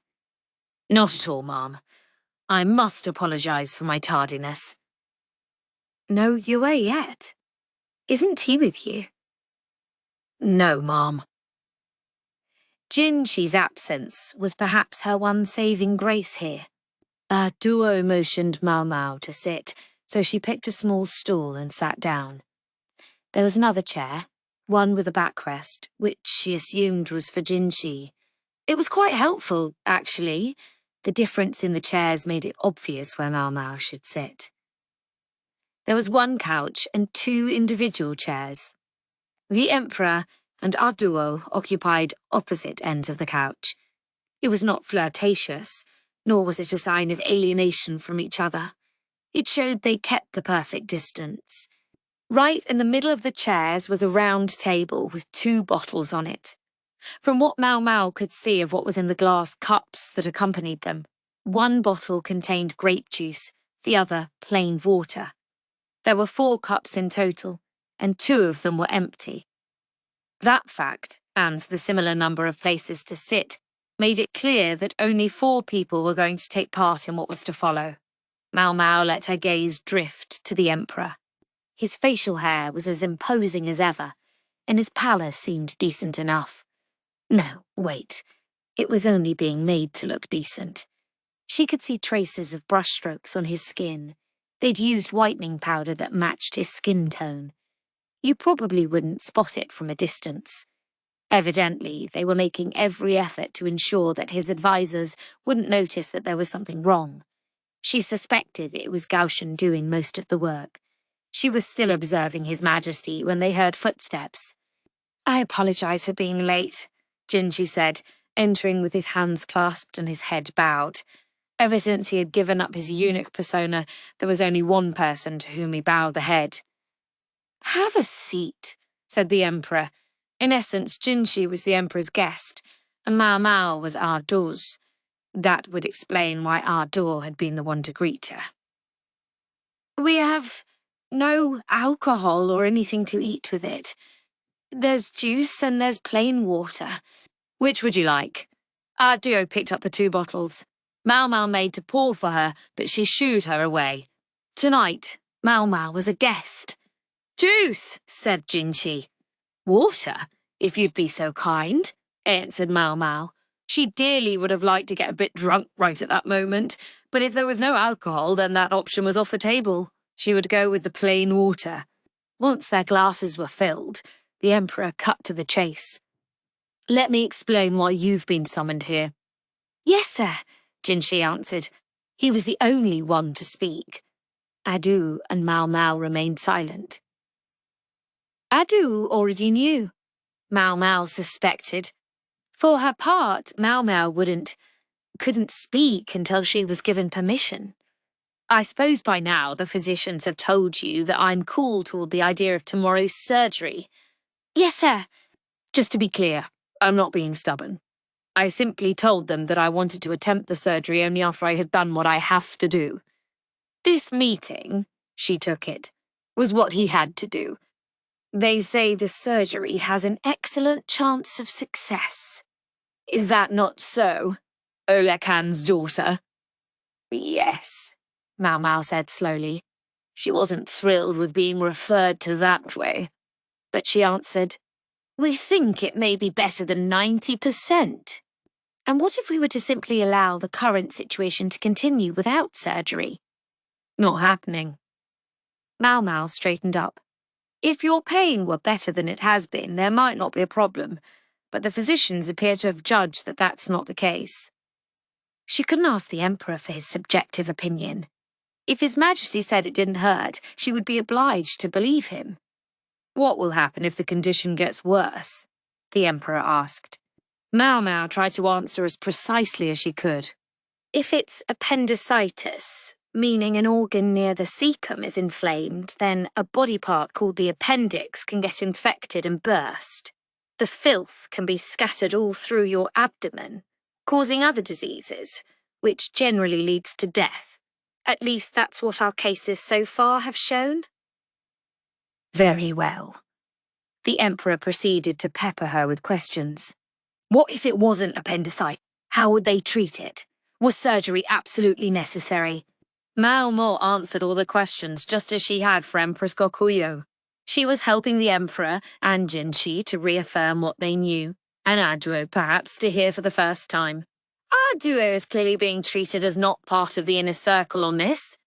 She seemed to know the general situation, but not to have been told the details. The fact that she was sitting here anyway left Mao Mo unable to shake her anxiety. It would appear they've taught you your job very well, the Emperor said. Mao Mao had presumably told him exactly the same thing as the doctors. She was relieved. If she hadn't been able to explain the situation, he might have decided that the palace ladies were nothing more than pretty accessories in the medical office. No, wait. I can't go feeling relieved here. The really important question now was, what was the Emperor thinking? As you can see, the very serious, very honest, very stubborn doctors refused to tell me unequivocally that this will help. I don't doubt that they'll do their best, of course, but I think we should be considering every possibility. Please don't speak of such ill-starred things, sir, Jinshi said. Ill-starred? Perhaps. But Sui, how many times in these past years do you think my advisors have come to me complaining that you were simply using your little prophecy of an insect plague to raise taxes? That plague did in fact occur, did it not, sir? Jinshi asked, looking put out. Zui must be his given name, the true name of an imperial family member, which those below were not ordinarily privileged to hear. So it did, which is why it shouldn't surprise you that I, too, wish to think of what could happen. He's got him there. The Emperor looked thoroughly pleased with himself, but he was clutching his abdomen. Mao Mao realized he was trying to get through the pain. I want to leave a written record of what should be done if the worst should happen to me, he said. What? Doesn't he have a will? Mao Mao came dangerously close to letting the words out of her mouth. She clamped her jaw shut in the nick of time. For that reason, Zui, I wish to get your opinion. My opinion on what, sir? Do you wish to succeed me, Zui? If Mao Mao had had something to eat or drink at that moment, she would have spit it out. Sadly, there was no food there, and she hadn't touched her water. Jinshi's expression didn't shift. You have the Crown Prince, sir. A child not even 5 years old. It will be years before you can be involved in politics. You have Gyouyoh. Gyouyoh is an old man. And your other family members. Jinshi deftly parried each objection. Mau Mau had been starting to think she could forget about the stomach medicine she'd brought, but from the twitch in Jinchi's cheek, she realized she would need it after all. "Do you not think the Crown Prince would become a puppet for my maternal relatives?" the Emperor asked. "I couldn't say. I suspect, however, that it might bring some favor to the West." It was plausible. Gyouyoh had roots in Aisei province. If the Gyouyoh clan were to gain power, trade with the West might come to be seen as a higher priority. "The Crown Prince is still young. He might yet succumb to illness," the Emperor said. He certainly didn't hesitate to say things others might take to be unlucky. "Please don't talk about this," Mau Mau thought. Now her stomach was starting to hurt. "There's Consort Lihua's child," Jinchi suggested. "In terms of pure accomplishments, there's no one more suited to be the mother of the nation than Consort Lihua." Mau Mau shared Jinchi's estimation of Lihua. She might be more likely to pay heed to the whole country rather than just the West, as Empress Gyouyoh might. "Yo, please! Don't exercise Yue, sir." It was Gyouyoh who called the Emperor Yo. Granted, it was just the four of them there, but still. Yo. Was that something to call the sovereign of the entire nation? Mau Mau felt goosebumps rise on her skin. If there had been anybody else listening, the name would certainly have been interpreted as a mark of profound disrespect. Even Yo alone should have been a source of hesitation. "You should come out and say it. You wish that little prince were alive. Say what you really think. It's my fault he's dead," Gyouyoh said. Forget goosebumps. Mau Mau thought she was about to grow feathers. All she could do was let 1,000-yard stare take over her eyes. "I just want to go home and eat dinner. Too much trouble to make it myself, though. I want to eat one of Inin's meals." "No one is saying that," the Emperor replied, but his beard was quivering. "And yet, if I'd done everything right, there wouldn't have been a problem, would there?" Duo sounded uncharacteristically self-critical. It didn't sound right coming from her. She was usually brimming with confidence and bravado. To Mau Mau, it sounded as if she was saying, "If only I hadn't switched those children. I guess His Majesty must know about that." Mau Mau knew too. The only one who didn't was the man himself, Jinchi. The child would have grown, become a man, and no doubt a fine one at that. Not one who would have banished a brilliant doctor just to lash out. Think how many children have died who might have lived full lives if that doctor had been there to help. That was true enough, Mau Mau thought. If they hadn't exchanged Jinchi and the true younger brother of the Emperor, a brilliant doctor, that is to say, Luomen, might never have been banished from the palace. But by the same token, Jinchi, who sat before her now, might well have been long dead. "If there's a problem, it's my personal status," Gyouyoh went on. "I did it! I did it all!" "Silence," said the Emperor. "What's that? I can't hear you. I said silence," the Emperor bellowed, so loudly that Mau Mau thought her eardrums might burst as he rose from his seat. The great man hardly ever looked less than sanguine, but now his face was drawn and he was sweating profusely. "I'm going to need more than stomach medicine." There was a knock at the door. It was Gyouyoh and Gyouyoh outside. His Majesty had really shouted. The Emperor sat back down, still sweating. He composed himself and then looked at Mau Mau. "Tell them it's nothing," he commanded. "Yes, sir." She went over and opened the door. We heard His Majesty's voice. "Is anything the matter?" Gyouyoh asked, worried. He was there, along with Bar something or other, Che, and even Basin, who must have accompanied Jinchi as his bodyguard. "I was told to tell you that it's nothing," Mau Mau replied. "I don't believe that for a second," Basin exclaimed, but Gyouyoh silenced him with a jerk of his chin. "Understood," Gyouyoh said, not pursuing the matter. If there should be any trouble, don't hesitate to call for help. Yes, sir.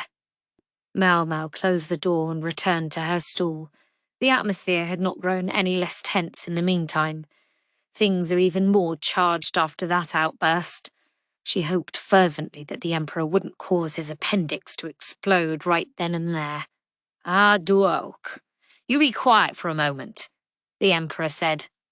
Gyouyoh looked displeased, but she didn't say anything more. Instead, His Majesty continued, Gyouyoh, why do you refuse the imperial title? you could stand at the apex of our very nation. This time he sounded cajoling. Jinshi didn't quite seem to know where to look. Is the apex of the nation such a fine place? He asked. It is all that I know. That much was true, Mau Mau thought. There is none other here except I. And if there had been anyone, they would have been wiped out. For my grandmother was the Empress Regnant. He called his own grandmother the Empress Regnant. His Majesty had spent all this time as the only child of the former emperor. His father's preference for young girls meant further progeny had been unlikely to be forthcoming. He must have been raised with the utmost care. He'd had one path in life, and one only, to become the emperor. Zoe, you've known and enjoyed a far wider world than I ever have, for I cherished you. Nonetheless, I have not gone easy on you. Surely you would be able to fill my place if you succeeded me, don't you think? What would become of Empress Gyouyoh and the Crown Prince? Jinshi asked. The Crown Prince is still young. Surely a regent could be set up. If I should vie for the throne at this moment, it would only cause chaos. Mau Mau agreed wholeheartedly. They were going around in circles. Neither side would give because there were things preventing them from doing so. It doesn't make sense. The Emperor was asking Jinshi to succeed him on the throne when he had long ago established a different child as Crown Prince. Of course, he might be doing it simply to tidy up the power structure within the court, publicly prioritizing his own son. Anyway, if they were really here to formalize the Emperor's will, then Gyouyoh's presence was puzzling. It would make more sense for Empress Gyouyoh to be there. But for this will, she absolutely could not be involved. Most of all, I'm not clever enough to balance several women at the same time. One is enough for me, Jinshi said. Mau Mau's mind all but went blank. This when you were my testing stone in the rear palace. I wish you would stop calling me that, Jinshi said, his voice growing sharp. The frantic notes seemed to be not anger, but embarrassment. Balancing several women, eh? He'd shot arrows through the hearts of so many ladies and consorts in the rear palace, but dig down just a layer and one discovered that this man was as socially maladroit as they came, so much so, in fact, that it caused him to make sure he was ready for anything. Mau Mau didn't know what to do with him. What could the Emperor be thinking, though?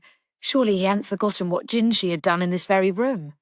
Mau Mau hadn't looked for a while, but she was fairly confident the peony brand must still be there on his flank. And indeed, it turned out that that too was accounted for.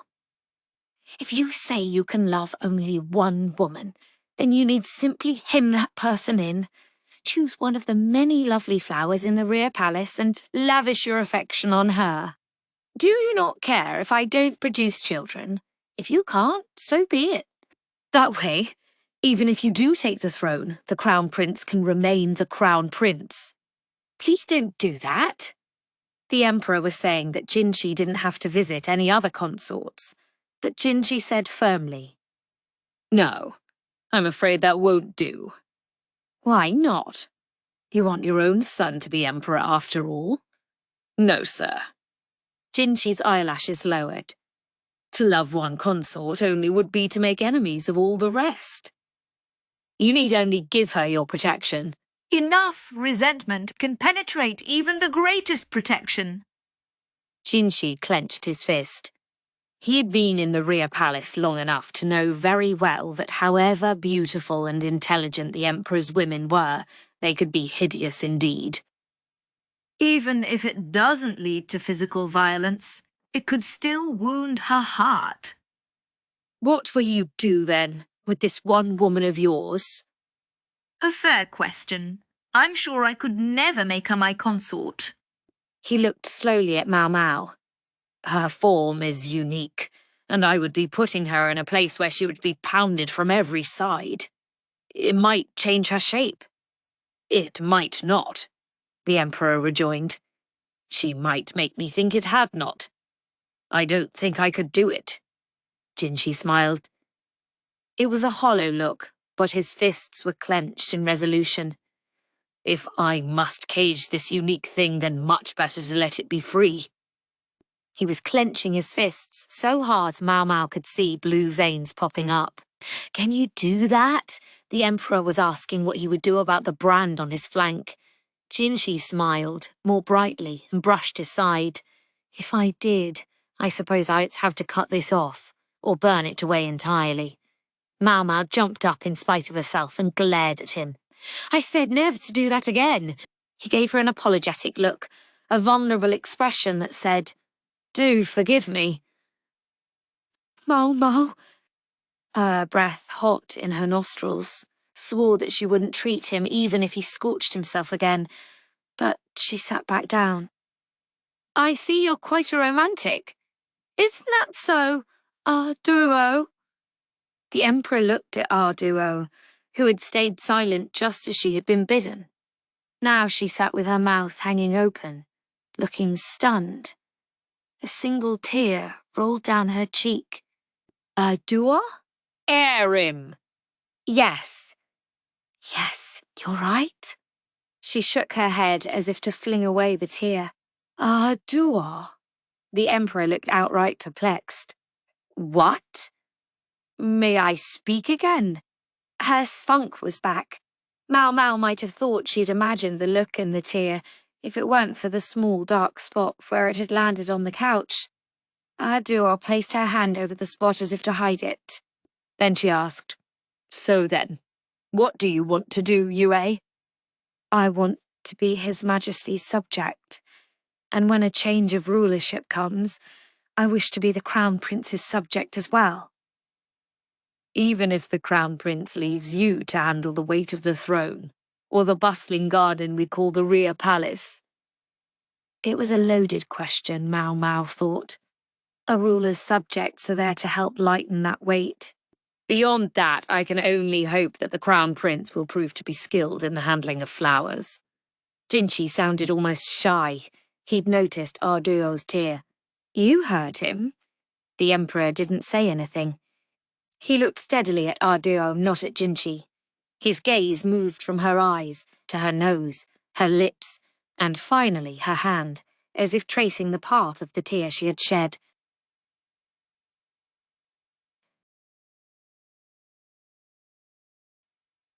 Chapter 16. Confession. The Secret. She'd screwed it all up, thought Gyouyoh. She looked at the faces of the other three. She was sure they'd noticed, but they were pretending they hadn't. That was helpful of them. She wished it hadn't happened. She would will it away. She considered why Yo had summoned Yue like this immediately before his surgery, and why he had called her, who to all appearances had nothing to do with the matter. Yo, in her opinion, had no intention of letting Yue go. Was that because of that silly promise he'd made to her so long ago, or because, in order for him to be heaven, he wanted Yue to succeed to the same? Whichever, it had caused him to bring Gyouyoh to this making of his will. Normally, a woman like her, not even a consort, would have no place at a gathering like this. He ought to have brought his empress. Gyouyoh. There was a simple way for him to ensnare Yue. All the Emperor had to do was publicly name him as his successor. Yue might have many enemies, but he also had many allies. It would confound people that His Majesty had named his younger brother and not his own son to follow him, but that could be dealt with. He only needed to tell Yue here and now that he was in fact Yue, his own child. Even Yue would not be able to refuse a direct order from Yo. The other princes were still so young, and Gyouyoh was a superb administrator. Those two facts would far outweigh the lowly status of his birth mother Arduil. Plenty of families would be eager to back him. It would, however, be a bolt from the blue for the Empress and their clan. Gyouyoh's imperial affection fell fully upon Gyouyoh. It wasn't just her position. He genuinely liked her as a person. Gyouyoh herself had shared tea with Gyouyoh several times and thought she was a fine consort. At least she wasn't the kind who would deliberately seek to bring the country down from the inside. It wasn't that Gyouyoh wanted to see Gyouyoh put in a difficult position. There was no need at this late date to reveal that her supposedly dead son yet lived. Even if those involved understood, though, there must have been qualms. Gyouyoh was not a person. He was heaven itself. All others were merely people. Gyouyoh could be permitted anything he might do so long as he was emperor, so long as the mandate of heaven was not taken from him. Heaven could treat people as it wished. It need not worry itself with what it meant to choose someone as a partner for the night on a whim. Heaven possessed the right and power to look after a person for her entire life, hence it need spare no concern for the matter. Gyouyoh was heaven, but what about Gyouyoh? Was he the same?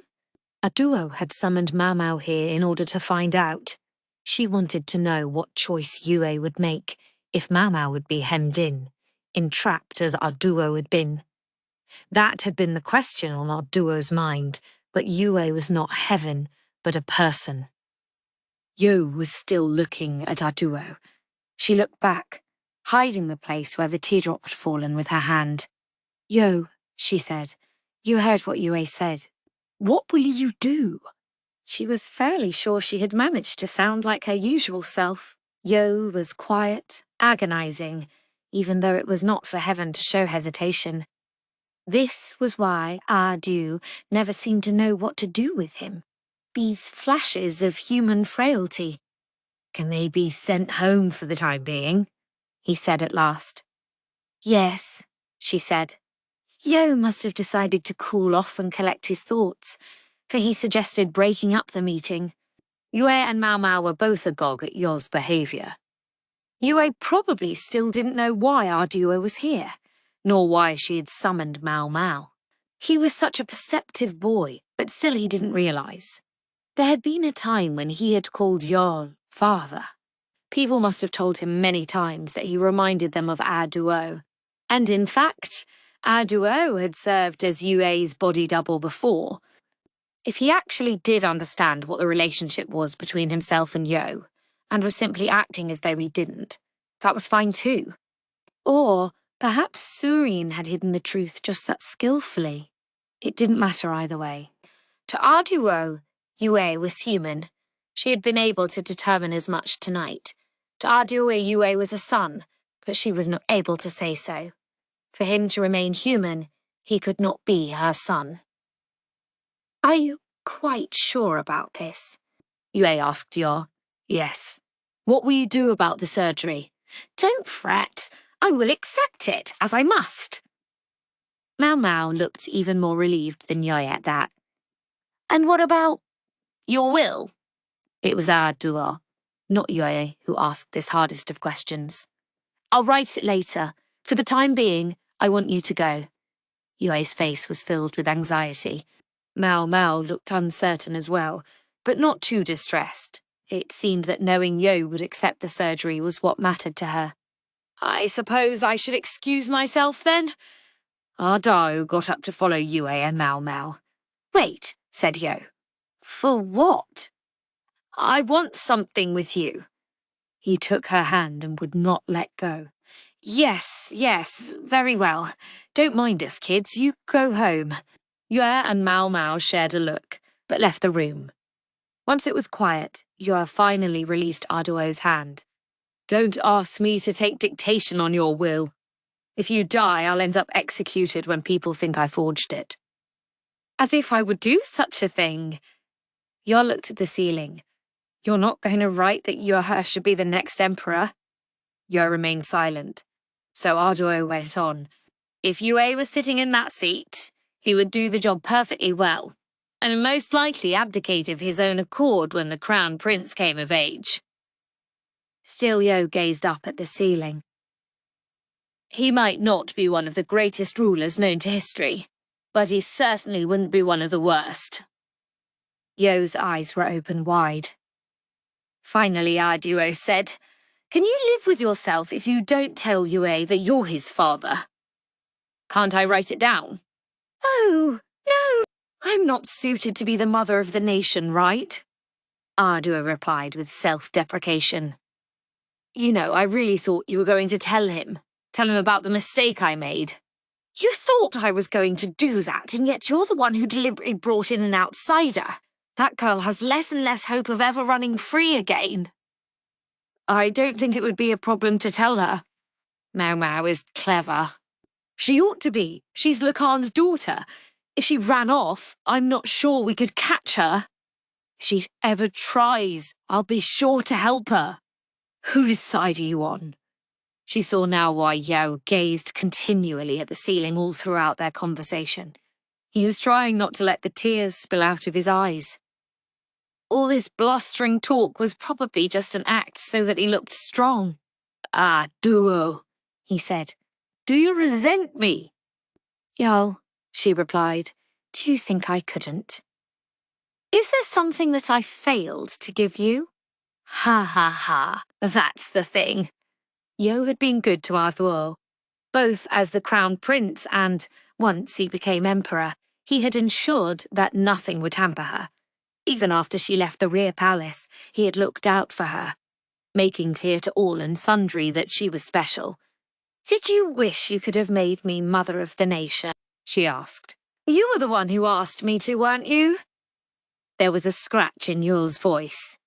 "You'll keep your promise with me, won't you, Arduo? So long as it stands." "I will."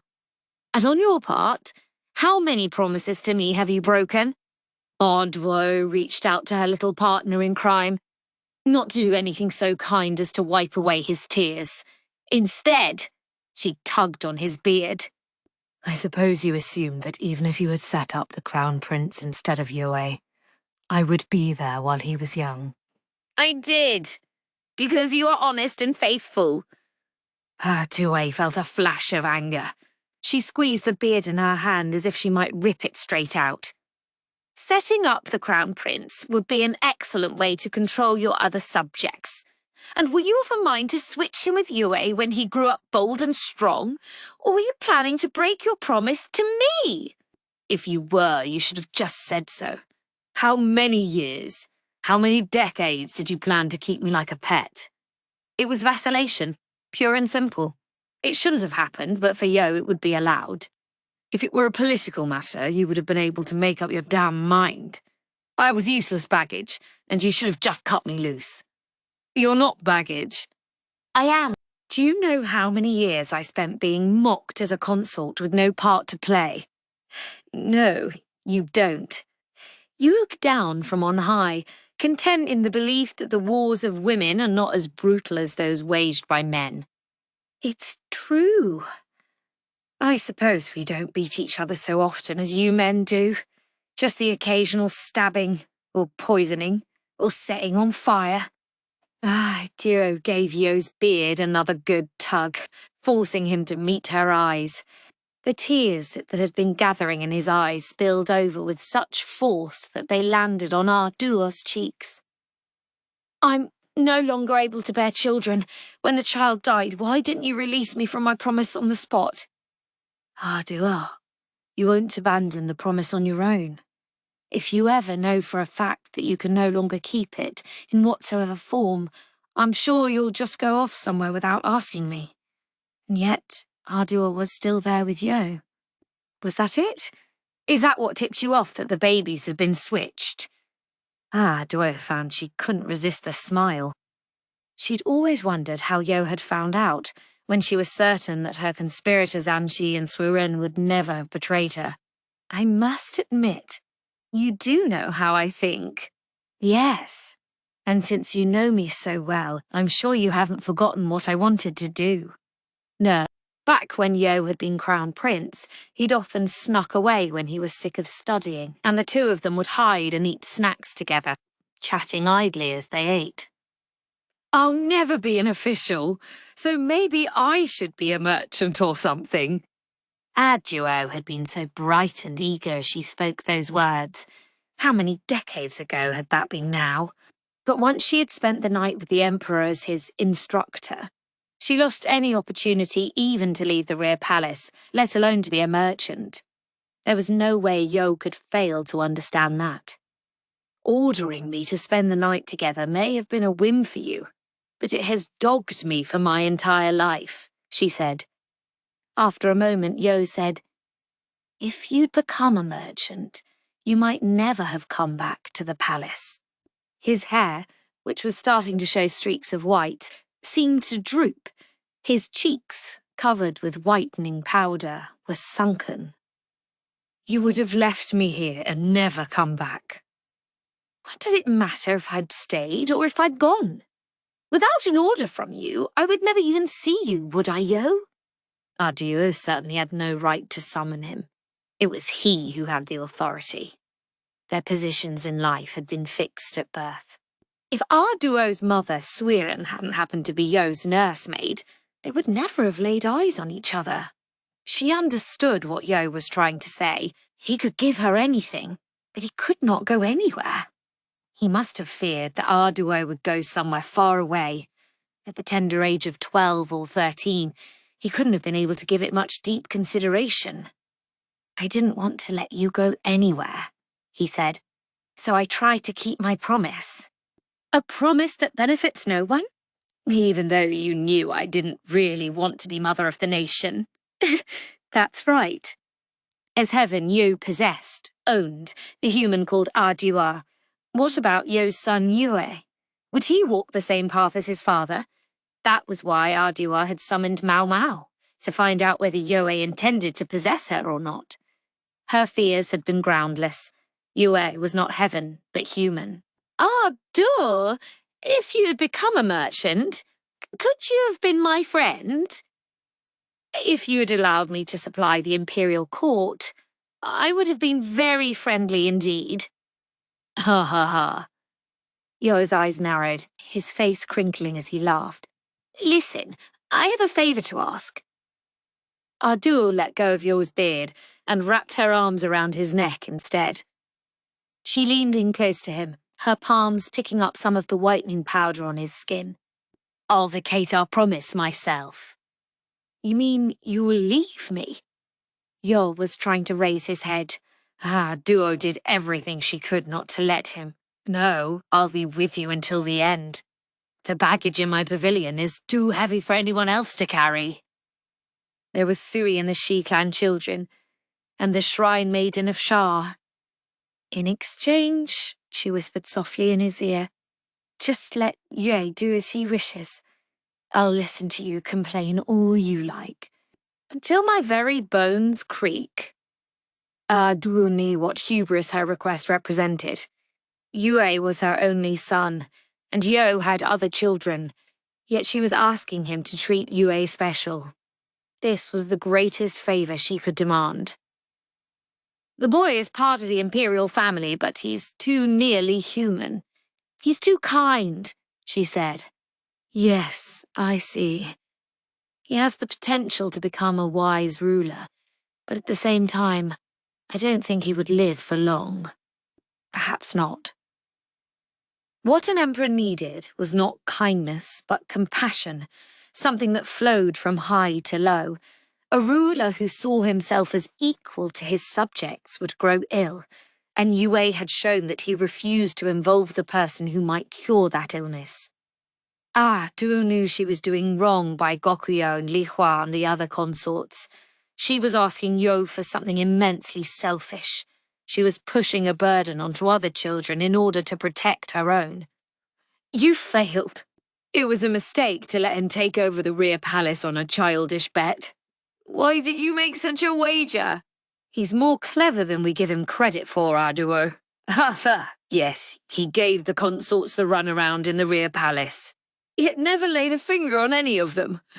It might have saved you the trouble of producing offspring, you. But you all well understood how much trouble it would be. Yo's head shifted in Ardwar's arms. At least he had the mental space to laugh now.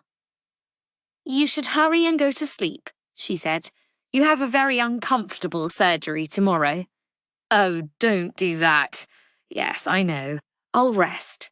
We don't want any unexpected side effects on account of me feeling weak from lack of sleep. Not going to write your will after all. I don't plan to die. Write it anyway. At least put down that it's no crime if the physicians fail. Gyouyoh, let Yo go. Why, you're assuming they'll kill me? He gave her a sulky look like someone much younger than he was. Mao Mao and her adoptive father are helping with the surgery. If it doesn't work out, you'll find yourself with the La clan for enemies. Stop! Stop!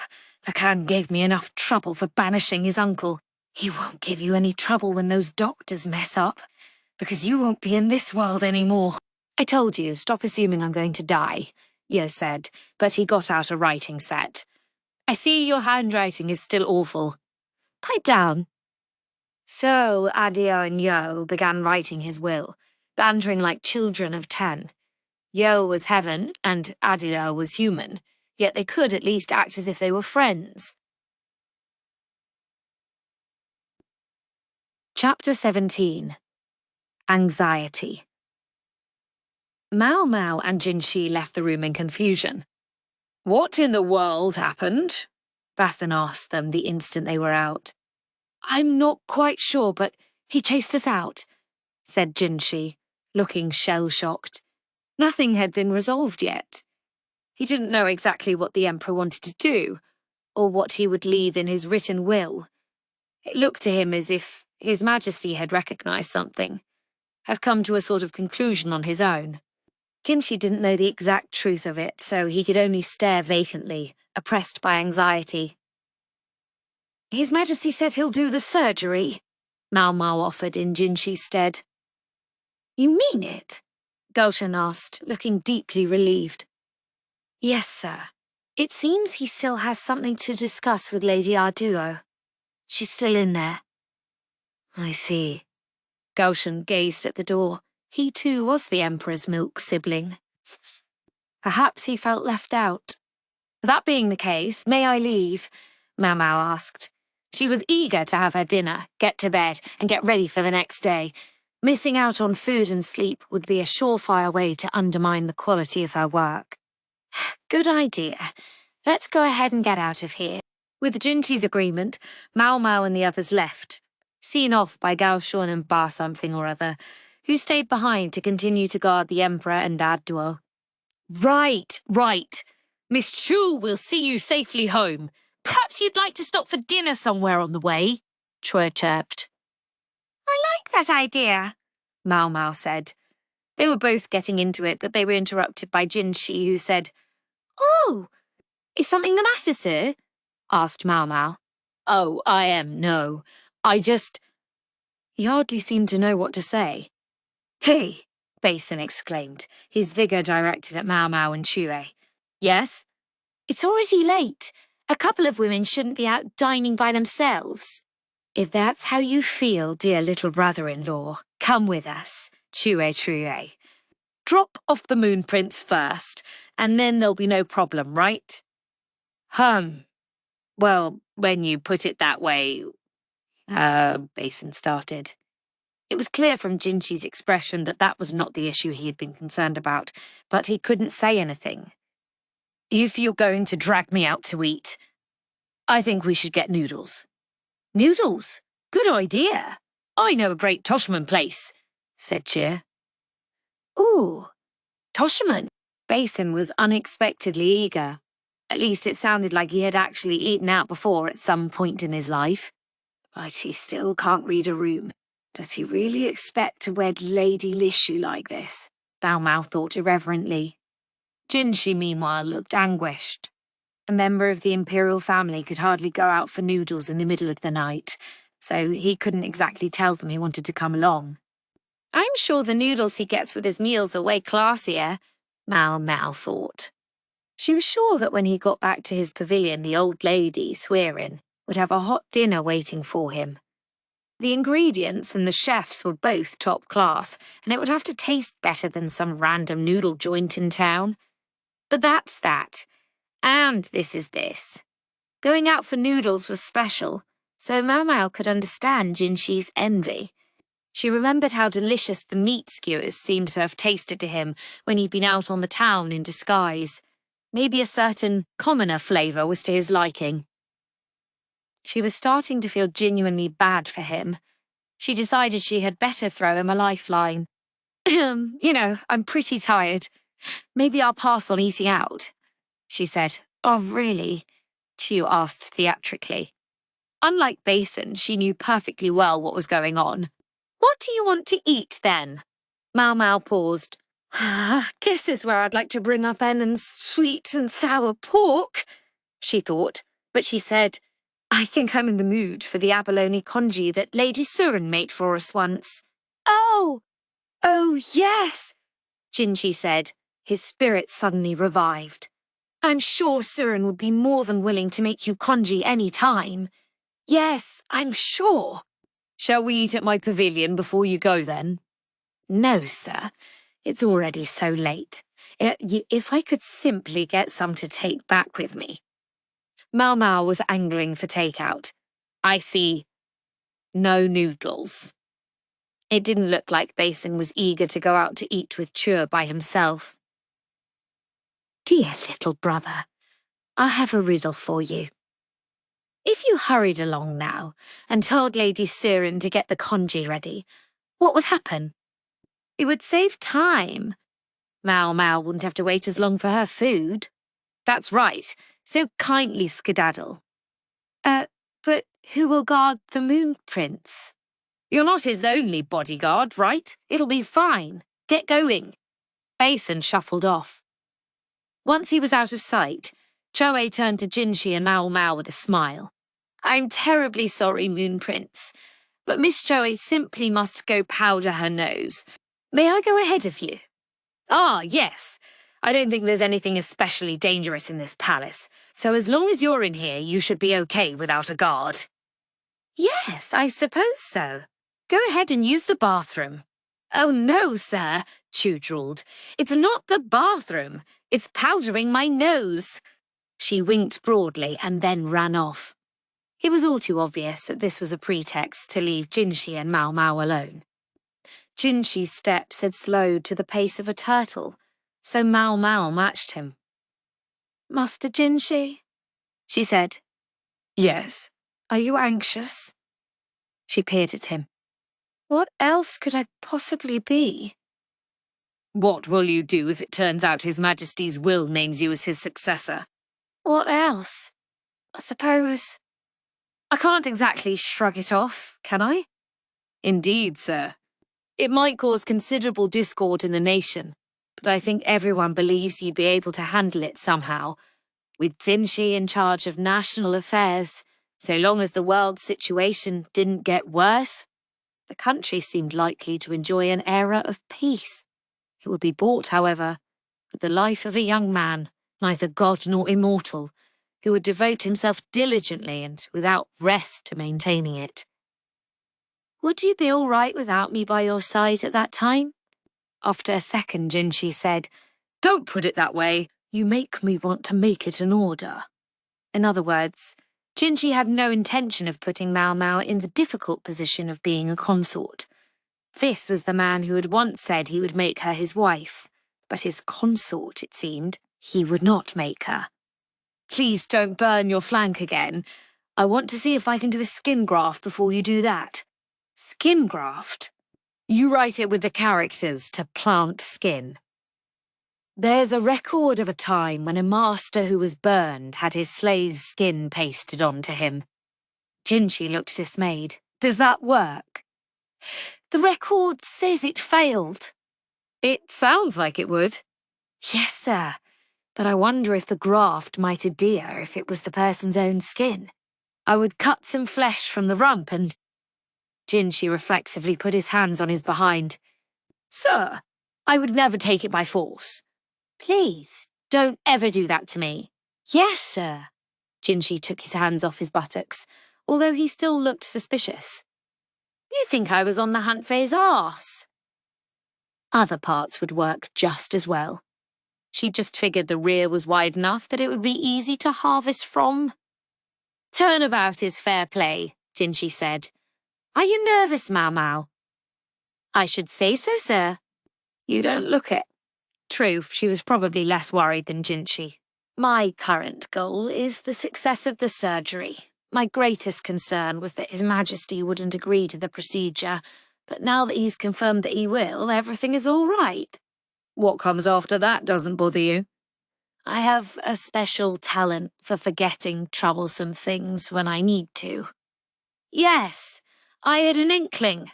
In any case, Jinshi seemed to accept the situation. I take it from your attitude that you have faith the surgery is going to succeed. You did say it had a 90% chance of working, but aren't you afraid of the other 10%? The surgery itself will succeed. I know it will because Dr. Liu will be holding the scalpel, and my father Lu Woman will be assisting him. They've also cultivated a number of other physicians who are very skilled with a knife. She didn't love that Tianyu was one of them, but there was nothing she could do about that. As for the anesthetic that would be administered before the procedure, they would use a combination of needles and a drug with minimal toxicity. Mau Mau's job would be to track His Majesty's progress after the surgery was over, so that worrisome 10% would depend on what she and her colleagues did. But dissenting voices had been silenced. The patient's consent had been obtained, and as far as she was concerned, everything was as good as done. You're quite the optimist, Jinshi said. It's not optimism.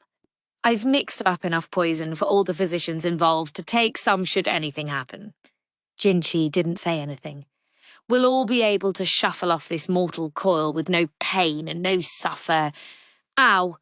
Ow! Jinshi had taken a firm grip on Mau Mau's cheek.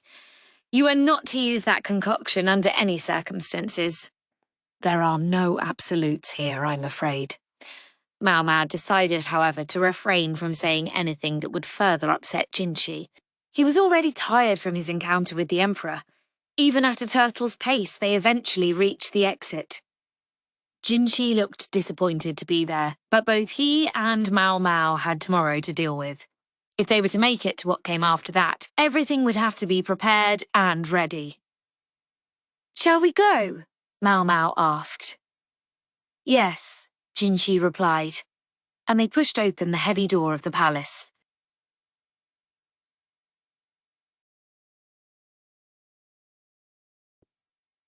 Chapter 18. Before the surgery. The procedure would begin at noon. Bandages, check! Salve, check! Mau Mau ticked off the supplies on her fingers for the umpteenth time. They'd ground the medicine from the finest possible ingredients, making everything carefully to ensure there were no impurities. The bandages had been made from new cloth, torn into uniform pieces and boiled to disinfect them. Mau Mau was doing the final checks with Auntie Liu, as well as making sure the place was clean. The Emperor's resting chamber was likewise ready and waiting. The room where he would be after the surgery was, needless to say, a special place. It was no ordinary bedchamber, but had another room specially built adjacent to it. There would be a physician in attendance there at all times. If anything unusual occurred, day or night, they would be able to see to His Majesty immediately. The room was almost entirely white, furnishings kept to a minimum, and purely aesthetic decorations avoided. This would minimize the number of places dust could collect and make the place easy to clean. The bed itself had been the object of particular care. It was stocked with pillows of the perfect firmness, not too soft and not too hard, in deference to the fact that the Emperor would not be able to turn very much in his sleep. The pillows were even stacked to support his body. The most unusual thing was that there were two beds right next to each other. Why would they do that? It was because they would change the sheets every single day. Sweat and skin excretions could give rise to mold and insects, Bedding probably would have been fine for a few days at a time, but this was the emperor they were talking about. To make sure he got the best rest possible, the sheets would be changed, even if they were merely damp with sweat. Each time they were changed, the staff would have His Majesty moved to the other bed. I wonder how much a super luxurious bed costs. The beds were not lavishly accessorized, but Mau Mau wondered how many silk outfits could be made from even one of those canopies. Initially, there had been a suggestion that there should be 2 entirely separate rooms, and that the Emperor should move between them while the sheets were changed and the cleaning done, but others objected that moving him was a risk, so this was the solution they had come to. In addition, ample attention would be paid to ventilation while cleaning, and care would be taken not to stir up too much dust. All the palace physicians were of one resolve. Whatever happened, they would make sure the Emperor survived. The surgical suite was adjacent to the bedchamber, so that the Emperor could be moved immediately once the procedure was over. No expense had been spared if it would improve the odds of the surgery succeeding. Thanks to this arrangement, Mau Mau could see the Emperor lying there from where she was. They had requested His Majesty to take no meals starting the day before, and already had him lying on the surgical table. They'd administered the anaesthetic not long ago, and also planned to use needles to dull the pain. Choosing the right anaesthetic sure was difficult. They'd settled on a concoction focused on hemp, which had some addictive qualities, but would not present issues as long as it wasn't used long-term. Mau Mau wasn't sure how much it would lessen the pain, but they would just have to ask the Emperor to endure what remained. As far as Mau Mau could tell, the Emperor seemed calm. Maybe Gyouyoh was able to talk him around. She didn't know what kind of will he had left, but she was determined that it wouldn't be necessary. Something nagged at her, though. Isn't he a little too calm? The Emperor looked oddly at peace, despite the fact that he had no makeup concealing his pallor. Everything looked normal. Mau Mau asked the physician, checking the effect of the anaesthetic. Yeah, pretty good. The doctor seemed relieved, but Mau Mau was still unsettled. Dr. Liu and Liu Men were having their last discussion. They'd spoken to the Emperor briefly before the anaesthetic had been administered. He still looked like he was in pain then. So the anaesthetic was doing its job. That was good, but Mau Mau thought it had worked a little too quickly. This seems oddly familiar. She was almost sure she'd seen something written somewhere about when appendicitis pain abruptly receded. I'm pretty sure it said, "What's the matter?" Auntie Lou asked Mau Mau. I'm sorry, I need to go back to the medical office. Is that all right? Yes, it's fine. We're just about set here. Thank you. Mau Mau hurried to the medical office. The post-surgical team was there and looked startled when she burst in out of breath. What's going on? Asked Tall Senior. Where's Carter's book? Mau Mau gasped out.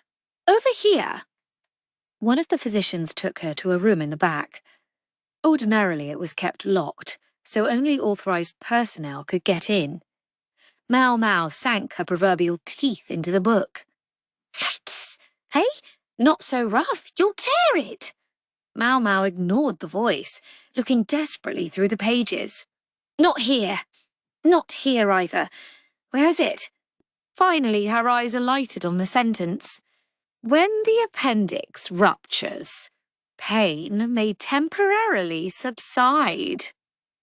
This is it, she said, holding up the book triumphantly. I said, be gentle with that, the physician cried, but Mau Mau showed him the page. I'm concerned about what it says here. Read this.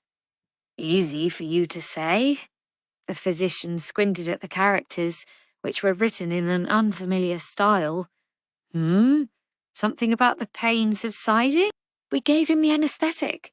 The pain shouldn't be a problem. I know, but don't you think it should have taken a little longer for His Majesty's pain to go away? Mau Mau looked for the materials on the anesthesia experiments but couldn't find them. The anaesthetic should take a little more time to kick in. The physician paused. Maybe we should report it to Dr. Liu, just in case. Mau Mau and the others hustled to the room where Dr. Liu was conversing with Luomen. Dr. Liu was clearly displeased to be interrupted in the middle of his conversation. Luomen and all the other physicians present looked distressed by the intrusion of Mau Mau and her party. "What in the world is going on?" Dr. Liu demanded. "We're concerned about His Majesty's status," Tall Senior said, cut to the chase. From the moment he heard the words, His Majesty, Dr. Liu was ready to listen. He knew very well that it was impossible to predict how an illness might progress, and where a clue that it had might come from, it could be in the smallest change. The anesthetic was administered only a short while ago, but he already says he feels no pain, Mau Mau said, showing Dr. Liu Kada's book. Dr. Liu and Luomen peered at it, their faces grim. "All right, this conference is over. I want you all to get ready as quickly as you can and get to your posts," Dr. Liu said, and then he proceeded toward the surgical room at a brisk trot. "Tell me how he's looking." "I think Mau Mau would be best placed," Tall Senior said, giving her the lead. Dr. Liu tapped Tall Senior on the shoulder and jerked a thumb in Luomen's direction. "An instruction to help Luom into the operating room." "Mau Mau? Situation?" Dr. Liu asked. "Yes, sir." Mau Mau had to jog to keep up with the doctor's long strides. "His Majesty was experiencing stomach pain when you and Dr. Khan examined him an hour ago." "That's right. The anaesthetic was administered about 30 minutes ago, I believe. When the physician asked His Majesty how he was feeling shortly after, His Majesty reported that there was no pain." "Shortly after?" Dr. Liu's strides became even longer. Luomen walked behind them, supported by Tall Senior. Dr. Liu stopped in front of the operating room and took a deep breath. "Dr. Liu," said the physician who had examined the Emperor, "aren't you a bit early? What's His Majesty's status?" "Sir, he's stable. The anaesthetic seems to be working brilliantly and A glare from Dr. Liu stopped the explanation in its tracks. "Liu, you can't go giving people that look," Luomen admonished him as he and Tall Senior arrived. He and Dr. Liu went into the operating room. Mau Mau and Tall Senior prepared to wait outside, but Dr. Yu turned and said, "I want you both in here." "Is that all right?" Mau Mau wondered, checking her outfit to make sure there were no stains or dirt. "What is it?" the Emperor asked as they entered. His eyes were unfocused. "The anesthetic is working." "How are you feeling? Any nausea or pain?" Dr. Yu asked. "I feel very calm. Your medicine must be working. Why didn't you give this stuff to me ages ago?" "Because it won't help nearly so much if you overuse it, sir. And it can create dependency. The difference between an anesthetic and a narcotic was in how you used it. I'd like to perform a physical examination. All right?" "Sure." Dr. Liu touched the lower right of the Emperor's abdomen. "How does that feel?" "No pain," the Emperor replied. Dr. Liu looked less than thrilled. "I'll be back in a moment." He left the operating room, and practically no sooner was he through the door than he stamped on the ground like a child throwing a tantrum. Auntie Lou, still cleaning nearby, gave him a worried look. "Of all the times," Pressing on the site had convinced him. "I think it just ruptured." "Well, that's no good," Auntie Lou said. "You're blasted right, it's no good." It was hard to blame Dr. Liu for being upset. The whole point of moving as fast as they could to do surgery was to fix the problem before the appendix ruptured. If it spread filth throughout the body, other illnesses could follow. "Is something the matter, sir?" asked the doctors of the surgical team, who had just arrived. "We're moving the surgery up. Get ready," Dr. Liu said. "Yes, sir," the others answered. Realizing this was an emergency, they hopped to their tasks, readying equipment and changing into surgical garments. Mau Mau prepared extra gauze. They had plenty already, but there would never be any harm in having more. They would probably use scads of it cleaning out the filth. Yikes! Whoa! What are you doing? Sorry. A doctor in a surgical gown had nearly fallen, rescued only by the other physicians holding him up. The doctors might act cool, but the panic was starting to show. And that's going to invite mistakes. Mau Mau took a deep breath, telling herself to calm down. In the operating room, they were placing the needles in the Emperor's honoured body. With other patients, the needles and the drugs had been shown to help with pain when administered at the right moment, but Mau Mau worried how the effect might change on an accelerated schedule. In the middle of it all was one man who looked totally unperturbed, who, in fact, seemed excited. It was Tianyu, so at ease that he even had it in him to hum. He was like a child enjoying a special trip. There might be endless questions about his humanity, but in moments like this he was completely calm, so there was no need to worry about him. He almost seemed to be enjoying the danger. Well, now I'm glad I ate my meal early, said Auntie Liu, methodically and soberly getting ready. He certainly won't have any chance to eat now, Mau Mau agreed. Yes, and who wants to do surgery on an empty stomach? Auntie Liu smiled. She went to where the members of the post-surgical team were waiting and tapped them on the shoulders. All right, you lot. If you don't have anything to do, grab a light meal. There won't be time for it once the procedure is over. Now that's mental fortitude. She hadn't lived such a long life for nothing. No wonder Dr. Liu had brought her along. Chapter 19. During the surgery. The surgery began. Mau Mau and the others on the surgical team waited outside the operating room. Dr. Liu would be wielding the scalpel, with 2 upper physicians as well as Tianyu assisting. Luo Men's bad leg left him unable to stand holding a knife for very long, but he was stationed in the operating room so they could benefit from his wealth of experience. For all their history, I think Dr. Liu likes my old man. The chief physician might gripe and grumble, but he trusted Luo Men implicitly. Otherwise, he wouldn't have him there to offer advice should anything happen. With that crew present, they should be able to handle some unexpected development. Then, however, Mau Mau heard a crash from the operating room. Did something happen? There was a collective gasp as Dr. Liu emerged, blood pouring from his right hand. In the operating room, a doctor was collapsed on the floor, his face pale. What's going on? Someone exclaimed. Calm down, Dr. Liu said in a low voice. It happens all the time. I'll explain, said Luomen, who emerged behind him, walking with his cane. Liu, you focus on stopping the bleeding. All right. It seems the effect of the anaesthetic wasn't quite strong enough for His Majesty. Just as the assistant was passing Liu a scalpel, His Majesty's arm moved, and the blade nearly cut it. The doctor instinctively avoided that, but unfortunately hit Liu instead. The man on the ground in the operating room was the first assistant, one of the upper physicians. He'd stuck a scalpel into Dr. Liu's dominant hand, even if he hadn't meant to, and the shock of doing something so awful must have overwhelmed him. We can look for the lessons to be learned later. For now, we have to go on with the surgery, Luomen said placidly, looking at each of the people around him in turn.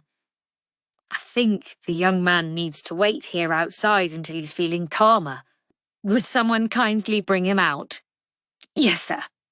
Tall Senior went into the operating room and helped the shocked first assistant to his feet. Now, as to our surgeon, the other upper physician was the second assistant. With the first assistant effectively useless, the second would have to do it. He was clearly scared out of his wits. I couldn't. I can't. His face contorted, and his hands shook. That left only one person. Why did it have to be him of all people? Mau Mau wanted to clutch her head. While everyone else cowered and panicked and stewed in anxiety, one man stood looking absolutely the same as he always did. Tianyu, will you do the job? Luomen asked, looking at him. Tianyu pursed his lips and looked at the ceiling. Mao Mao would have expected him to jump at the opportunity, but evidently not. He said. What's the matter? You're not going to do it? Concern mounted among the doctors. Oh, it just sort of takes the wind out of my sails, you know. Everyone talks about the jade body, so I was sure he must have gold blood flowing in his veins. The doctors exchanged a look that said, what the hell is he talking about? Mao Mao was better acquainted with Xian Yu's personality than the rest of the staff. She knew about his interest in autopsies, and that he had become a physician not out of any altruistic desire to help others, but simply because it would give him a legal means to chop people up and observe their insides. That absolute crackpot had been curious about the jade body of the Emperor himself, but now that they had actually opened it up, so to speak, he'd discovered that His Majesty was nothing unique. He was made of the same stuff as the commoners Tianyu had operated on. It was just like the surgeries he'd practiced. Of course he was disappointed. Some guy. Foo. I think I'm tired of this. What do you mean, tired of it? Let someone else do it, Tianyu said. What? The physicians exclaimed in unison. Unfamiliar with Tianyu's mental framework, they were at a loss for how to respond. Even Luomen looked more distressed than usual. If this surgery went wrong, everyone there could die. But that didn't concern Tianyu. To him, it was a simple procedure. The other physicians had probably likewise assumed he could do it easily. His hand never shook from nerves. Maybe I should explain, Mao Mao thought. But there wasn't even time for that. Tianyu would get hung up on some stupid detail, she felt sure. Is that so? Luomen looked at Dr. Liu, who was still trying to stanch the bleeding from his hand. I'll do it, Dr. Liu said. You can't, you. You have to stop bleeding first, and you have to make sure your hand can still move. So, what? You're going to do it? I suppose so. It seems to be our only option. We can't leave this any longer. Luomen was quick to appraise the situation. Do we funny backup assistance? Here, sir.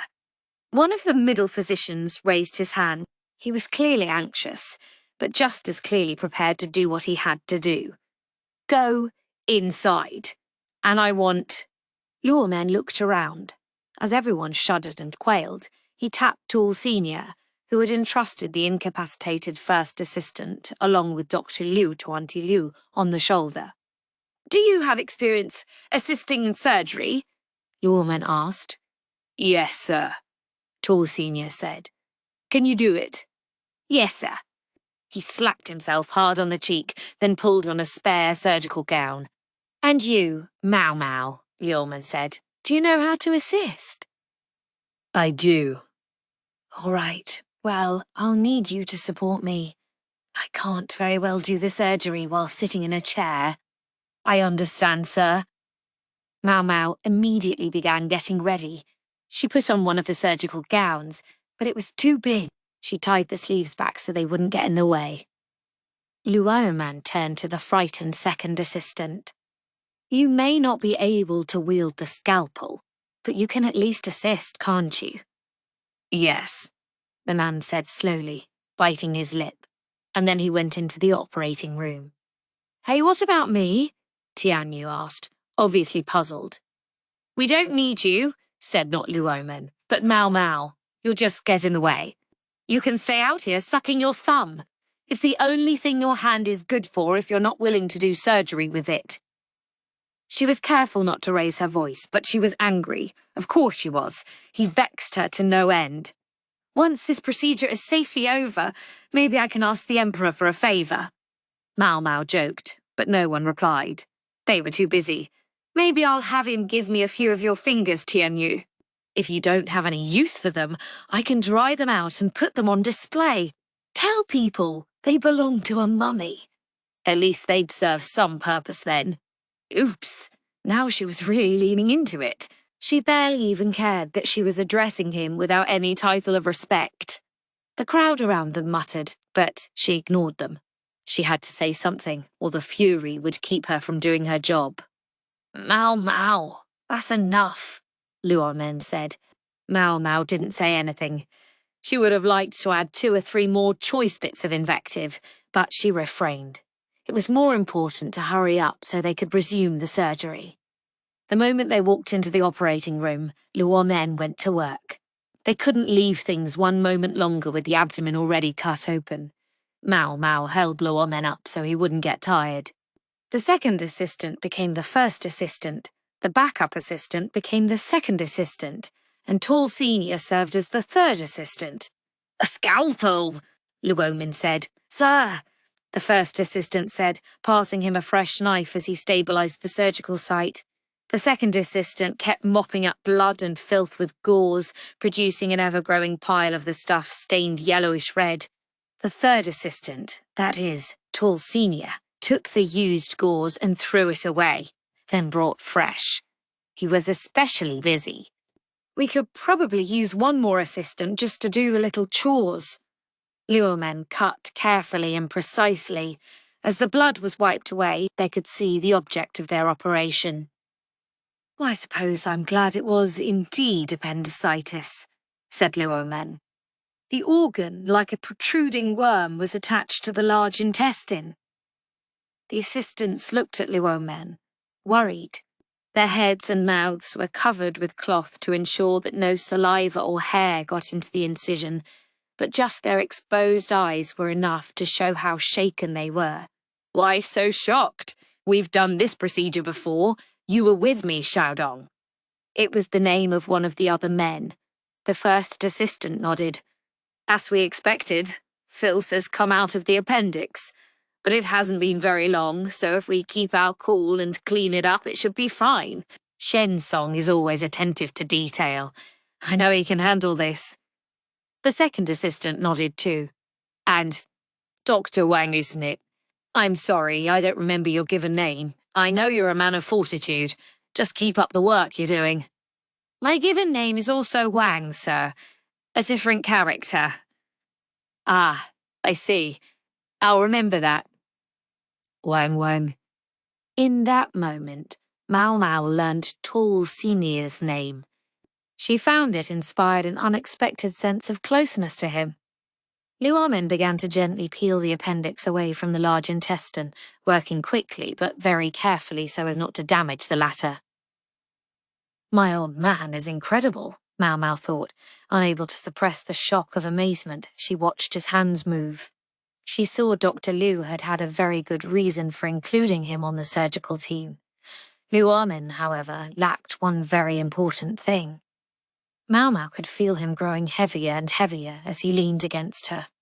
Luo Men had lost a kneecap when he had been sentenced to physical mutilation. Hence, he had trouble walking, as well as standing for long periods. Mao Mao had spent many years ministering to Lu Men, so she knew the knack for helping him stand. But amid the tension of surgery, even Lu Men grew tired, no matter how accomplished he was. Sweat dribbled down Luo Men's forehead, and Tall Senior Wang Wang wiped it away. Once the appendix was successfully detached from the large intestine, Luo Men grabbed it with a pair of tweezers. "Can you hold this?" he asked the first assistant. "Yes, sir," the other man said, taking the tweezers. "Make sure you hold it up, but don't pull too hard." Luo Men fixed the worm-like part in place. His work was still exemplary, but his movements lacked the crispness they'd had earlier. He was growing ever heavier against Mao Mao. She gritted her teeth, holding him up with all her strength. "Come on, hurry." Mao Mao was starting to panic. An hour had passed in the blink of an eye. The worm-like part had been cut away and placed in a metal tray. There were careful stitches in the large intestine. Yikes. Luo Men had to concentrate until it was completely finished. Mao Mao felt his weight slump against her. She struggled to hold him up, but he fell to his knees. "Are you all right?" Senior Wang Wang exclaimed, helping Luo Men up. "Do pardon me." Luo Men was white as a sheet. He was pushing himself, and they all knew it. His hand was trembling. His breath came hard. Wang Wang helped him to a chair, but it was clear he couldn't wield the scalpel anymore. He'd taken out the source of the problem, but the belly was still open. "The operation isn't over yet," he said. "All that's left is to sew it up." The first and second assistants wore expressions that said "I can't." They were completely terrified. Dr. Wang Wang didn't look much better, but he at least had the presence of mind to summon help from outside the operating room. Mao Mao doubted, however, that there would be any doctors able and willing to sew up the jade body. Mao Mao filled in for Wang Wang, preparing the needle and thread. "If no one else is going to do it, I will," she thought. "Otherwise, this would never be over. Pops, keep an eye on me and make sure I get this right." Mao Mao picked up the needle, which was shaped like a fishhook with a pair of tweezers. Her left shoulder was going numb from supporting her father for so long. "It's all right. It's all right." Her right hand felt fine. "This is the first time I've done this on a real person's abdomen." She'd sewn people's arms and legs a few times before, though, and had assisted at several surgeries. "I can do this." "Hello! Trade out if you please." Mao Mao's attempts to psych herself up were interrupted by a breezy voice. A man was standing next to her, and the coverings around his mouth and head couldn't conceal the intense curiosity in his eyes. "What are you here for, Tianyu?" "You were always nasty to me, Ning Nang Nang, but now you've given up even the pretense of being polite." Tianyu snatched the tweezers from her. "Give that back!" Mao Mao tried to grab them from him, but a tingle shot through her arm as she reached for them, and she was left scowling. "Don't think so. Tell me, is your left arm tingling? You can't sew like that, can you?" He was right, but since no one else was volunteering, she had no choice. "I thought you weren't interested in a normal human body that didn't flow with the golden blood." "That's true. Then get out." "The only thing here is a normal person that we happen to describe as having a jade body. If he dies, he'll be just a normal lump of meat. I'm not going to get thrown to the wolves just because you're not personally interested. I don't care if you die, but do it on your own. Me and the rest of the medical staff happen to like living. But if I don't do this, you'll cut off my fingers and dry them for prizes, right? Let me... What's the expression? Get my honour back. Like hell.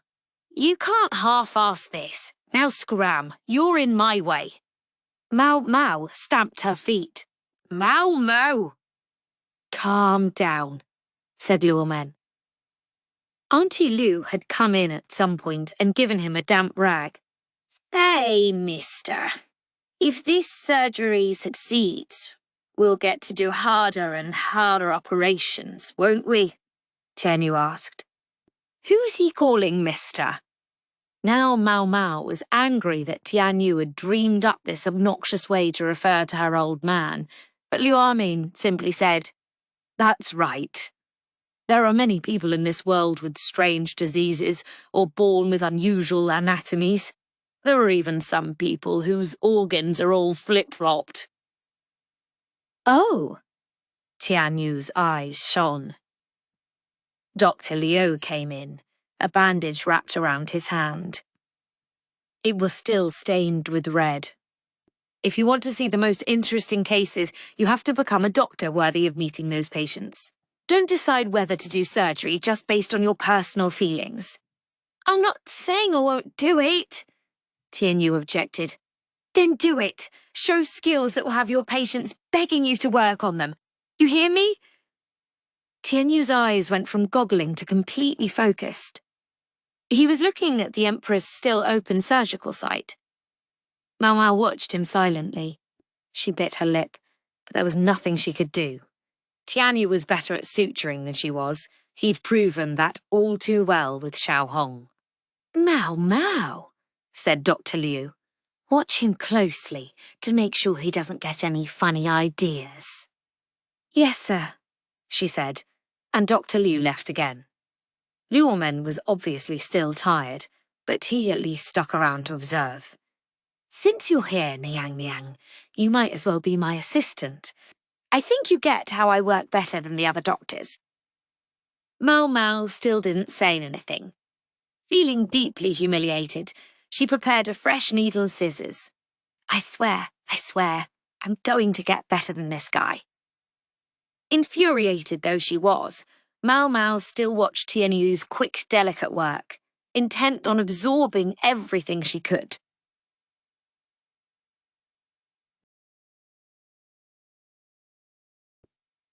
Chapter 20. After the surgery. After that, the surgery ended uneventfully. It wrapped up so quickly it was almost as if all the excitement had never happened. To Mao Mao's intense irritation, Tian Yu's work was beautiful.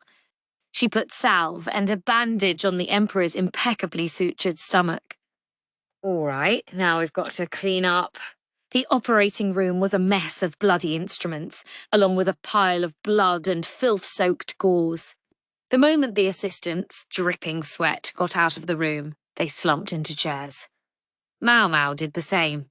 It hadn't actually taken that long. It had been hardly 2 hours from the time they'd made the incision, including the interruption. And yet she felt many times, maybe many dozens of times, more exhausted than from her usual work. Okay, yes, fine work, said Auntie Liu, hustling the nearly immobile Mao Mao from where she had collapsed in the hallway. While Auntie Liu hadn't been directly involved in the surgery, there was the distinct sense that without her, things would not have gone nearly so well. She was just that talented a helper. Mao Mao remembered Auntie Liu wrapping her arms around her and dragging her away. After that, nothing. No matter how tired she was, after some sleep, work began. Ah, finally up, said Auntie Liu, who was making the bed next to Mao Mao's. Mao Mao struggled to grasp what was going on through the brain fog. Where am I? She asked. It wasn't her room in the dormitory, she knew that much. It was a cramped chamber with a row of 3 cots. We're in the surgical team's room. They made us a place all to ourselves, knowing we would have to sleep here. I see. The blood started making its way to Mao Mao's head. Yes, she did vaguely remember that they had set up such a room. But why are there 3 beds? The surgical team had only 2 women, Mao Mao and Auntie Liu. I think they called in some redoubtable helper, just to be safe. Auntie Liu said, A helper? Yes. I can see you're still waking up. Go get something to eat and maybe take a bath. You are a sight to see. You haven't changed since the surgery yesterday. Mao Mao said when she looked at her outfit. She was still wearing the white apron smeared with blood and filth. Now, don't do that. That came from the jade body. Blood is blood, Mao Mao said.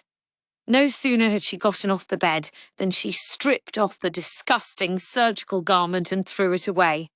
Once she had changed every scrap of clothing, Mao Mao headed to work. What to do about this? They'd already decided everything in discussions prior to the surgery. She simply had to follow the plan. I'm afraid His Majesty can't hold any audiences for a while. He what? The indignant cry came from some self-important person being denied a meeting with the Emperor. Gyouyoh stood guard before the door. It seemed he was there because he could effectively decline even the more influential would-be visitors. Mao Mao slipped inside, careful not to let those influential visitors notice her. The other half of the surgical team was already hard at work. Feeling better? Yes, Dr. Wang Wang. Inside was tall Senior, a.k.a. Wang Wang. You really started calling me by my name out of the blue? Well, he was an easy one to remember. You think so? Mao Mao said. Maybe you're imagining it. Well, whatever, Dr. Wang Wang said. His Majesty is asleep at the moment. The surgical team is going to join the aftercare efforts. Help make sure everyone is assigned to whatever task fits them best. Certainly. Mao Mao kept walking, ready to get down to business. It looked like there would be no rest for some time to come. They observed no abnormalities in the several days after the surgery. A great many important people came seeking audiences with the Emperor, but all were rebuffed.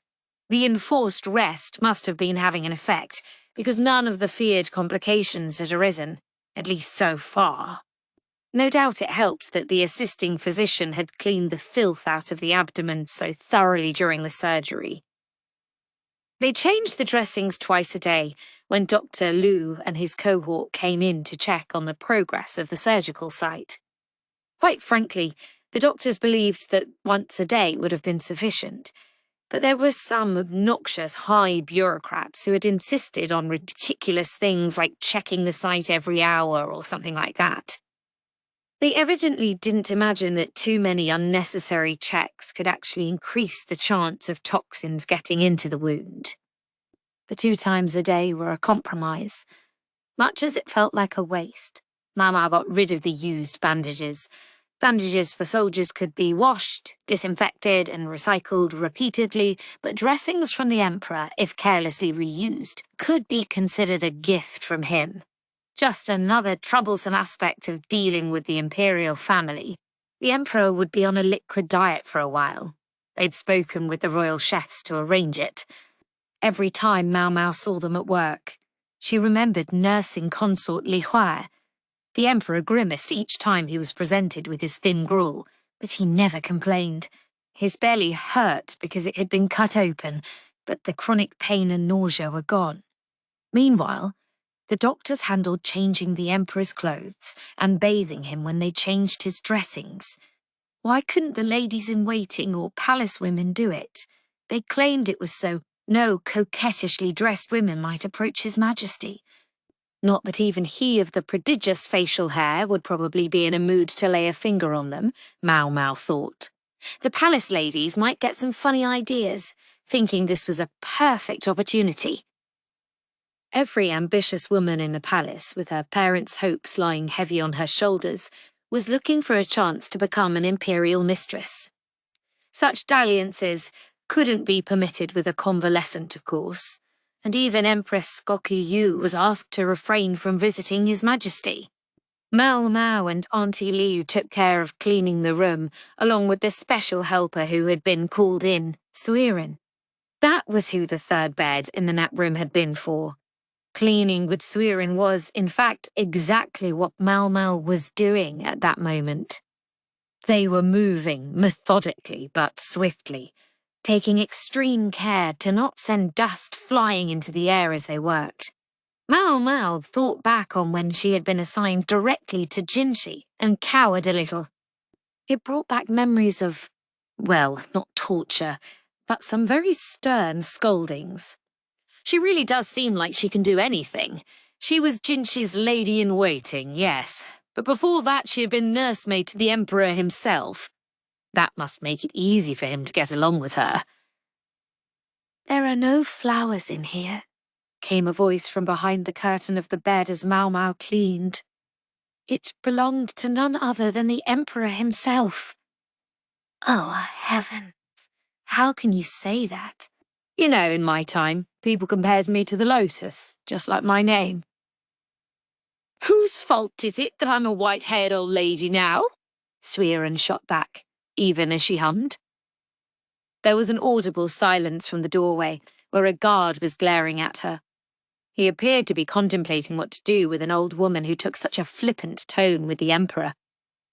He was probably a member of the Ma clan, but now, as Mao Mao understood all too well, he was put between a rock and a hard place by this uniquely special old lady. Normally they'd probably drag her off for insulting royalty, thought Mao Mao, but even the Emperor deferred to Sowing. I wonder whose idea this was. The Emperor, who just had to lie there with nothing to entertain him, seemed to be enjoying Sowing's banter. If anything, it seemed like anyone who tried to stop Sowing would be the one who got punished. "Who suckled you at her own breast and changed your diaper?" "I take no responsibility for anything I was too young to remember," the Emperor replied. "However, I am grateful to you for saving me from that assassination attempt." It would substantiate the reputation of the legendary lady-in-waiting who had protected the young emperor.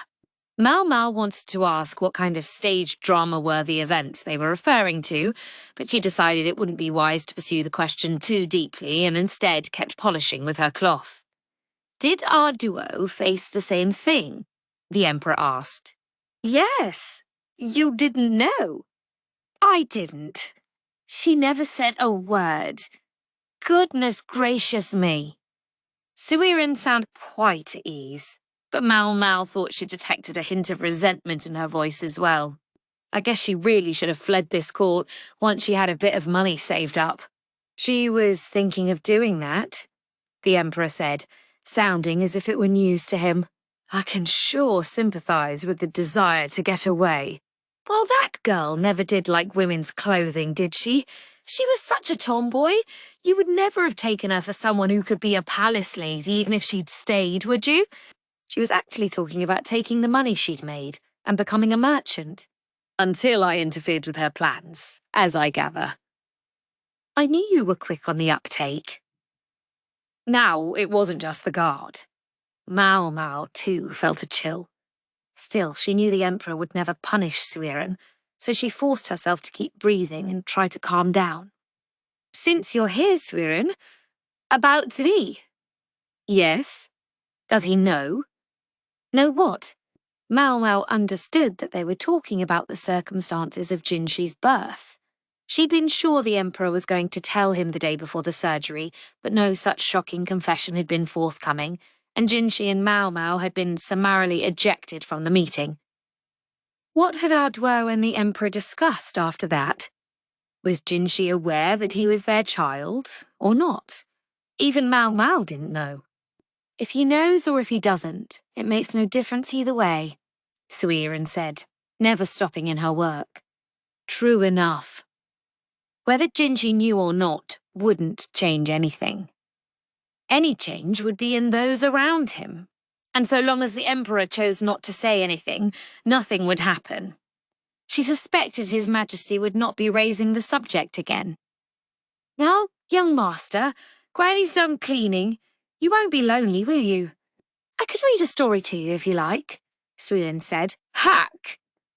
Mao Mao slapped her hand over her mouth before she could spit out the sound she was threatening to make, but she was holding a cloth, so it became a sort of urg. The guard looked like he was suffering too.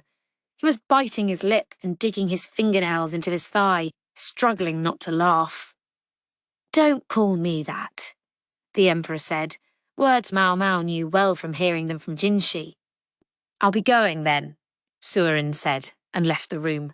Mao Mao made to follow her, but the emperor said, Lekan's daughter, Mao Mao, isn't it? Yes, sir. Mao Mao halted and turned around. If I should die, would I be nothing but a lump of meat? Mao Mao almost choked, and sweat started pouring off of her. Don't tell me. Had he been aware of what was happening throughout the surgery? He hadn't made a peep, so she just assumed he was unconscious. People speak of the jade body, but yes, it's made of flesh. And I don't bleed gold, but regular red blood. Ho, ho, ho, Mao Mao said, the closest thing to a laugh she could manage with her face twitching so hard. How calm and collected is he that he could stay silent and wait through everything that was happening? Mao Mao had the distinct sense that the guard was glaring at her now. Have you said the same sort of thing to Zoe? The same sort of thing, sir. She'd said far too many things to Jinshi, in fact, and wasn't sure which one he meant. I guess I might have said the sort of thing that would put a scratch on the jade. Mao Mao was starting to worry, but the emperor's beard just swayed gently. In any event, it seems my moving my hand during surgery caused no end of trouble. Don't give it a thought, please. Yes, she did wish she hadn't done that, but it couldn't be helped now. She was just impressed that he had endured the entire thing without making a fuss about the pain. I must say, it's an experience I've never had before. It felt like I was in a haze. Something felt wrong in my stomach, and the doctors kept bustling about. I think Luomen noticed, but he told me it was nothing. I don't suppose it was true. Mao pressed her hands together without quite meaning to. Luomen must have intervened to stop her in part because the Emperor had still been alert. "Fear not," the Emperor said. "As you can see, I'm doing fine. The incision still hurts and itches, but there's nothing to be done about that. What matters is that Gyouyoh told me to write in my will that the physicians should not be punished." "She did, sir." Mao looked at the ceiling and gave thanks to Gyouyoh. "Yes, and so I should like to say that you have nothing to worry about." The Emperor looked down, deep in thought. "But in that case, my will would come into conflict with your wishes, Mao, and I've been pondering what to do." "My wishes? You said you wanted a reward, did you not?" Mao crossed her arms and thought. "I believe you were asking for the fingers of one of the physicians." It sounded far away, but it was a woman's voice, so it had to be either you or Lu's little sister. Perhaps I misheard. Mao froze. "Maybe I'll have him give me a few of your fingers, Tianyu. If you don't have any use for them, I can dry them out and put them on display. Tell people they belong to a mummy. At least they'd serve some purpose then." That was what she'd said. Oh yes, she'd said it, all right. Well, I wasn't, being entirely serious." "I suppose not. I, for one, don't wish to take any medicine that uses human fingers as an ingredient." Hell, neither do I. Either way, it was actually strange that no punishment had been handed down for the problem child who declared on a whim that he wouldn't do surgery. The surgery had been successful, and if the Emperor said that no punishment was to be meted out, then certainly none would be. "Wait," Mao cried, realization dawning. "What is it?" Maybe it would be possible to dock that physician's pay instead of cutting off his fingers." "Dock his pay?" "Yes, sir. For 6 months." Yes, very well. I'll speak to Liu." That meant it was as good as done. Mao hadn't seen Tianyu for the last few days, but she suspected he was a little taller now, at least by the height of the bump raised by all the knuckles he'd been subjected to. "I'll excuse myself then," Mao said. "Hold on," replied the Emperor. "There's still something else." Mao thought, trying to remember any other outbursts she might have had during the procedure. "I simply have so much time on my hands here." "Maybe you could bring me the textbook? The one that you presented at the Rear Palace?" "The textbook? Ah." He was talking about the instruction manual she'd given to the Rear Palace consorts. She'd also offered it to him at one point. "I'm afraid it might fall afoul of one of Dr. Liu's inspections," Mao said. "One of Lu's? Ahem. I think I asked for too much." "Not at all, sir," Mao said. Then she bowed and finally left the room. Epilogue. After some 2 weeks, the Emperor resumed his public duties. His progress after the procedure was excellent, and there were no complications. Once Mao had seen the stitches in the surgical site safely removed, she'd thrown up her hands for joy. And she wasn't the only one. Auntie Liu, Dr. Wang, and the rest of the medical staff had been equally thrilled. The post-surgical team had been looking after His Majesty in shifts, essentially without break. I'm going to find a street stall and get the greasiest noodles money can buy, Wang announced. "Ooh," said Mao. "Boy, do I know the feeling." The single biggest issue with spending nights on call was food. They couldn't leave the rooms, so the Emperor's chefs generously made extra portions of his meals for them, which would have been wonderful if he were having sumptuous royal fare, but he was on a recovery diet of congee without so much as rice in it. It was felt that the Emperor's doctors could hardly eat better than he did, so every meal that was presented to them was pathetic stuff like that. If Dr. Liu and Luomen hadn't smuggled in some snacks for them when they came to do their exams, the surgical team might have started to suffer from malnutrition, Food time, food time. Doctors would continue to take shifts for a while yet, but the surgical team as such was to be disbanded. It's such a shame. And just when we were getting along so well. Hee.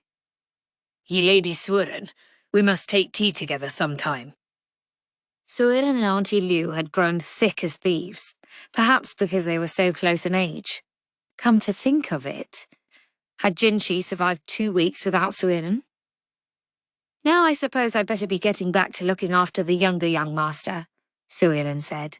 The older young master must be the emperor.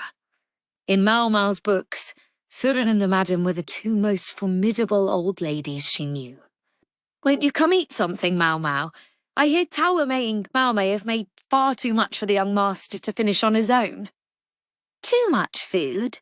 Mao Mao asked, feeling herself start to salivate. It would be a lot of trouble to go home now and still have to make her own meal. At the same time, it didn't quite feel right to insist that her junior Changsha should cook for her. She'd been contemplating getting something from a street stall. I do want to eat that food, but Sui Ren would be there, and Tao Mei, and Ma Mei, and Ma Mao somehow suspected Chu too. Sounds pretty awkward. She was just weighing a good meal against getting to relax a bit when Surin whispered, The young master seems rather tired. Perhaps you could take a look at him. Mao Mao simply answered, Yes, ma'am. With the emperor on complete bed rest for 2 weeks, someone had had to step in to do the work.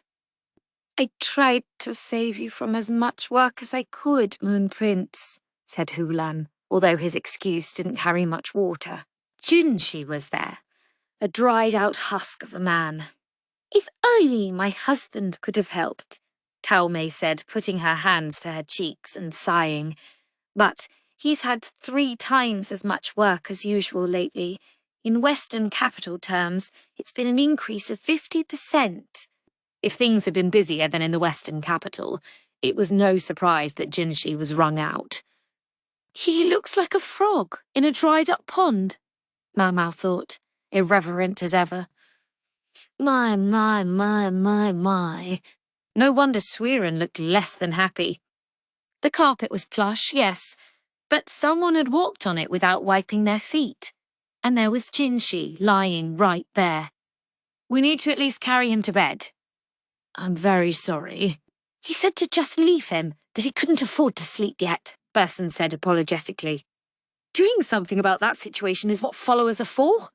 Zhao Mao, let's get to work, Suiren said, wasting no time in making use of her. Mao Mao would have been just as happy to get some rest herself, but so it went. Could you make up some sugar water for a start? Mao Mao asked. I'm on it. The prompt reply came from Chu, who instantly produced carafe. Here, Master Jinshi. Drink. Mao Mao propped his head up and made him drink the sugar water. After a moment of taking it in, Jinshi's eyes snapped open. Ugh! He exclaimed. Yeah. What's that mean? Mao Mao asked. Young master, what crass behaviour, Soren said gently. Master Jinshi, would you like something to eat? After a second, he said, Yeah. And while you're at it, perhaps you could bless me with a meal as well. I'm very, very hungry. Eat your fill, he replied. Thank you, sir. Then Jinshi realised he was in Mao Mao's arms and sat up, looking awkward. We'll keep the food coming, Tao Mei said as she and her daughter Mammy started producing a feast. The round table filled with food, and Mao Mao's stomach growled. Miss Mao Mao, Miss Chu hopes you'll leave enough for her, Chu said. She was even hungrier than Mao Mao. You, over here, said Tao Mei, grabbing Che by the collar. You look liable to eat this whole thing. No! My feast! Tao Mei dragged Chu off somewhere. It wasn't just the 2 of them, Basan, Helan, and Ma Mei likewise disappeared. Just call me if you need anything, Sui Ren said. She set down a bell with which to summon her, and then went into another room. Sit, Jinshi said. Eat as much as you like. You do the same, Master Jinshi. Jinshi smirked with his dry lips. As long as you eat. With no one around, Jinshi didn't worry about his manners. He put his elbows on the table and stared at Mau Mau. Well, he ordered me to eat, so... She started with the noodles, which felt wonderful as they slid down her throat. Jinshi didn't touch the food, but only watched her intently. Maybe he was still a bit dehydrated, because his gaze remained somewhat vacant, like he wasn't quite all there. I can't eat if you don't take some food too, sir, Mau Mau said. Right, yes. Jinshi clutched a bean bun in one hand and took a bite. What did we say? Bad manners. Master Jinshi, I can see you would die if you became emperor. A sudden prophecy of my demise, he said. Yes, sir. You're totally unsuited for the throne. Mau Mau was exhausted too, and because there was no one else around, the disrespectful words came flooding from her. I see. I'm not suited to be emperor, you say? Jinshi slurped some noodles, looking oddly happy. Please don't ever be one. I don't wish to. Are you going back to work after you eat? Please don't speak of work. I want to at least relax during my meal. Yes, sir. Their conversation, along with their meal, wound on slowly. Mau Mau should have been starving, but she found herself strangely sated, and her chopsticks moved at a glacial pace. Jinshi, likewise, started tearing little bits off the bean bun. The feast gradually went cold, yet somehow they still enjoyed eating it. It was, Mau Mau thought, an unusually serene moment.